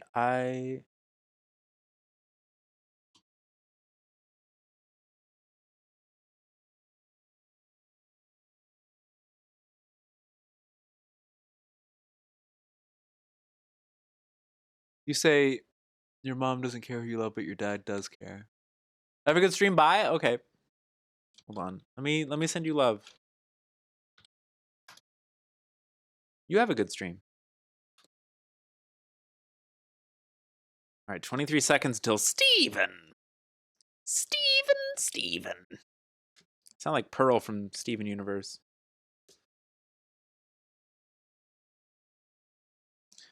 Okay, 10 seconds.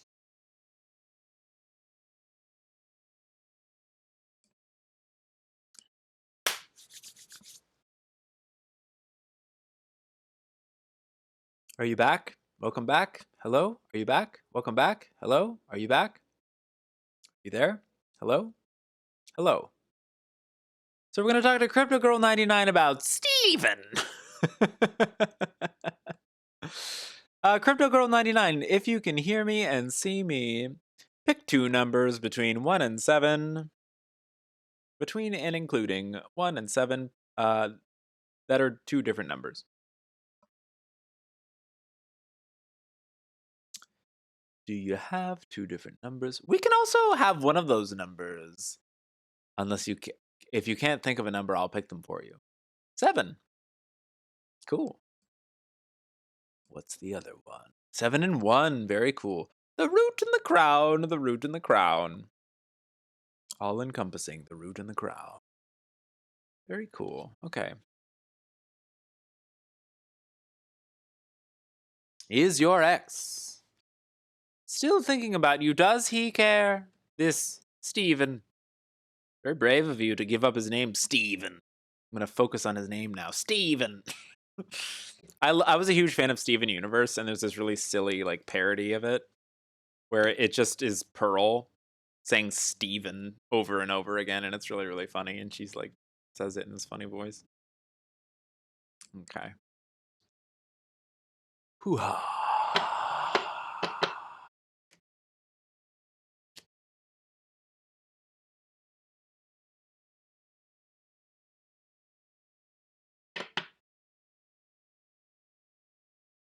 Whoop. One more.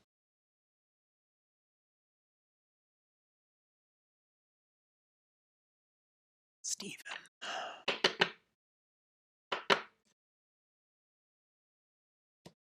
Okay, that's popping right out. Got this one. Who else? You.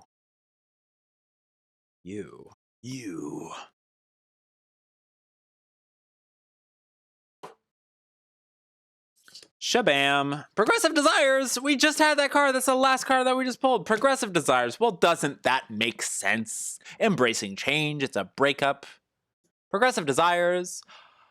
Oh my god. And then also the prematurity of change. Well, what does that mean? There's so much going on here. Your intention was, is your ex still thinking about you? That's a good question. That's a very good question. Well, as I was shuffling, my thoughts were that ultimately the reading is going to end up being about you, But I need to step away and be like, how are you interpreting these cards? How are you interpreting progressive desires in terms of Steven? I'm going to just keep saying his name that way. I'm so sorry. When you were deeply in love with, but shit happened. Isn't that the way it goes? Falling so deeply in love, experiencing someone else so fully, and they're joining with you so fully in your life. And then something happens, and then you break apart. Progressive desires. Is it time to move on? Do you reconnect? Who knows? Change is inevitable. Do you change together? Do you change apart? Is it the end of the world if you change apart? Is it the end of the world if you reconnect? Etc. Progressive desires. Let me just sort of like gloss back, because we just read this card, but I want to read it again with the context of like love and breakups.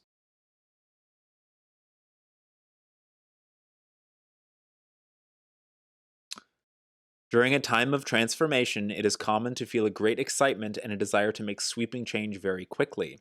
However, because there are many people who fear change, it is prudent to make change that is slow and steady instead of rushing things. In this way, those who cling to the old will not get spooked and obstruct the natural process of transformation. Take an honest look at your life and see where you are either moving too fast or resisting change. Seek the middle road. As you do this, you assist Earth to transform itself with grace and ease. It's very interesting. Very interesting. It could apply to you. It could apply to Steven. So you haven't been in communication with Steven? You haven't had any sort of communication with Steven since the breakup? Was it a breakup? Was it a... What is it? What? I don't know. I don't want to ask you too many questions because I don't want to get too deep into the specifics. I want you to be able to apply this information yourself. No communication since we broke up. 8+ years ago. Okay. Now I immediately want to ask, like, have you both seen other people in those 8+ years? But I don't know. The last 8+ years of humanity on Earth's present have been very tumultuous, very interesting. I have not been dating other people in the last 8+ years. I have gone on this sort of like weird personal spiritual journey. Well, I haven't seen anyone since he went back to his baby mama when we broke up. Okay, interesting. Okay. And he was with you after the baby mama? Okay. You ran across each other again at your new company in May. Interesting. So that probably brought back up things. You got married shortly after the Whoa! Okay. So here's the timeline. You were together. He was together with someone else, had a kid with the other person. Then you two were together. Okay. You got married shortly after the breakup, 8+ years ago. Wait, was the baby mama? Is the baby 8+ years old? I'm sorry. Wow, this is wild. Oh my god, this is wild. Okay. Maybe the timeline maybe doesn't matter for me to understand completely. But you saw him recently. You saw him at Costco 2 Saturdays ago. Yeah, and you ran into each other at your new company. Oh my god. Does he work in the same field? Because that feels so synchronous and stuff. And of course, that's going to create desires to be like, oh my god, was it meant to be, etc. Progressive desires. Oh my god, this is complex. Because in this could, one could interpret a progressive desire as moving forward towards a relationship that existed in your past. That's very tricky. I'm very excited to see what this other card is. This is quite a twisted knot you've presented me with here, Crypto Girl 99. Were you born in 1999 and you've already experienced all of these things? You're so cool. Look at you. God, I'm 32 and I haven't done squat in the realm of marriage and siring children. But that's okay. That's my own path. Interesting. Okay, no, you were not born in 99. Well, thank God. It's just your favorite number. That's awesome. It's a wonderful number. Very cool number. I like the number 9 a lot. Whew. Okay. God, you sound cool. I want to be your friend. All right. Well, progressive desires. I do not want to impose any of my own interpretation on this. I just sort of this is a twisted web we're weaving. Melting pot, Earth future. Ooh, fuck. Immediately I think of the melting pot that you've created for yourself with these synchronous meetings. You've become included in each other's soup as ingredients. And do those ingredients need to be married to each other? Not necessarily. Not every ingredient of a jambalaya is like inherent to the broth. What a fucking metaphor. Sometimes the rice and the sausages are kept separate. It's not like it doesn't become a rice sausage hybrid. Swan, slow the fuck down. Okay, let's read the melting pot of Earth future. But immediately, and I really, really try to stray away from predictions. I think, so I'm going to try to avoid saying, it feels as if, especially if you, is he currently single? it just feels like you're on each other's minds. That's the vibe I'm getting. Not necessarily like drop everything, you're going to get together tomorrow. You don't know, to be honest. Okay. Well, certainly because of these synchronous meetups at Costco and then at your company and so forth through work. He's probably married and happy. That's very possible. You're certainly on each other's minds. The energy that you brought to each other. And he could be in that situation that you just described. But I don't know. I just want to reassure that, like, your energy, you've influenced each other. You've been very important parts of each other's lives. I can't say here and now, like, oh, this is your future. This is what's going to happen with the two of you. But I can say, based on what you've told me and what these cards are reinforcing, and we're going to read about the melting pot, you've become like ingredients in each other's soup. You're very important energies in each other's lives. And you can progress into a relationship or beyond the need to be in a relationship. You can progress and through. You can progress into. Sorry, there's someone outside like yelling.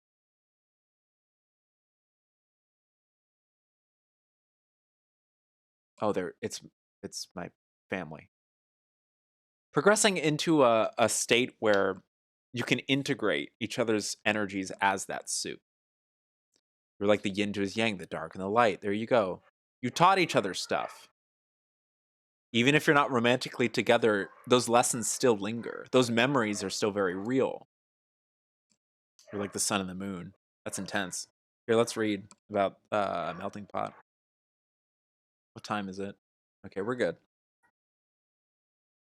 75. Ooh, unity from diversity. Sun and moon, dark and light, ice and fire. Unity from diversity is one of the most powerful evolutionary ideas for a species. Sorry about the dogs barking. Humanity is an amalgamation of many diverse ET species. It is a direct reflection of the galactic community. These last couple of things have just been Earth present, Earth future, Earth past. Do you guys even believe in aliens? That's pretty cool if you don't, because that would mean that the cards are extremely relevant. But okay, I'm digressing. Whew. Humanity is an amalgamation of many diverse ET species. Yeah, we do? Okay, there you go. It is a direct reflection of the galactic community. Once humankind begins to fully embrace those who are different and sees itself as one people, it will be ready to join the galactic community. This card reminds you that beyond race, gender, skin, color, beliefs, all beings come from the same source. Humans must transcend the fear of those who are different and extend their hearts to all beings in order for this necessary evolutionary step to be activated. So it seems like this is really just describing a whole lot of y'all's energetic relationship over the course of your incarnations. Also, I love this. This illustration. We are pretty much aliens, yeah. His second toe and your do you both have second toes that are longer than your first toe? That's cute. This, I mean, of course, this could be masculine and this could be feminine, but energetically, it just sort of feels like that's a feminine, that's a masculine. There's a difference there, and the yin yang. Yes, yeah, I thought so. Did you hear me earlier talking about twin flame experience and stuff? Not being locked into the rigidity of like, oh, I have one twin flame that I must seek out for my entire life. But instead, there could be lessons that you're learning from each other throughout this incarnation, who are like parallel expressions of each other. I've had to learn that lesson with certain people throughout my life. I have a friend currently who, when I started hanging out with them, it felt very much like we were like meant to be. It was like, oh my God, we are supposed to be together. And that's not necessarily the case. We're supposed to be together, but not necessarily in a traditional romantic sense at this time. Because they're very, very happy with a partner who they later revealed to me they had been with for years. And that was a realization that I had to swallow. And now I'm more comfortable hanging out with them, and I feel more free to be myself because I'm not like, will they, won't they with this person. I can just sort of like be fluidly myself, and they can be fluidly themselves, and we can hang out, and we have a different relationship than they do with their spouse and so forth. I feel we have free will to choose who our path with whoever. Yeah, I totally understand the topic. Yeah, okay. I don't mean to condescend or anything like that. I just, so many documentaries are coming out about these twin flame things, and it's like, okay, so can we just, there's like a really rigid set of beliefs that I think a lot of people are like ascribing to the idea of twin flames and stuff. If he has a twin flame, he can do whatever he wants. I'll do whatever I want. My hot body. Let's go, crypto girl. You rock. You rock. I love your energy. You rock. Oh my God. This is, and I keep sort of feeling like I need to, because I'm new at this, kind of be like, oh, so this is what this means for your intention, and this is what that means. But I feel like these are really opening up new perspectives about your own relationship with the question that you presented the cards with. Progressive desires of the Earth present, and then the melting pot of the Earth future. Progressing towards that integration. And the integration can be energetic or it can be physical. Everyone's got hot bodies that they like to intertwangle with each other. Intertwangle. Don't you love that? Intertwangle. I rock harder. Hey, original NPC. It's good to see you. Welcome in. Oh, wow. Wow, we might get a tip. Well, how about that? And that would mean I would put original NPC in the freaking thing. Not a cop. Are you still here? Hello, original NPC. Wow, wait, that was cool. Crypto Girl, thank you for coming in. Everyone, thank you for coming in. This is a lot of fun. This is very interesting. Not a cop. Well, I'll start reading for Not a Cop, and then we will have original NPC. Unless NPC. Did you fall asleep on the toilet again watching those slow motion breasts on the internet? _carrot just wanted to support a cool and kind streamer. Dino Dance. That's okay. You don't have to sub. I really appreciate that, Not a Cop. Thank you so much. That's really sweet. Did you fall asleep on the toilet again watching those slow motion breasts on the internet? Those clips are from a cartoon that I made during lockdown called Star Pals.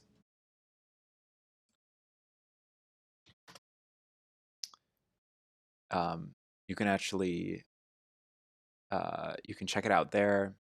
I also have shirts that I made. There's a little Sasquatch and a little Zeta alien. I am working on new episodes. It just takes a real long time to make a cartoon by yourself. And I've been doing this a lot more with my time. But thank you. Thank you, Not a Cop. Not a Cop, you are definitely next. So, and then NPC, I'm sort of like, if you end up tipping, I'll put you in, but I'm done with free readings for the day. Because I do have to like eventually get off. At 2 p.m. is my hard cutoff right now. But I will try to fit you in if you do end up contributing in some way. Oh, thank you for gifting that sub, Nerd of Her. Easy.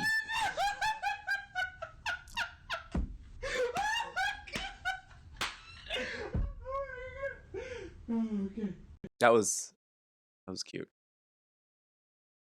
Happy birthday, asparagus. Yeah, that's the name of the first episode.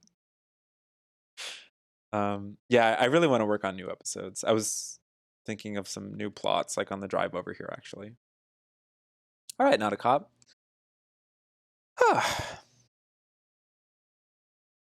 Do you have a specific intention you would like to focus on? Bleep blue blah blue bleep blue blue blue blue blue bleep blue blah blue bleep blue.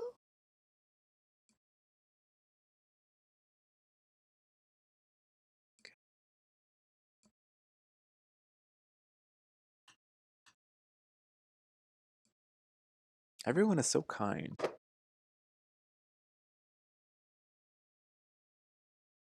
Alyssa. Just the name Alyssa would be your intention? Okay. Cool. You don't have to give me any more than that if you don't want to. Alyssa. Whoa. I was immediately like taken to like a series of dreams that I've had about like someone named Alyssa from my past who was like an ex-girlfriend of a friend and things like that. And maybe I was visited by that person in a dream. I don't know. We used to be in theater together in middle school. I don't know. It doesn't matter. I know other Alyssas now through streaming. Some are in the speedrunning community. It doesn't matter. Right now, I'm just associating that name throughout a lot of my own personal. That's a beautiful name. Alyssa is your intention. Let's go. Alyssa. Listen up, chat. Har, har, har.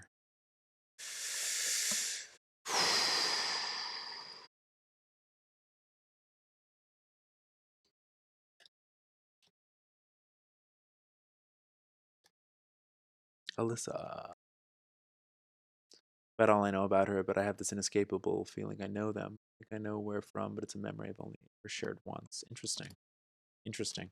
Perhaps we'll provide some illumination to the darkened path. Original NPC just donated. Thank you so much. Holy mackerel. Thank you so much for tipping $1. I will add you to... You will get a reading right after Nauticop. Thank you so much, Original NPC. And just a reminder for anyone who may be lurking, the queue is closed for the day, but if you do donate, maybe I'll fit you in, but I'm going to try to maybe I'll just do a staunch Original NPC will be the final one for the day, just so I can get out of here at 2. All right.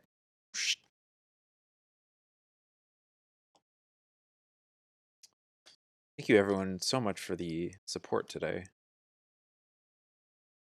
I must have died and gone to fucking heaven. All bicycles are 20% to 30% off. Alyssa, illuminating Alyssa, figuring out our connection to Alyssa. Who is this Alyssa? What should we know about this? Alyssa, that was interesting. Did we keep you?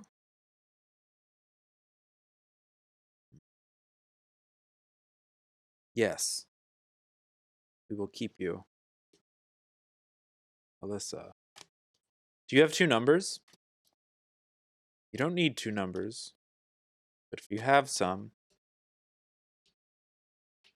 any fan of Star Pals is a good egg. Enjoy this stuff. Thank you so much. You see, that's so sweet. Oh, are we in a hype train? We're in a hype train right now. Thank you so much for the hype train. Wasn't that cool? Want to hear some cool hype train music? How about that? By golly, by gum. 9 and 4. It has to be between 1 and 7, if that's okay. Maybe I'll do around 9 can translate to 2, because 1 would be 8. So 9 could be 2.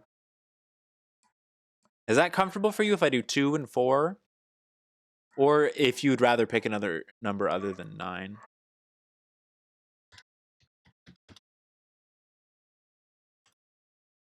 Hype train music, hype train music, hype train music. Hype train music.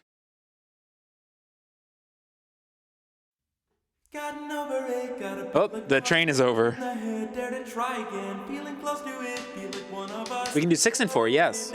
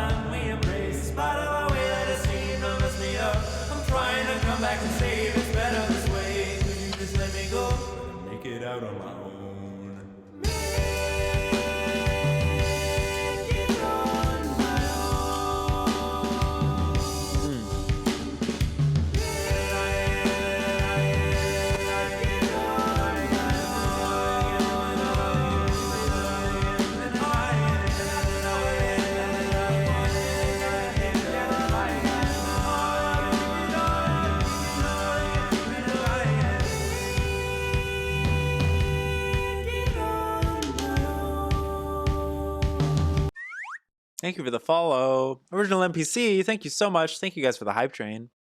That was rad as hell. Okay, here are your 2 cards. One of them flew right out of the deck, and then the other one I shuffled between 6 and 4. Let's go. Cards. Woo! Unconditional love. That's someone that flew right out of the deck. Of course, we have a parallel Arcturus card. Unconditional love 7. Let's go. I love Arcturus. Love the energy of Arcturus. It is literally love. So it's hard not to love. Unconditional love, extremely powerful. It's the foundation of existence. It's the building block of all creation. It is all that is. It is the driving force behind everything. Extremely relevant. I'm sure it is. Unconditional love. Look at that. Let's read. Beautiful. Beautiful way to start off this reading for your intention. 7. Let's fucking go. What is unconditional love? Human words cannot adequately define it, as its true nature lies beyond human limitation. However, imagine being seen by the universe for who you are, the darkness and light, and being infinitely loved no matter what. The Arcturus energy is in total balance and loves and supports humanity in this way. You can see it in this card. It's sort of like a yin-yang. How a playing card is like an upside down left and a right side up right. It embraces our light and dark sides totally. Now it is time to ask yourself these questions. Am I capable of giving unconditional love? Am I capable of receiving it fully? The answer is no. Find out why not. Those answers will reveal your next spiritual lesson. Unconditional love. Loving without condition. Loving without them having to love you back. Loving without even having to understand why they are the way that they are, why they make the decisions that they make. Loving them unconditional. Unconditional love.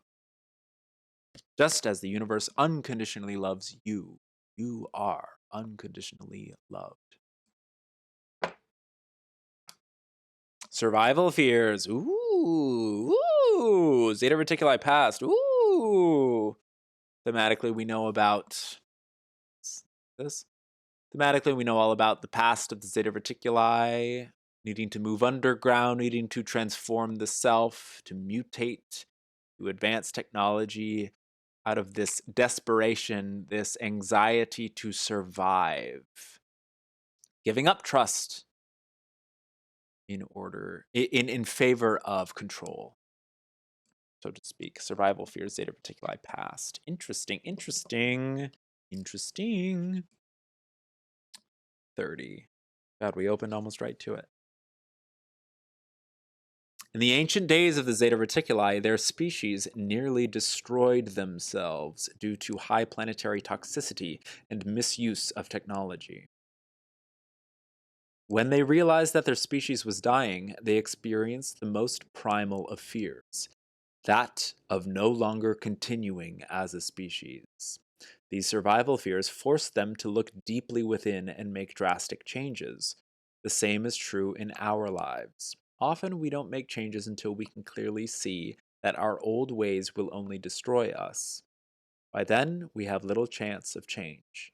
What part of your life needs to be changed? Begin the process now before it becomes too difficult.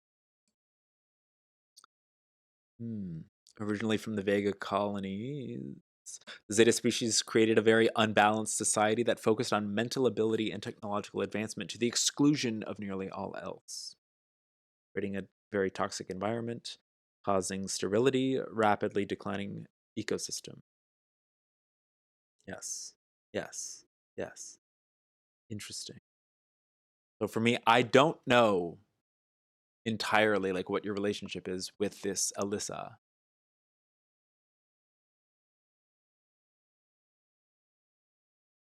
But for me, what I'm reading from this is just the resistance to unconditional love.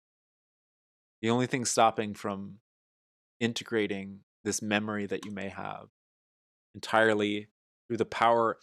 It's all unconditional love. So ultimately, even a survival fear is based from unconditional love. It is encompassed by unconditional love. It's not as if these are two things in opposition. This might sometimes feel like it's standing in the way of this. This might feel like it's like a reaction or a symptom from this. But that's a condition. isn't it? This ultimately, like, takes the place. A survival fear is a very conditional love, I would say.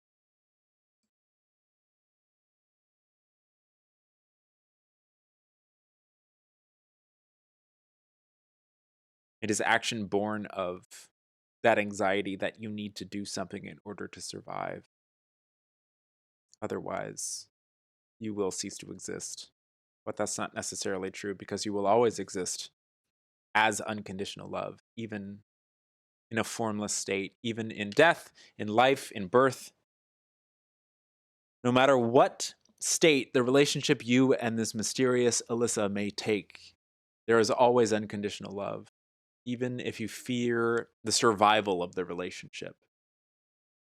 The connection that you have is always there, unconditionally, no matter what form it seems to take in this physical, earthly realm. Does that seem to illuminate anything? Is that of some service? We must move on to original NPC. I can't believe we have... That was spookily on point, actually. Well, there you go. That's validating. That's very cool. Whoever she is, I'm sure she is very beautiful and a gift to this universe. Dino Dance, you're very welcome. Thank you for the bits, honestly. Very kind of you. I'm just gonna like leave this here. I don't know why it's not here all the time.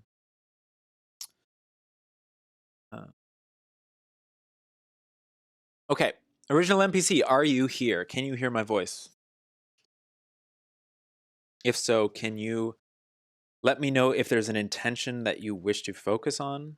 You are the last reading of the day. Last reading of the day. God, we went for 2 more hours than we were expecting to. That's nuts. That's fucking nuts. It's gonna be a over 5 hours of reading. That's cool. We're cool. You're here. A career reading. How fun. Sure. A career reading. Let's go. About the career. A career reading. Focusing on the career.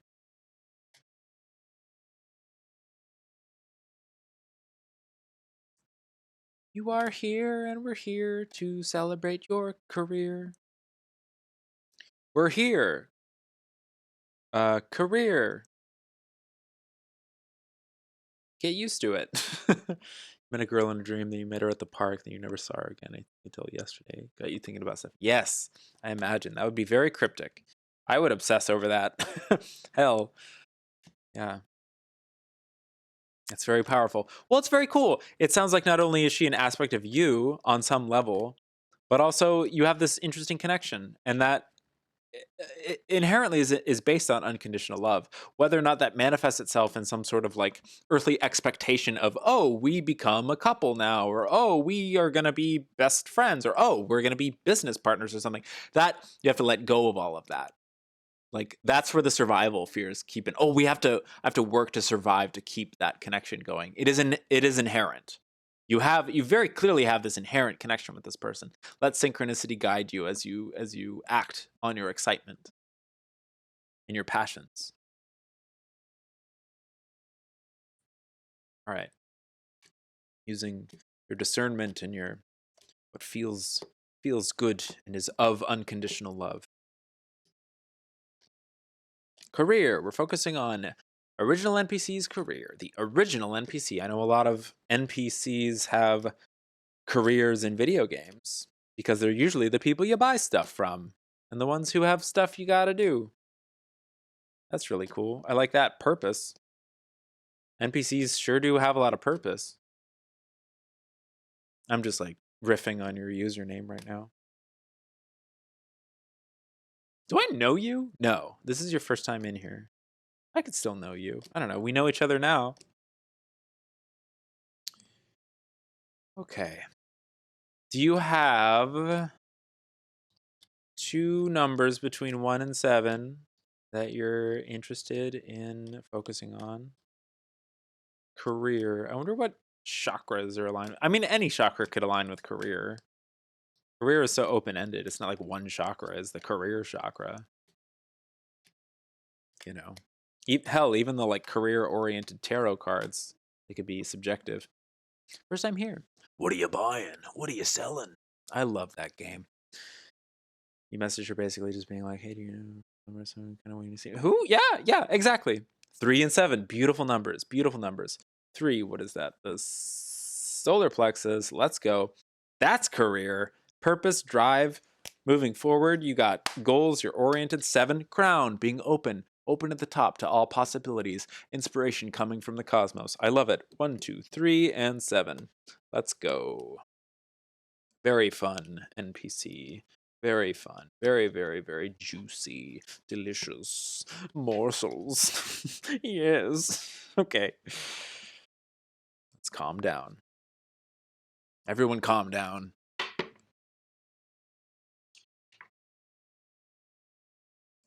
Career.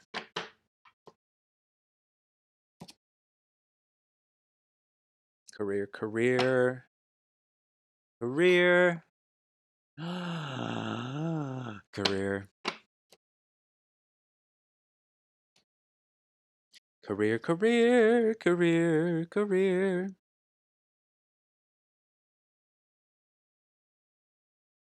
I like this one. Career. Wham. New consciousness, 54. Beautiful. Wow, Earth present. That's the second time today we've gotten that card. Holy macaroni. New consciousness about your career. Again, it's that metaphor of the flower reaching up towards the sun, which of course has to do, immediately that's a metaphor of a goal, reaching towards a goal. Career. You don't necessarily have to provide me with any sorts of details, but yeah, let's read new consciousness and see, because that is so, it feels so career oriented inherently. There's a new consciousness being born on Earth right now, within you even. Heck, it has to do with the true nature of existence beyond belief, thought, or emotion. This new consciousness is sprouting from our beings like a flower reaching toward the sun. But we often obstruct it by clinging to our distractions such as opinion, drama, or blame. We must become the flower reaching toward the sun and value that above all else. Value it. I feel like, is it saying value the sun or value the flower, or value the very image of the flower reaching toward the sun? Above all else, if we are to transform as a species, take a few moments every day to visualize yourself as that flower reaching toward the sun. Let the sun nourish you and give you everything that you need. That feels very in line with setting intentions for expansion of a career, development of a career. Your career is evolving into new and exciting ways. There's a brand new consciousness that you're taking towards the very idea of career. Perhaps you're about to embark on something new. Perhaps you're about to take your current career in a new direction. Who knows? Regardless, there is a new consciousness, and you are embracing that right now. That's very exciting. Let's see what the second one is. Woo! Sheesh! Most powerful card in the deck. We love Beyond Wisdom. That is huge. Bingo, baby cakes. New job offer, so that seems hopeful. So that could very well be happening right now. Beyond Wisdom refers to the initial splitting of the prism. Consciousness, all that is one perspective. Bam! It makes the choice to experience otherness, something new, something different. This, in terms of career, we've talked about this in terms of love and other things. Someone earlier had this during future endeavors. This came up for her during future endeavors, which I feel like is easily career. This could imply like collaboration with new partners, with new entities, with new company, blah, blah, blah. The one becoming multiple. That's beyond wisdom. The paradox of knowing that you collaborate as one, despite being multiple individuals. Let me read Beyond Wisdom for you with the intention that you've given. That's very interesting. Beyond Wisdom, parallel, the founders. The founders represent the abiding awareness, the one consciousness that spans time and space. This consciousness is aware of its simultaneous existence as both the whole and its separate parts. It creates an illusion of fragmentation so that we could have individual lifetimes. But its wholeness still abides and is ultimately the consciousness that sees through the eyes of every living soul.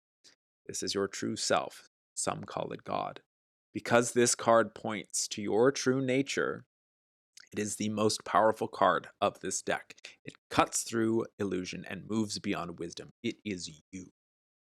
Remember, this is an incredibly powerful card, especially in conjunction with this new consciousness. It seems like we're at a very open, hopeful, optimistic space of natural organic progression, evolving outwards to incorporate new things, new differences, new beginnings, others. And this could be, it doesn't necessarily mean like other people, it could mean just other versions of you. There's newness here. There's this is an incredibly like fertile pairing.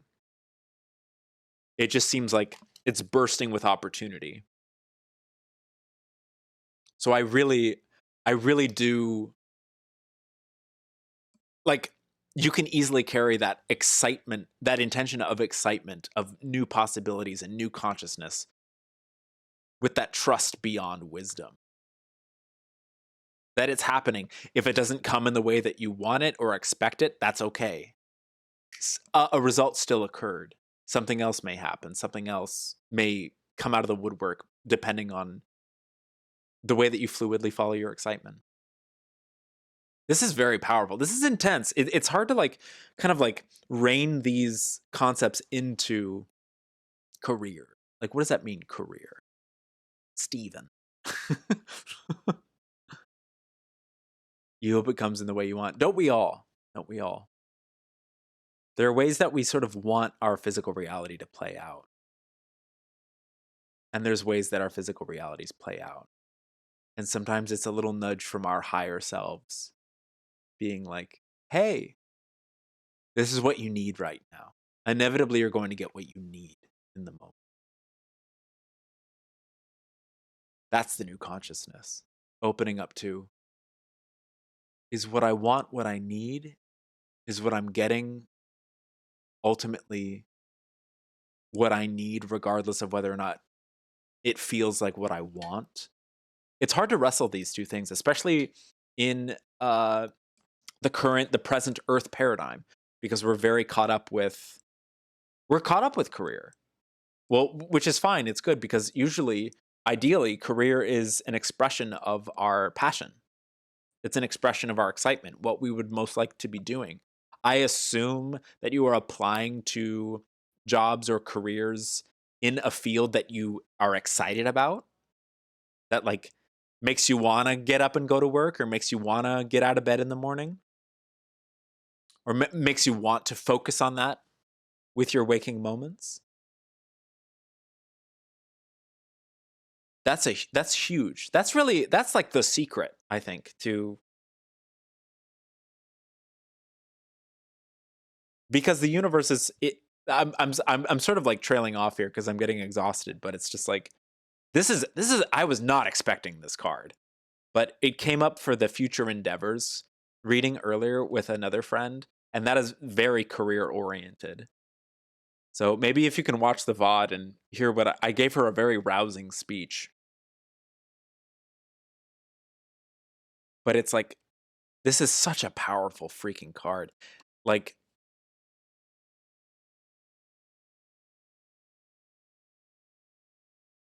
God.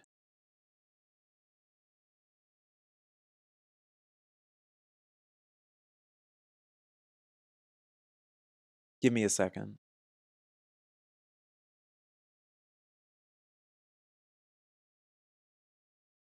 Yeah. Yeah. It's you can sort of think of it like the Big Bang. I'm trying to like put it into words that might apply. It's a big bang into a new consciousness. You interviewed at a job I'm very excited about, but it's been a little over a week and no word yet. Okay. It may not come in the form of that job. It may come in the form of another job. But you're there. You're taking action. You're moving forward. That's participation in the universe. That is that is the motion that this represents. From source, like from single unified intention into like infinite possibility. What would it be like to not know oneself? I'm kind of going all over the place right now because I need to stop streaming. I've been at this for like 5 hours. But this is good. Like, pretty much all of this is like good, you know, because you're the one who makes it good. This is the Galactic Heritage cards.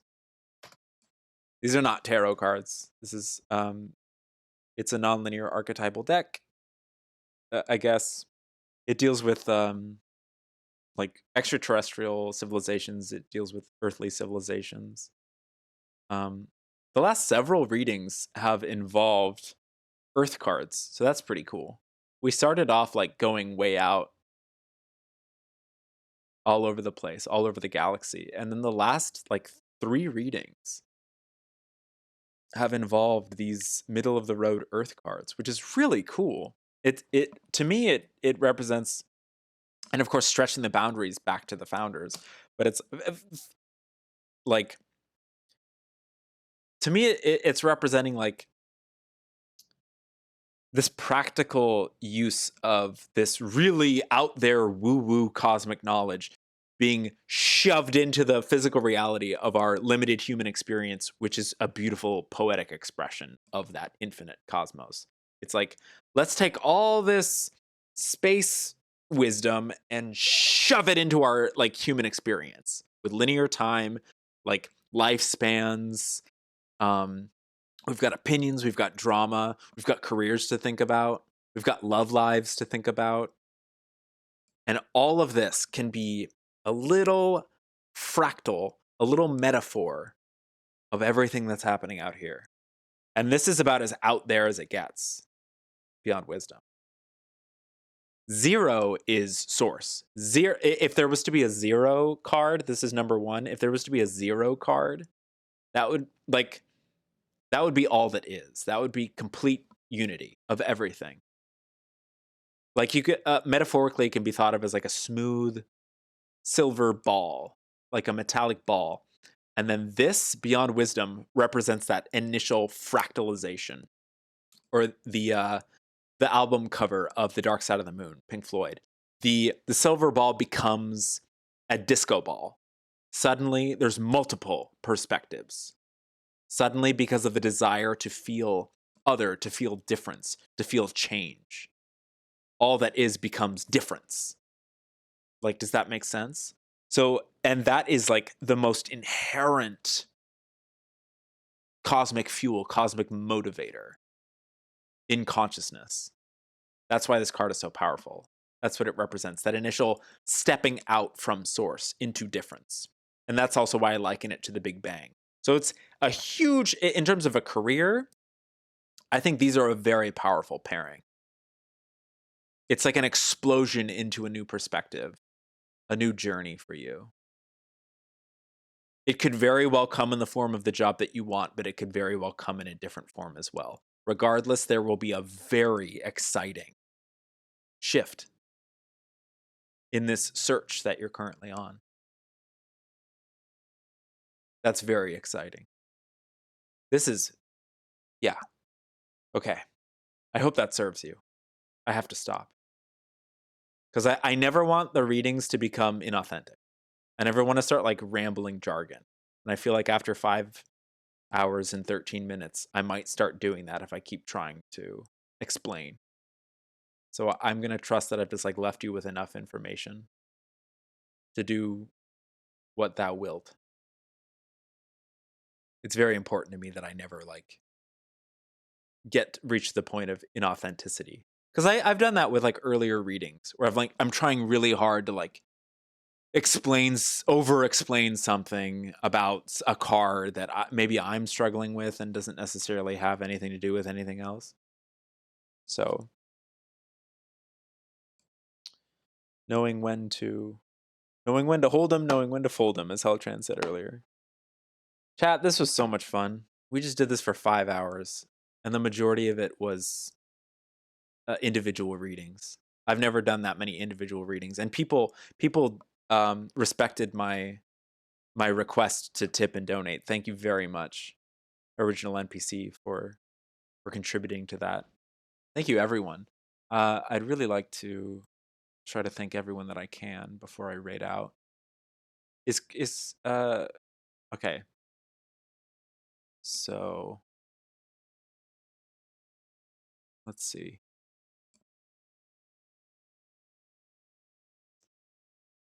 We had a new follow from Burrito67. Thank you. We had a resubscription from Nerd of Her. Thank you so much. 5 months. Let's go. We had a new follow from Brand Floor 20. Sybil cheered 400 bits. Thank you so much, Sybil. Zos followed. Thank you, Zos. Thank you, Crypto Girl, for the follow. Thank you so much, Margot. You are also hot and funny. Thank you, I'm Not a Cop, for the follow. And thank you also, I'm Not a Cop, for 350 bits. That is very generous of you. Thank you. Thank you, Nerd of Her, for gifting a subscription to Not a Cop. We had a hype train. That was cool. And thank you so much, NPC, for donating the tip and for following me. Thank you. Everyone. Anyone who can hear this right now. This is like such a joy and such a passion. And I get to explore more about myself as I do this. So thank you for allowing me to do this. Thank you for coming and joining and co-creating with this. What a blast this is. What a bonkers existence we all live in. And how beautiful it is that we get to share it together. I'm going to see if I can find someone to raid.